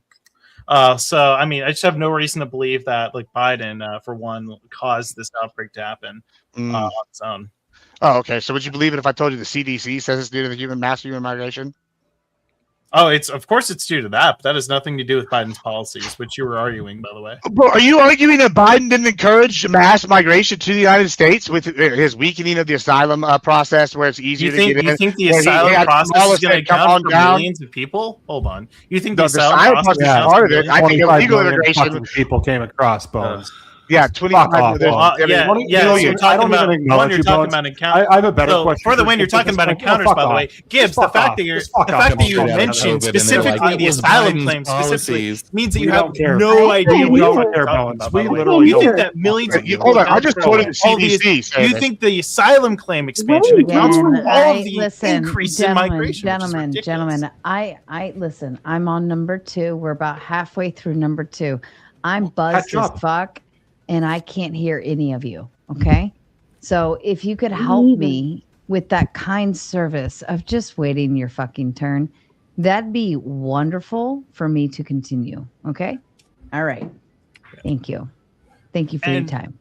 And to piggyback off of this, the problem with screwworm coming into the U.S. in 2026 is that none of the fucking cattle that seem to have gone in through Biden probably had screwworm. There's no reason to believe that any of the cattle under Biden's administration had screwworm in the first place. And the fact that the infestation was spreading through only Central America and Mexico at the time, which means that we have limited, what's the word I'm looking for? Influence with respect to control. Well, hold the fuck on. We had limited influence with respect to being able to control this abroad. Wait, are dogs cattle? Something probably just got let through, and there are dogs proper vetting at one point. And that's not an issue with the Trump administration necessarily. That's not an issue with the Biden administration necessarily. That's probably just something got through, and guess what? Now we have an outbreak. Wait, fail-safes aren't No, I agree with Gibbs on Mexico this. until 18 months ago. Hold on. Once Go again. ahead. Hold- Go ahead, Can I Brett. say something real quick? Yeah, go ahead. Yeah, I agree with Gibbs on this. Biden did encourage people to cross the border. He did do that, and yeah, so that's that. He did encourage a lot of people, and he did not stop it, because when we saw it, it was like a flood of people, going Yeah, because towards Trump that border. previous was It hurting their was during his children. administration. Oh no, there's more people. Trump was They not were in waiting office. for the next president because Trump was no. literally hurting their Yes, we children if don't he need got more caught. people, sir. We don't Just need saying, more people. I'm just telling We you why really the don't. glut happened under Biden. He just wasn't hurting their kids, so they waited But he until said a it non-crazy didn't person was happen there. under Biden. So I'm correcting that, sir. No, He he's said saying it the never policy happened didn't under Biden. cause So it. I'm saying it did. No, No, it's the not mass a migration was policy. happening He everywhere. encouraged it. His COVID mouth caused a mass migration encouraged event. it. Economic failure across the No, world it caused a didn't. mass migration event. Yes, it did. That's what COVID was. It was a mass economic No, failure across the world. COVID did not. COVID didn't do that. His mouth Okay. did. Your mom COVID didn't did. do that. Okay. This is Keep such telling a yourself liberal that. take, Britt. Oh my god, dude. Yeah, we can What move are we? on. What are This we is fucking dumbass. And don't forget, allow me to take the time to tell everybody you're all stupid. And if you would like COVID to didn't keep do that. continuing, if you would like to keep on continuing the show, I am not accepting your donos to continue the show tonight at this point. We are sending them all over at Mr. Benjamin Balderson's channel. It is pinned and linked in my live chat. Go over there, send your $10 donos. You need 10 $10 donos to continue the show. I don't even know at what point we're at, but that's where you got to go. Okay. All right. Britt, go ahead. Lay out your thoughts, darling. Britt. Yeah. If Britt doesn't want to take it, I'll take. I could give you specific examples of migration policies under Biden that caused this. Also, first of all, when his policy rollbacks, he ended remain in Mexico. He caused strain on the system with the automatic release and process of asylum systems. He changed the asylum system. He also put a temporary pause on certain deportations and changes to interior enforcement priorities. He was lax on border security. And here's a big reason why we have a screwworm: is the illegal cattle trade is the secondary, or is either the primary or secondary reason. Hold on. Yeah, it goes, and we have over 800,000 to 1 million head of cattle annually across Mexico's southern border for countries like Guatemala, Nicaragua, and Honduras. This is linked to money laundering, territorial expansion, bypassing regulations. This is a leading cause, along with people moving up. And when I say people, I'm not saying arguably maybe some of them got some screwworm on them, because it does affect humans to some degree. But guess what? One of the animals that has been found with screwworm in the United States is a dog, and they can't figure out how the dog got it or where it came from, because guess what dogs do? They go across the border. And this is actually in New Mexico. They just took it to Texas to get it tested. That's why it originally appeared as the Texas screwworm. But then we have 2 in Texas, and now we have 1 in New Mexico, and this dog was one of them. Well, that's interesting, because lots of illegal immigrants bring their dogs, and cartels smuggle all this stuff via tunneling as well. So guess what? We are passing, because of cartels and Biden's lax enforcement of the border. That's partially why, due to migration and because of his weakness on cartels, has caused screwworm to come here. Yeah. Easy. Santa, what you got for us, sir? If you look at this chart, this is the immigration across the estimated year. This is from the U.S. Census Bureau. This is showing a peak of immigration inbound as starting at 2021, curtailing a little bit, 2022, 2023, but still ramping up to its high at 2024 when it took a marked decrease. These are straight numbers. This is the Census Bureau. I don't know that there's much to argue here about the net immigration. All right. Gibbs? Yeah, I mean, once again, that matches everything I said, because once again, it's been stopped at the border. 4 years, due to partially because of what Trump has done since he got in office, and because we have known this is a problem, and Texas has been preparing for it. And also, if you notice, when this mass migration stopped, it stopped whenever we had it forced along the border, and they couldn't get in, and fear of Trump's policies going forward, where he basically took away these policies going on. So yeah, this graph pretty much proves everything I'm saying. You see a dramatic drop the minute Trump gets in office, and you see it like trending downwards when you can see the writing on the wall. I mean, so yeah, thanks for proving my point. Yeah, unfortunately, none of this actually substantiates your point, by the way. So the USDA, by the way, suspended Mexican cattle imports on May 11th, 2025 under Trump's administration after briefly letting them in. And it just so happens to be that screwworm, after a year of that ban, seemed to have made it in the United States anyways, which seems to suggest, by the way, that Biden didn't cause this, and that it's probably more likely that some cattle probably got in or some animals got in under Trump's administration. I'm not arguing they didn't get in under Trump's administration. They only were able to be only over 2 years later, only 2.5 years later, by the way. Hold on, this is once again, you're just ignoring all the factors that led up to this and being bad faith. You're going, oh, it got in under Trump. It's got to be 100% his fault. So how did immigration somehow cause this, despite not even listening to a single one of Biden's policies, which would have accounted for millions, by the way. Instead, it's probably more likely that it's probably more likely that just something fell through. There's like way more priors to suggest that. I presented a nonpartisan report, and you unfortunately just it's a non sequitur. Away. Yeah, he just ignored it. It is a non sequitur. It is a bro. Hold on. When the CDC says mass migration is a hard problem because of mass migration under Biden is what caused this. I gave you proof. This is not proof. This is a complete non sequitur. It is completely non sequitur. Do not relate. Just trying to prove the CDC says they relate. That are unrelated. You know more than the CDC. Yes, I guess you know more than the CDC. Shut up for a second. Yeah. The worm did not enter Mexico until 18 months ago, which is the first month of Trump's, the last month of Biden. So during that 18 months is when it got all the way from the bottom of Mexico. So if it was the mass migration that you said was happening during all of Biden's, it would have been through Mexico and all the way up to the U.S. already, right? Hold on. Most of those people were staying in Mexico. Hold on. If it got to Mexico after by the end of Biden's term, what does that mean? That means all during his term, there was mass migration happening in Central and South America, and the CDC confirms this. I can give you the link for that. CDC says mass migration is one of the key reasons. So you're telling me that the CDC, the Center for Disease Control, the experts on this don't know. You know more than migration than them. Keep doing this fucking Mott and Bailey. I'm going to call it out one more time. None of this has to do with Biden's policies. This has everything to do with the influx of migration post-COVID. It is more explained by that than anything. I don't know why aided by Biden's policy. Mott and Bailey. I've been called out twice. Once again, I list all. Hold on. Once again. Let me list the policies. Hold on. Unlike you. I actually have data. Unlike you. I actually can understand what policies are. I can understand. Hold on, you can understand shit. Rhetorically steamroll me. Completely fucking lying. You said that Biden's asylum policy is what caused millions of people. You haven't addressed any of my policies I listed. You haven't addressed any of them. Once again, policy rollbacks, remaining policy in Mexico, policy border construction. That was policy under Biden. System strain because of automatic release. That is a policy under Biden that encouraged it.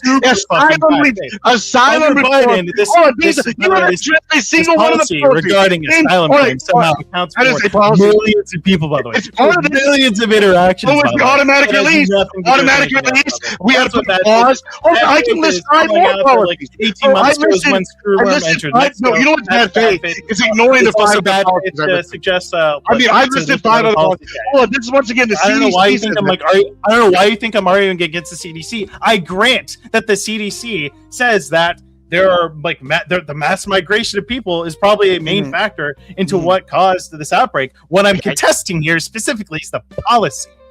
Okay, so did Biden change? Oh no, we're gonna ask yes or no question. We're gonna see how good faith you are. We're gonna all right.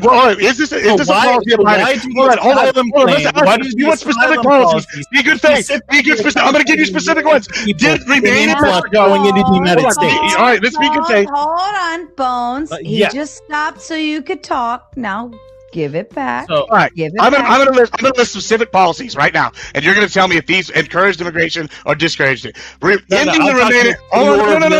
Hold on. Okay, millions of people. By the way. All right, we're gonna go through these. There we go. Thank you. All right, I'm gonna. All right, Gibbs, be good faith. Ending the remaining. I'm so sorry. So hold on. Ending the remaining Mexico. Me calling out the absolute bad faith dog shit You're being bad faith. Gibbs is not me. Like you're the one being bad faith. I'm giving you specific policies. I am being ultra good faith, by the way. Pardon me, Gibbs, for a moment. Bones, I can't hear the fucking bad faith because you keep fucking talking over him. Well, if he quit sweeping, all right, that'd be good. It's frozen on my end here. Hold on.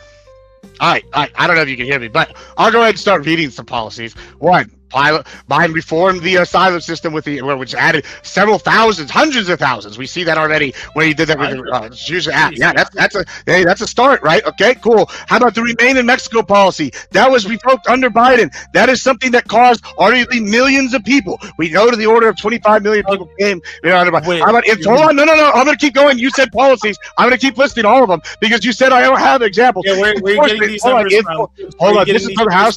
This is House. 25 million from Gibbs. This is House. No, I'm not talking about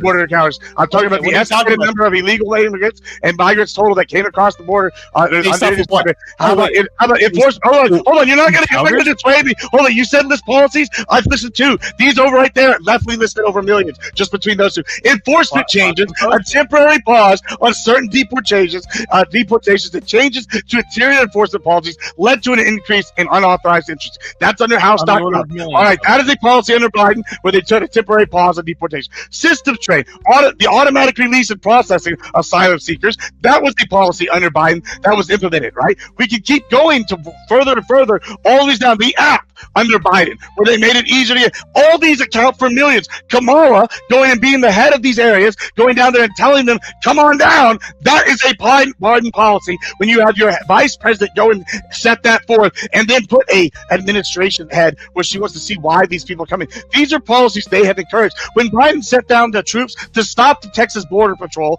and the Texas National Guard from allowing people to come in, that's a Biden policy. When it went from Shelby Park, went from 1,500 people a day to 3 people a day coming in after Abbott set the Texas National Guard down there, that is a massive number of people. In 365 days, all right, let's do a little quick math because you don't think it's a significant number. And this is just one location, 1,500 times 350 and 365, all right? This is something that's not even disputed. This is one location equals 547,000. That's one crossing. When that happens within a year, you have multiple crossings putting up similar numbers. That's millions of people. So guess what? I'm factually right on this, and you just don't like to admit it.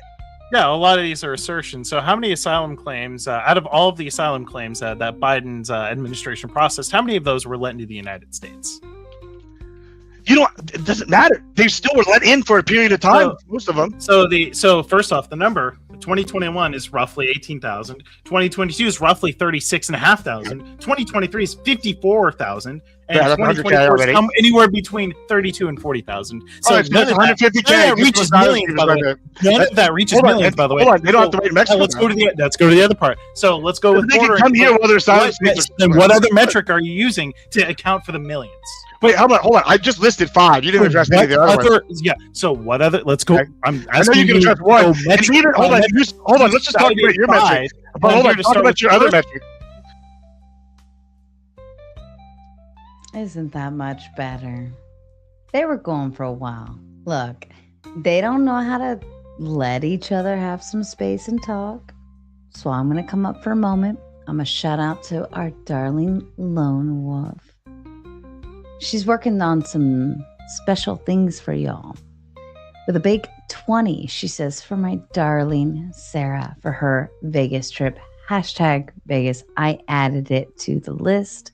It will be matched, my lady. I love you so much. I love you so much. Is this better? We're nice and quiet. I'm buzzed. I'm buzzed as fuck. Okay, we're on number 2. We're halfway through number 2. This is nice though, right? This is nice. I'm a princess tonight, and I shall be treated as such, which means when I say fucking yield, y'all go fucking yield. All right, I'm going to give you both another opportunity to unfuck yourselves. Got it? Okay, good. Well, once again, Bones is not addressing the Rain in Mexico point, which has something directly to do with the asylum seeking process. Here's some metrics. As of 2025, and most of these were filed before 2025, we have over 424,000 total cases remain unresolved at the end of the fiscal year. Most of those people are in the United States because we got rid of the Remain in Mexico policy. So over 2 million people are waiting, even though he's right about only 10% or so getting granted asylum. Those people still moved here in mass, and that's millions of people in the asylum system that came through our gates. And even if they didn't just stay in Mexico. So that's just the asylum process alone. Get wrecked.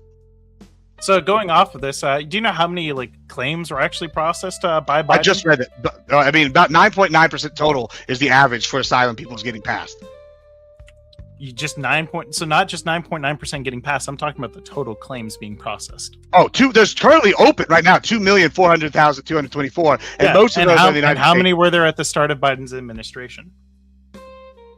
What does that have to do with anything? Most of these people came during Biden's administration. And we know this. Okay, so we know this how? And we know this how?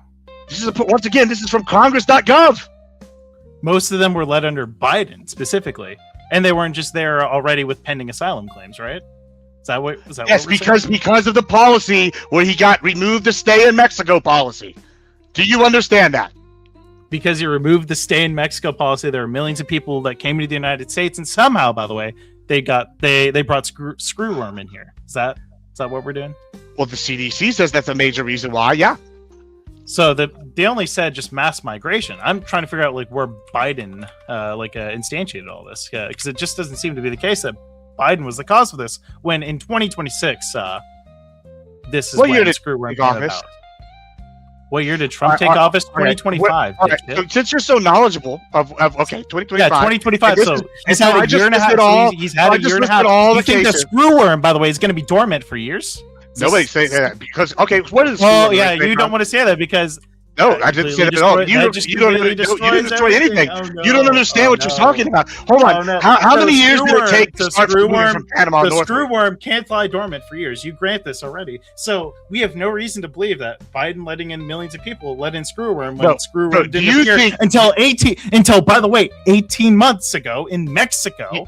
Okay. So the idea that Biden's fucking stay in Mexico plan or removing the fucking stay in Mexico shit was a cause of this, by the way, completely unfounded. Hold on, that's completely unfounded because the timelines do not fucking absolutely not. Hold on, this is how it's done. They do not line up at all. Let me explain what you just said. They do not. I agree. You're telling me that the stay in Mexico plan somehow. So you're telling me that the stay in Mexico plan suddenly there's all this screwworm that was in Mexico prior to 18 months ago that the government just didn't report on.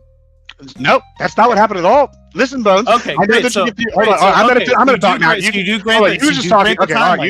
You do grant the timeline. You do grant the fucking timeline. No, I don't grant that. You don't understand the timeline. Okay, so what's the time? So when did screwworm enter Mexico? All right, listen. I got a question for you. No, answer the question. When did screwworm enter Mexico? Do not pivot. When did screwworm enter Mexico? I'm not going to pivot. It entered last year. When did screwworm enter Mexico? Hold on. Once again, this is bad faith. Once again, hold on. This is not bad faith. I'm going to answer now. This is not bad faith. This is directly attacking your timeline right here. I'm going to answer under Biden's administration. Hello, maters. I got nothing. See, they can't get along, so we got to put on the get along shirt. And the get along shirt is me right now, coming to you. Nice and easy, and showing them how we can be calm, cool, and collected like a cucumber. Maybe they'll try again, and they'll do better. I hope. I love them both. They're great, though. This is great content. You love it. You love it. Boop. Here we go. All right, so I would like to go through the timeline because no, it's my turn. You've been talking for 10 minutes. Yes, go through. Wait. Okay, let's go through the timeline. But I want you to answer the question that you've been dodging for the last minute. No, I'm going to answer. I'm going to answer in my answer. Okay, so when did screwworm enter Mexico? When did screwworm enter Mexico, Gibbs? I'm going to answer. I get to answer the way I want to now. Okay, cool. Thank you. Okay, but if it doesn't answer the question, by the way, I will answer. You wait. I'm going to let Sarah know. I'm going to interrupt him the moment he starts pivoting. No, you're going to to let me answer all the way through, or I'm just going to mute you and I'm going to keep talking. So this is not Okay, going to work. look, that's fine. Look, Right, if you I'm don't doing it. answer the question, I'm I'll muting. just I'm gonna- if you all right, don't I'm answer gonna the keep question, talking. that'll just Okay. be a concession. That'll be a No, it's not a concession. concession at all. All right, this is the Yes, fact. yes, it Okay. will be.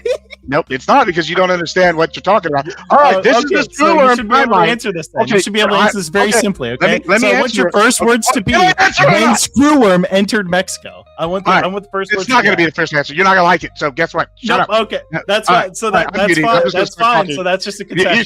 can either mute him while I talk real quick, or I'm just going to mute real quick because that's I've been a talking concession. about, and I've been Look, waiting patiently that's for 5 fine. minutes You- here. So here that's we go. fine. Here's You can mute the me. A fact. mute is a I don't know what he's concession, by the saying. way. I haven't muted. That's a concession. If You don't anybody's, want to answer I the actually have question. Okay. We're going to go one at a time my way. Okay. We're going to do it my way. I'm going to set a little timer. I'm going to look at the little clock. We're going to go one at a time.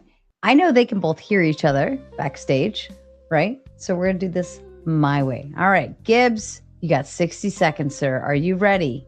Prep yourself. And Bones, you have a 60-second rebuttal. Are you ready? I hope you're fucking ready, because here we fucking go. All right. So first, I've already stated the CDC says this is a reason why. All right, let's just go through the timeline of screwworm. Early 2023, I don't know who the president was then. It was Biden. The biological barrier at the Darien Gap in Panama was breached, allowing an outbreak to spread north to Central America. November 2024, also Biden. The parasite was detected in Southern America, indicating an accelerated spread. All right. So those are both during Biden. It spread across the Panama border and moved forth. Summer and fall of 2025, the USDA tracks further spread north of Mexico, confirming cases in Nuevo Leon, and others, it would hit the United States in 2025. These are predicted models due to outcomes that already happened under Biden. I already mentioned these other things. February 2026, before our first one was done, USDA shifted a stale fly dispersal operation to southern Texas to establish a biological buffer zone. The June 23rd, 2026, the USDA confirmed the first cattle outbreak. So yeah, all these can be traced back to the policy. CDC says I'm right. And if you look at the timeline, the Darien Gap 2023, that's under Biden, and November 2024, Southern Mexico, that would be under Biden as well. So these are both from the American Farm Bureau and American Veterinary Medical Association. Go. All right, Bones. And hold on, let me get it to the full 30 seconds. And then I will bring you up. 4 seconds. 3, 2, 1, go. Perfect. Honestly, I don't even think I need to give a response to Gibbs because he just conceded the entire point. So screwworm entered Mexico in November 2024 in the last 3 months of Biden's presidency. It traveled up through Mexico, but was not detected in the United States up until the start of, or not even till the start of, but past the start of Trump's administration. And so, I mean, at this point, there was already a moratorium on cattle going into like November 2024 anyways, up until February at the start, near the start of Trump's administration. So it just seems to be the case that Gibbs agrees with my timeline. So it can't possibly be the case that Biden caused this outbreak to happen when the Remain in Mexico policy wouldn't have been the cause of this, considering screwworm was not really like near those encampments by that time. And most of those people are already in the United States, which he grants. So, I mean, none of this makes sense. He's just completely flailing around, which is fine. All right. Thank you, Bones. Gibbs for the rebuttal. Go. Yeah. I mean, this is like the bad faith Democrat tactic right here. I mean, the argument, none of these policies, I listed policies, this is why he's pivoting, that caused mass migration under Biden. I showed the timeline. Actually, the timeline shows November, this is according to the Veterinary Association, was November Mexico. That's under Biden, right? So first case were in Mexico under Biden. So basically, Biden leaves office, leaves a mess on the border, and then Trump cleans it up. All these things are indicative that it was caused due to mass migration and the illegal cattle trafficking. I mean, I don't know how he can sit here and argue with a straight face and be like, oh yeah, but it happened under Trump. Ignore all these other things that happened first because Trump bad. Like, that's a typical Democrat person. They don't have anything of substance. They just want to attack Trump because they have TDS. He's not even arguing. He's arguing a timeline that proves I'm correct. So thank you. I'm good. Okay. All right. Easy peasy. One more, and then we're going to the whole panel. So I don't know why Gibbs is saying that it's bad faith to like challenge the timeline and challenge his logic with respect to the timeline. This is just, again, a complete like rhetorical flailing on his end. But to go back to this, Biden did in fact implement policies on this. You could argue on whether they were like too weak. I would say that maybe Biden's policies could have been too weak. But it seems to be the case that he did actually like attempt to stop the screwworm outbreak. And it also is the case that Biden's policies really shouldn't have an effect on the screwworm outbreak, considering that the remaining policy, Mexico policy, was ended in the middle of Biden's administration, and only in 2024 did the cattle start getting screwworm into Mexico, not the United States. So it literally cannot be the case that Biden's policies caused this when there's a big, massive gap between populations here and the movement of said populations. None of that follows. So and I'd really hope to hear for something that's coherent coming from Gibbs, but who knows? All right. Thank you, gentlemen, for playing. That was fun. We worked it out. We figured it out. We got there. All right. And I've got Britt and Lone Wolf backstage for the record. And Mr. Balderson, can you tell me how much time is left on your goal timer, sir? You are muted, sir. 11 and a half minutes, and there's 2 on the goal. All right. Before we let Gibbs and Bones like TikTok into this crazy level, Mr. Effigy. Now remember, we are not sending donos on the gauntlet. We are going over the link is pinned on my live chat, but we have to send the dono goals over to Mr. Balderson. Mr. Balderson, can you tell us where we stand? I think we're like 1 out of 10, maybe? 2 out of 10. 2 out of 10, sir. 2 out of 10. And you have less than 11 minutes to do so. Mr. Effigy, can you please inform the audience what they need to do, sir? All right, everybody, this is what you need to do. We need you to send some donos over to Ben Balderson, but please make sure to send it in bottle caps and seashells, which is the kind of currency that whatever the fallout, middle of nowhere, a post-apocalyptic landscape that he lives in, that's what they use for currency there. So please make sure to send it in the correct currency. I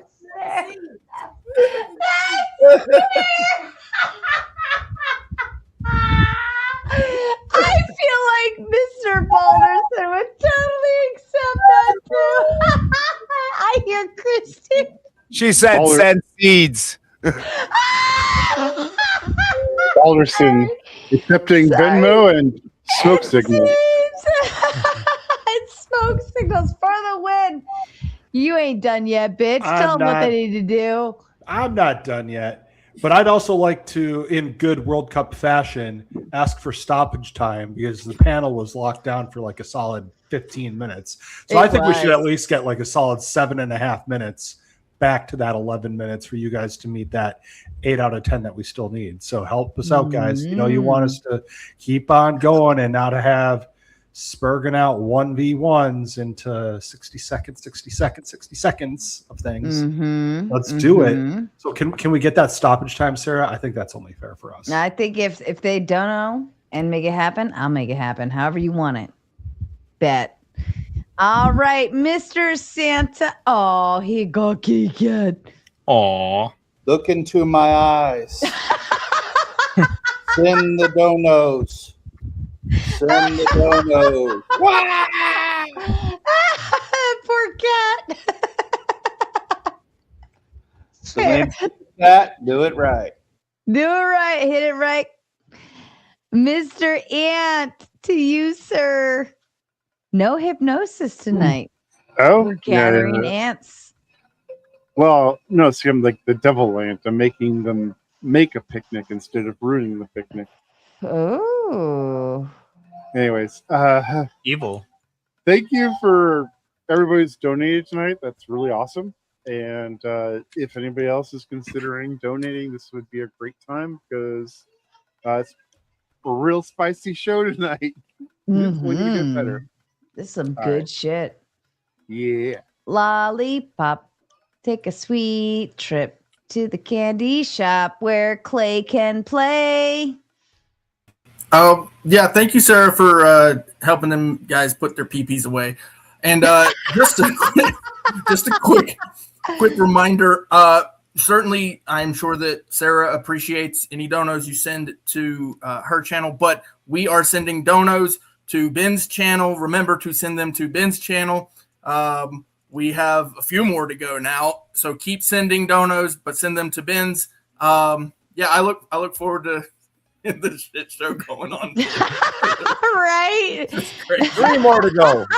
Three. Admiral Gibbs is taking a shit. Spin! Tell them what to do for Mr. Balderson. Oh, wait, hold on. Hold on. Would you like to announce this one?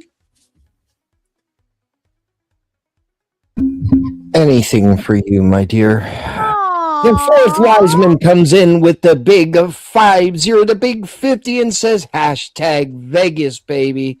7 out of 10. 3 to go.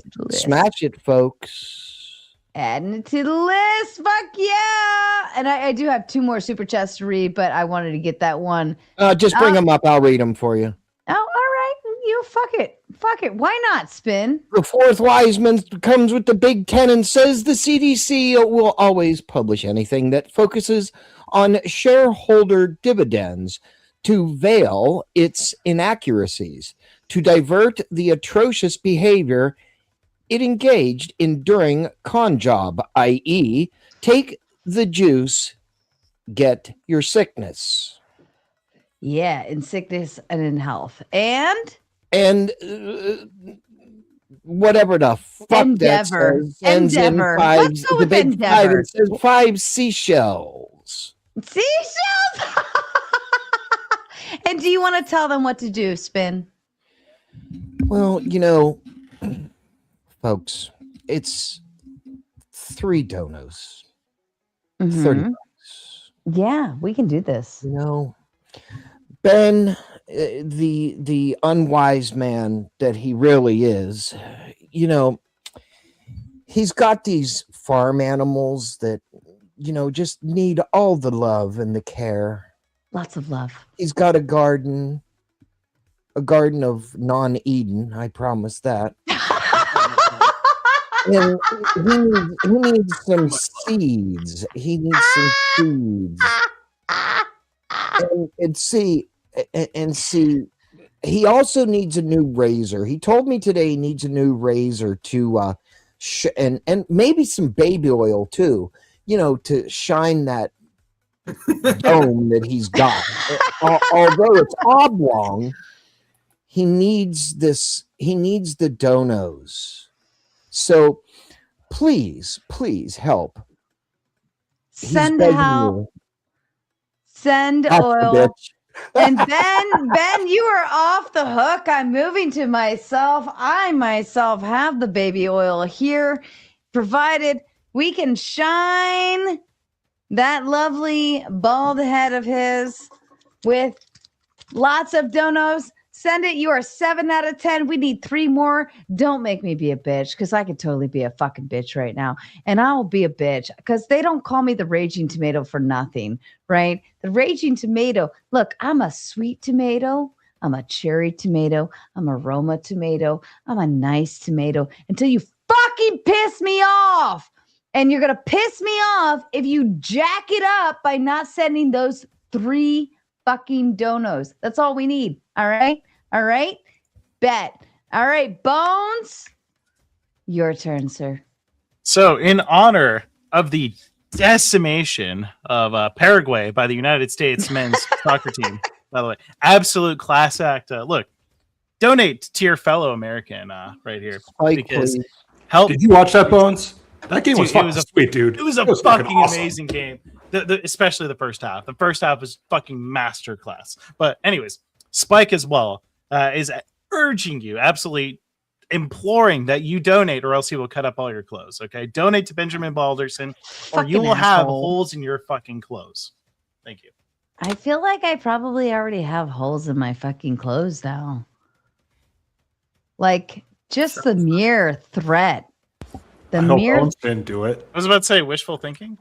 The mere threat of scissors to my clothing makes me feel like I already have holes in my clothes. So get her done. Mr. Fourth Wiseman has spoken. We're at 7 out of 10. I'm going to take his word on it. And blessed be thy name. Let's go. We got 3 more to go. What's our timer ticking at? Also, if you're on my side and you watch on Twitch refresher page. And the fourth Wiseman comes in with another big 10 and says hashtag Vegas baby. 8 out of 10. 2 to go. And Mr. Gibbs, you were taking a shit during. Yeah, I took that opportunity to restart my stream for the new day because we're trying to get these numbers. So if you aren't already on my side, refresh your stream so I get that ad revenue. And guys, the rest of y'all, yeah, make sure y'all cough up the money because I enjoy whooping this ass 1v6. If y'all enjoy Democrats having revisionist history and basically totally blanking on the facts and not remembering anything that's inconvenient, then now's your time to donate because Papa Gibbs shedding light on their dastardly deeds. And so yeah. Donate that money. Do it now. Give it to Balderson. Make it happen because we need money for this Vegas trip. All right. Fuck yeah. And hashtag Vegas, all that shit. Because then you get a double whammy. See, Balderson goes to bed with a smile on his face. And I also go to bed with a smile on my face because you hashtag Vegas. And then Mr. Tom Carpenter will match up to the first 1,000 for all of this wonderful, amazing love. And I set the rules. And I said anything that goes to Balderson's channel tonight after like an hour ago, whatever it was, I said anything that's hashtag Vegas counts. So it counts. So let's fucking go. All right. Back to you guys. Who wants Santa? Las Vegas.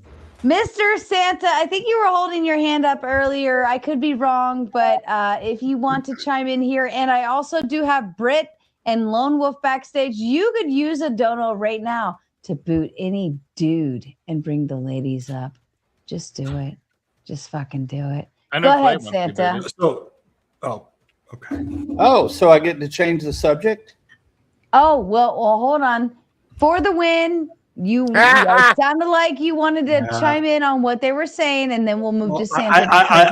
I do, but I don't. And Alexander Rin came in with the big 20. Do it.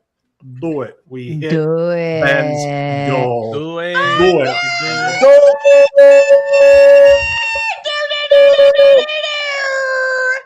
I fucking love that. Alexander, you are so sporadic and so all over the place sometimes. I fucking love you. I'm so excited. I'm glad you're back again. Where the fuck have you been, sir? Just stay here. And the fourth Wiseman came in with another big 20 and says, "At Vegas, goal smashed, bitches." Yes, Benjamin, no baby oil used different oil to shine that scone. It's more manly. Yeah. Wait. What oil would we use to shine your head? Well, Diddy would say GSP. I think specifically 60-30. Very heavyweight. Christy prefers when I smell like pine trees, cedar specifically. All right, fair enough. The wife has spoken. Shout out to Alexander and Fourth Wiseman for not only completing the goal, but going above and beyond. Mr. Balderson, please reset your goal. We're starting from scratch. Boop, boop, boop, boop, boop. Well, it's Balderson, I've got the perfect oil for you. Just look inside chat, and I got you right there. Oh, hold on. Wait. I thought you were only supposed to send me the dirty pictures privately. I mean, it depending on, I guess, your view of dirty in this case, it probably would be dirty. That is good oil. Dirty motor oil. Yeah, well, he said diff oil, which is like differential oil, right? Used diff oil stinks so bad. That's one of my least favorite smells. Yeah, used diff oil's rough. So, anyways, I was just gonna say, Bones, I motherfucking hate your takes. I fucking hate them. But when I know that you hate the truth. But hey, it's fine. but I still care about your feelings. Hold on. I care about your feelings, motherfucker. Hold on. But in your grift, you said something amazing. You talked about the USA. You talked about the World Cup. This is 250. This is about America right now. Like, this is a time we can set out all the bullshit aside and we can root for America for a change. Like, we have a lot to celebrate over the next couple of weeks here. So. I'm just curious if you think like my grift is. Like, what do I not like genuinely believe? I don't care about that. I'm just giving you credit on us beating the shit out of Paraguay tonight, especially on that last goal to end the game. Like, what a perfect way to end the game on a fucking goal. You know, at the 97th minute. Oh my god, that shit was fucking peak. Exactly right. It was You fucking guys talking sweet. about soccer right now? Shut the fuck up, That's Clay. that shit is fucking It's amazing. America What right the now. fuck are you talking about? All right, Santa, you got a topic shift. Go ahead. Yeah, because that's called football everywhere else. Now, I did Yeah, have. but we have the real football though. That's why we know it's big. It affects my life and perhaps all of yours as well. This is not as partisan as it may sound, but it'll be taken that way. Right now, the Oregon oceanographic research groups are led by the NSF are dismantling the measurements and the measuring sensors and all that they have off the coast. And those are the sensors that tell us when we're going to be facing fire seasons, when we're going to be facing droughts. And it's because the NSF, the National Science Foundation budget, was cut. Is that better for America first? I ask you. Yes. It's probably it's probably just another bullshit agency that we simply just don't need. We really don't need it. Yeah, but the purpose of these instruments was to help us figure out Give when us we're going to have reliable like a data. drought season. Yeah, reliable data on whether droughts are going to happen, whether like a fire season is going to happen, or really just anything regarding the like overall health of the forests. We had a lot of weather systems go, and there were a lot of tornado outbreaks over this past year that a lot of warnings were claimed to not be able to come in time because a lot of the mechanisms used to predict the weather have been defunded. How much money were they getting? I don't know that. The whole system was $700 million, but that was invested over 15 years. And, we're talking lives. Is it a complete defunding, or is it just like a For partial? that. Yeah, For being those- forced to pull up the sensors, like thousands of them. Yeah. And this is happening all across the board. Like when you looked at like the first swipes they took at the Department of Education and some of the other departments, they were closing the statistics branches. This administration has been an absolute assault on actually getting data. So we don't have, if we don't have good information, we can't make good decisions. And a lot of the shit, if you're, yeah, of course. That'll you be a would rebuttal. fucking, That'll be a like, rebuttal. yeah, Spin that's City. Good fantastic, job. man. Of all the sentences I've ever said that are inflammatory, you chose to tell me to shut the fuck up on the having good data and making good sense one. Bravo, you fucking mush brain. I love you so much, Effigy. I mean, last time I checked, you just turn on the local weather. Shit's going bad. My phone still fucking tells me shit's going bad. But But I just got two effigy. I just got two weather alerts. I just got two weather alerts 2 days ago. not an alarmist. Hey, we had 90-mile-an-hour winds coming through because of guys, severe thunderstorms. I'm not an alarmist, but finding out based on ocean temperature and currents, they can predict the weather much more effectively, even 1 to 2 months out. I can look outside my fucking house and see if there's a fire. Yes, we have 3 different fire apps because we're in a drought right now and everything is like kindling. So, I mean, I get that it might not be a priority in the Everglades and wherever somebody else is. And I'm not saying that they shouldn't be concerned as well, but I'm saying this is important. If you guys really don't think that our having ample warning for this to prepare, I just cut 6 acres down. I'm sorry, I need 3 weeks to be known that there's going to be a tornado to come. I lived in Tornado Alley. What are you saying? I currently live in Tornado Alley. I mean, all the of a warning. Yeah, but what's the difference between 10 minutes and an hour, though? If you're in tornado, I'm talking country? about 3 fucking weeks, effigy, 2 weeks, whatever the fuck it And is. if you guys want to find the sensors to see it a month or two in These ocean readings are the entire way why we would know you whether or not wait it's going to be a La Nina or an El Nino, and that's important. Hold on. Okay, I can't all hear right. Santa.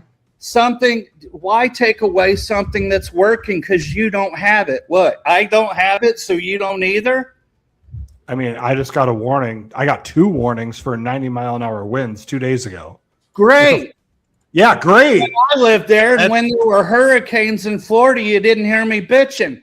But there are a lot of these things that have to do with these ocean currents, and it's more than just whether or not your fucking state is affected. And And not to mention, we didn't have this technology like not even like 60, 70 years ago, or even like 100 years ago. I'm not a partisan person. This is stupid. This is lives at risk for nothing. Yeah, like the amount of money. Can I just, if I may ask, just a very random question? But like, we started with Israel versus U.S., then we got onto Screwworm, and now we're on Tornado Alley. How did we get here? I don't know. We Well, asked save the whales. Oh, topic this, change, oh so- that, this, that. It's fucking retarded. No, this isn't save the whales. We don't need to This fund is $700 preventative million measures fucking which dollars keep for that us safe. bullshit. This is stuff that we didn't have decades ago that we now have, that we're able to prevent the damages to lives Hold because on, of this. let's just go one at a time. Spin, do you have an answer to my question? Yes or no? I'm sorry. I couldn't hear your question over the loud assholes in the room. Well, I asked, we started with U.S. and Israel, then we got to Screwworm, and now we're at Tornado Alley. How did we get here? You don't have to have an answer. By luck. I'll tell you exactly how. It's because we started arguing over what domestic and foreign policy was, because people didn't understand what foreign policy meant. That was that's how we got onto this subject, and then it's morphed into Screwworm because somebody thought, hey, that's going to be a dunk because hey, it snuck in under Trump, but it didn't count all those other months, all the years moving up, moving up. All from the months where What's their argument? Biden administration? None of that counted. I'm not done He's yet. salty. Ant, He's salty. Ant, None of that counted. I'm done. I'm not done yet. Ant, how did we get here? Wicked Witch of the East. All right, We're fair trying to figure enough. out who's the straw man, Yeah. who's the tin man, and who's Toto. Via broomstick. Clay, how did we get here? Tylenol. All right, fair enough. Santa? Well, I think there are a lot of things that affect people's lives, and different parts of the country are affected by different things. So, I think it's fucking hilarious when I see signs going into my neighborhood that say you can't use a goddamn lawnmower. I don't know. That matters to me a lot more than Israel. I'll be honest with you. How the fuck can you not use a lawnmower? Hold on. Because you're not allowed to use devices that shed a spark. That makes sense, actually. Gibbs, how did we get here? Yeah, I mean, because they didn't like the whooping Papa Gibbs was giving a 1v6 with the Israel topic. So we moved to another topic that I'm even more educated on, and it was rougher even there. But hey, that's how we got here. And if you like what you see, give money now, boys. That's what you need to do. Give us all the money. That's the secret. Do it now. Co-part of Gibbs. We want a drink on your dime. Guys, make it happen. I like it. Effigy, how did we get here, sir? How did we get here? We were born. Oh God! Shut the fuck up, Effigy. No, For the win. we got here from a fucking train of stupid. No, you ruined your chance. For the win. How did we get here? We got here because liberals didn't want to save lives by closing the border and letting illegals kill Americans. Rather, they're telling us that we should save lives by the motherfucking ocean now, and that we need to prevent tornadoes and give warning to people. You guys can go fuck yourselves. You guys are fucking pathetic. Jesus. Hashtag save your grandma in the chat. Bones, how did we get here? Because Mercury is not in retrograde, specifically. If Mercury were in retrograde, we would be on track.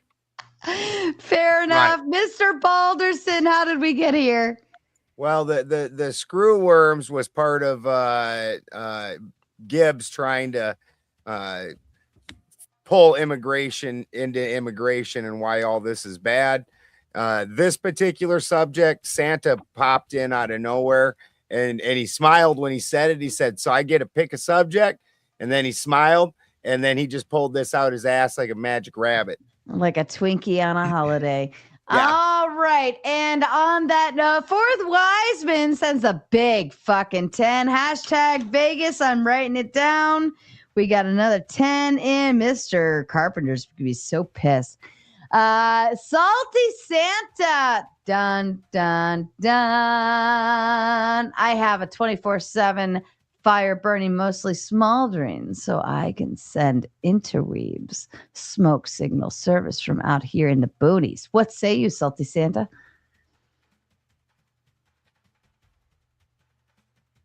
You muted or To be something? trick, Okay. yeah.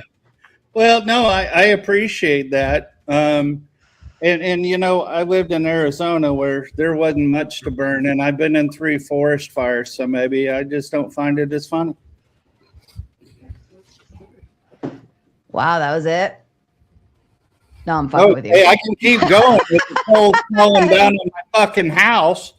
Yeah, I mean, yeah. There was one in Arizona. Where he's from, where he's at, like forest fires are actually like a real big deal. Like And you could prevent forest fires by not smoking meth in the A forest. lot of it's just dumb human stuff. I mean, to be honest. I literally lived on the edge of Osceola for like my whole childhood. That shit ain't no joke. Fair enough. Fair enough. All right. Kick us back to topic. All right. Ben? Which one? We have like. I'm going to let Ben pick. The screw worm? No, The the screwworm. screwworm. The funny part about that one was like he literally went immigrant. He basically, without saying it, said immigrants are dirty and they carry bugs. Hold on. It's any mass migration. And the dog, and mainly, listen, one of the animals was a dog. I don't know if you know this, but dogs are 4-legged animals.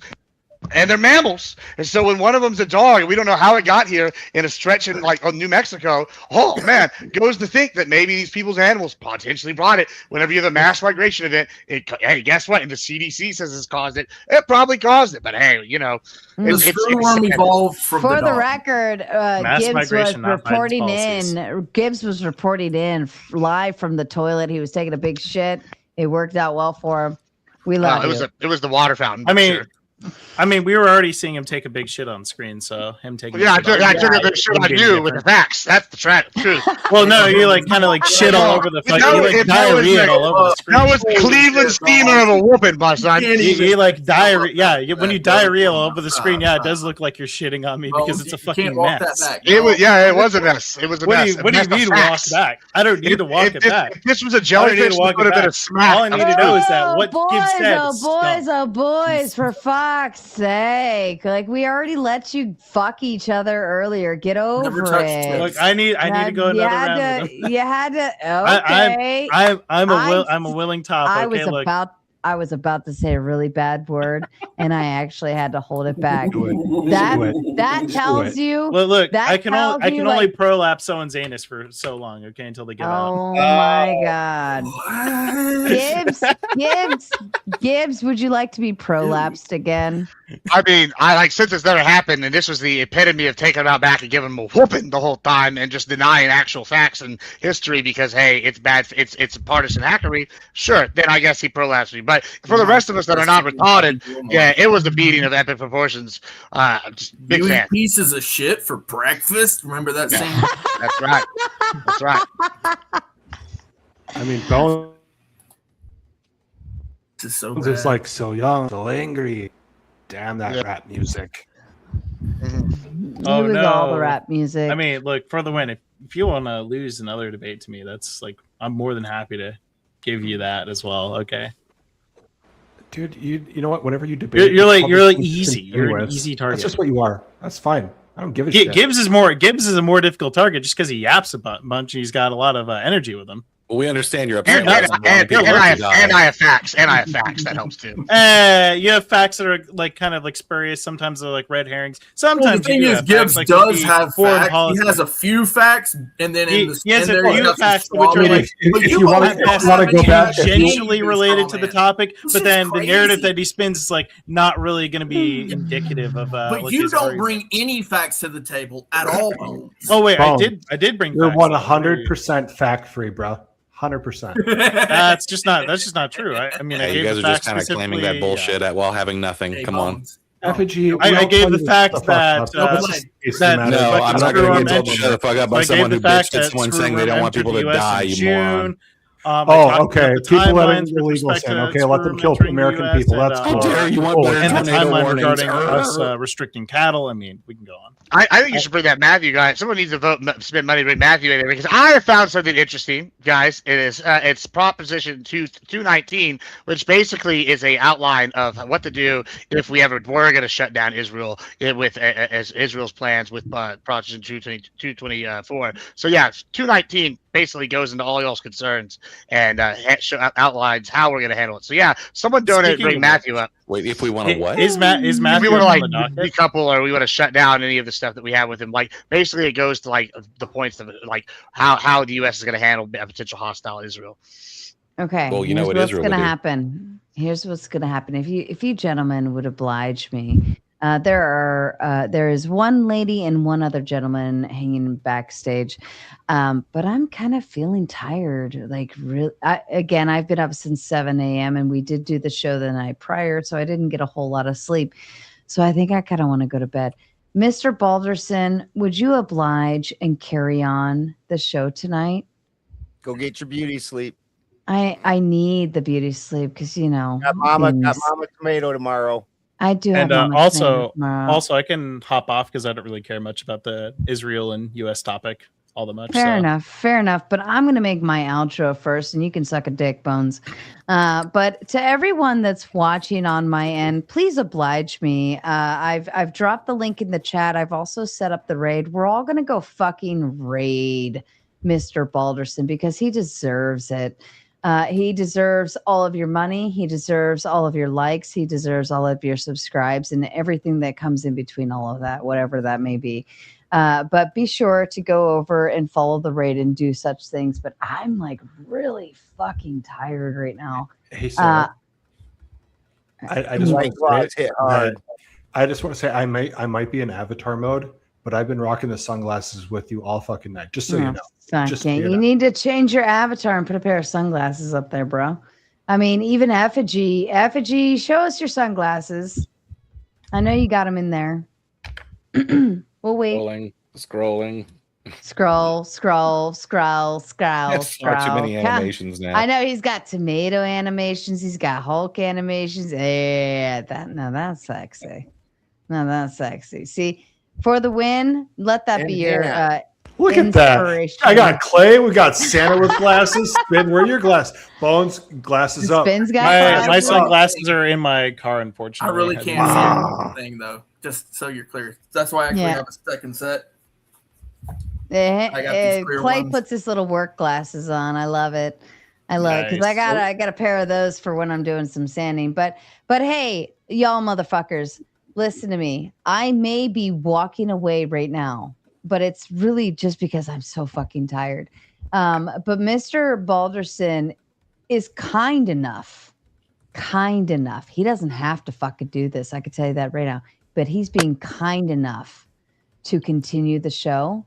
So you all better go over to Mr. Balderson's channel, like, subscribe, share, do all that shit. But more importantly, meet that fucking dono goal. I will be watching, and I will not accept disappointment this evening. Okay?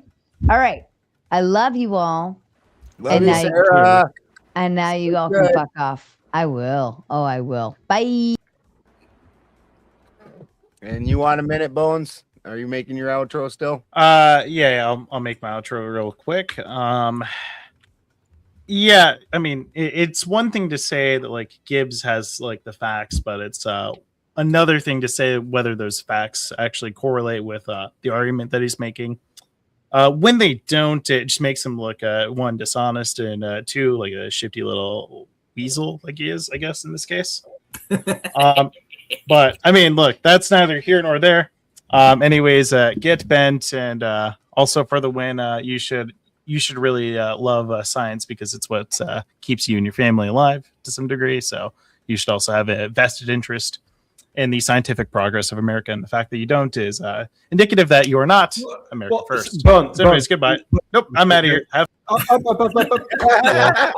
little bit, like a little bitch. That's okay. That's fine. I mean, we can all agree that there's science. There's science, and then there's science that wants to fucking control the world. There just is. Oh yeah, that's the things we're talking about in the last hour. Were the things that want to control the world. Buoys in the ocean to measure ocean temperature. That's controlling the world. Avery, my arch nemesis. What's up, brother? Well, from what I read, I was reading it after because I Gotta call also me the happen to communist live now. in a. I also let me happen ask to you live this, in a FG. fire zone. I have an I interesting was thing. reading about what Better Santa, than being called a about what Nazi, Santa Avery. brought up, and it says that they're replacing it with newer technology. So that it's not just getting shut down. That's what I was reading on it. Avery. I'm not It's saying better that than being called a Nazi. They wouldn't be pulling them out then. They would be replacing them that were at that moment, right? You wouldn't pull out working sensors. They're having to pull them out because of budget cuts. Like that's the widely I was circulated. called one today. I don't know if you're right or not, but the widely circulated thing about why they're having to pull them out is budget cuts. If they had new equipment, they would wait till they had it to replace it, right? I'm not. Yeah, so, they're I'm scaling not. it back. It's the first that I've heard of it, so that was just while I was sitting there, Sure. I was reading up on I it. put a link and in the it said chat. they're It's too long. It said they're focusing on better technology. You're a fucking Nazi, you fucking Trump supporter. Well, can I put one in the back chat? That's just another news station covering it. They're pulling it back, is what they said. Well, I actually heard that slugs are invading Israel right now. I have some video. Who gives a fuck? Look at the slugs. They're invading Israel. Uh, Holy drop 'em. shit. Oh, Look at what the the slugs invading fuck? Israel. What the fuck? Get rid of him. Get rid of him. Get rid of him. Get rid of him. Get rid of him. Get rid of him. Get rid of him. Get rid of him. Get rid of him. Get rid of him. Alderson, kick him. Fuck. Fucking. I did. It's just not that fast. I banned it. Yeah. You got to drop as quick as you can, man. Then ban after. And unfortunately, I just fucking I gotta restart that stream. Unfortunately, I just fucking was looking at Santa's thing, so it took me a second. I didn't even realize he I was doing appreciate it. There you go. I'm messing it all up. Yeah, I mean, no, like you didn't know that the guy, because I didn't even actually see what he was doing.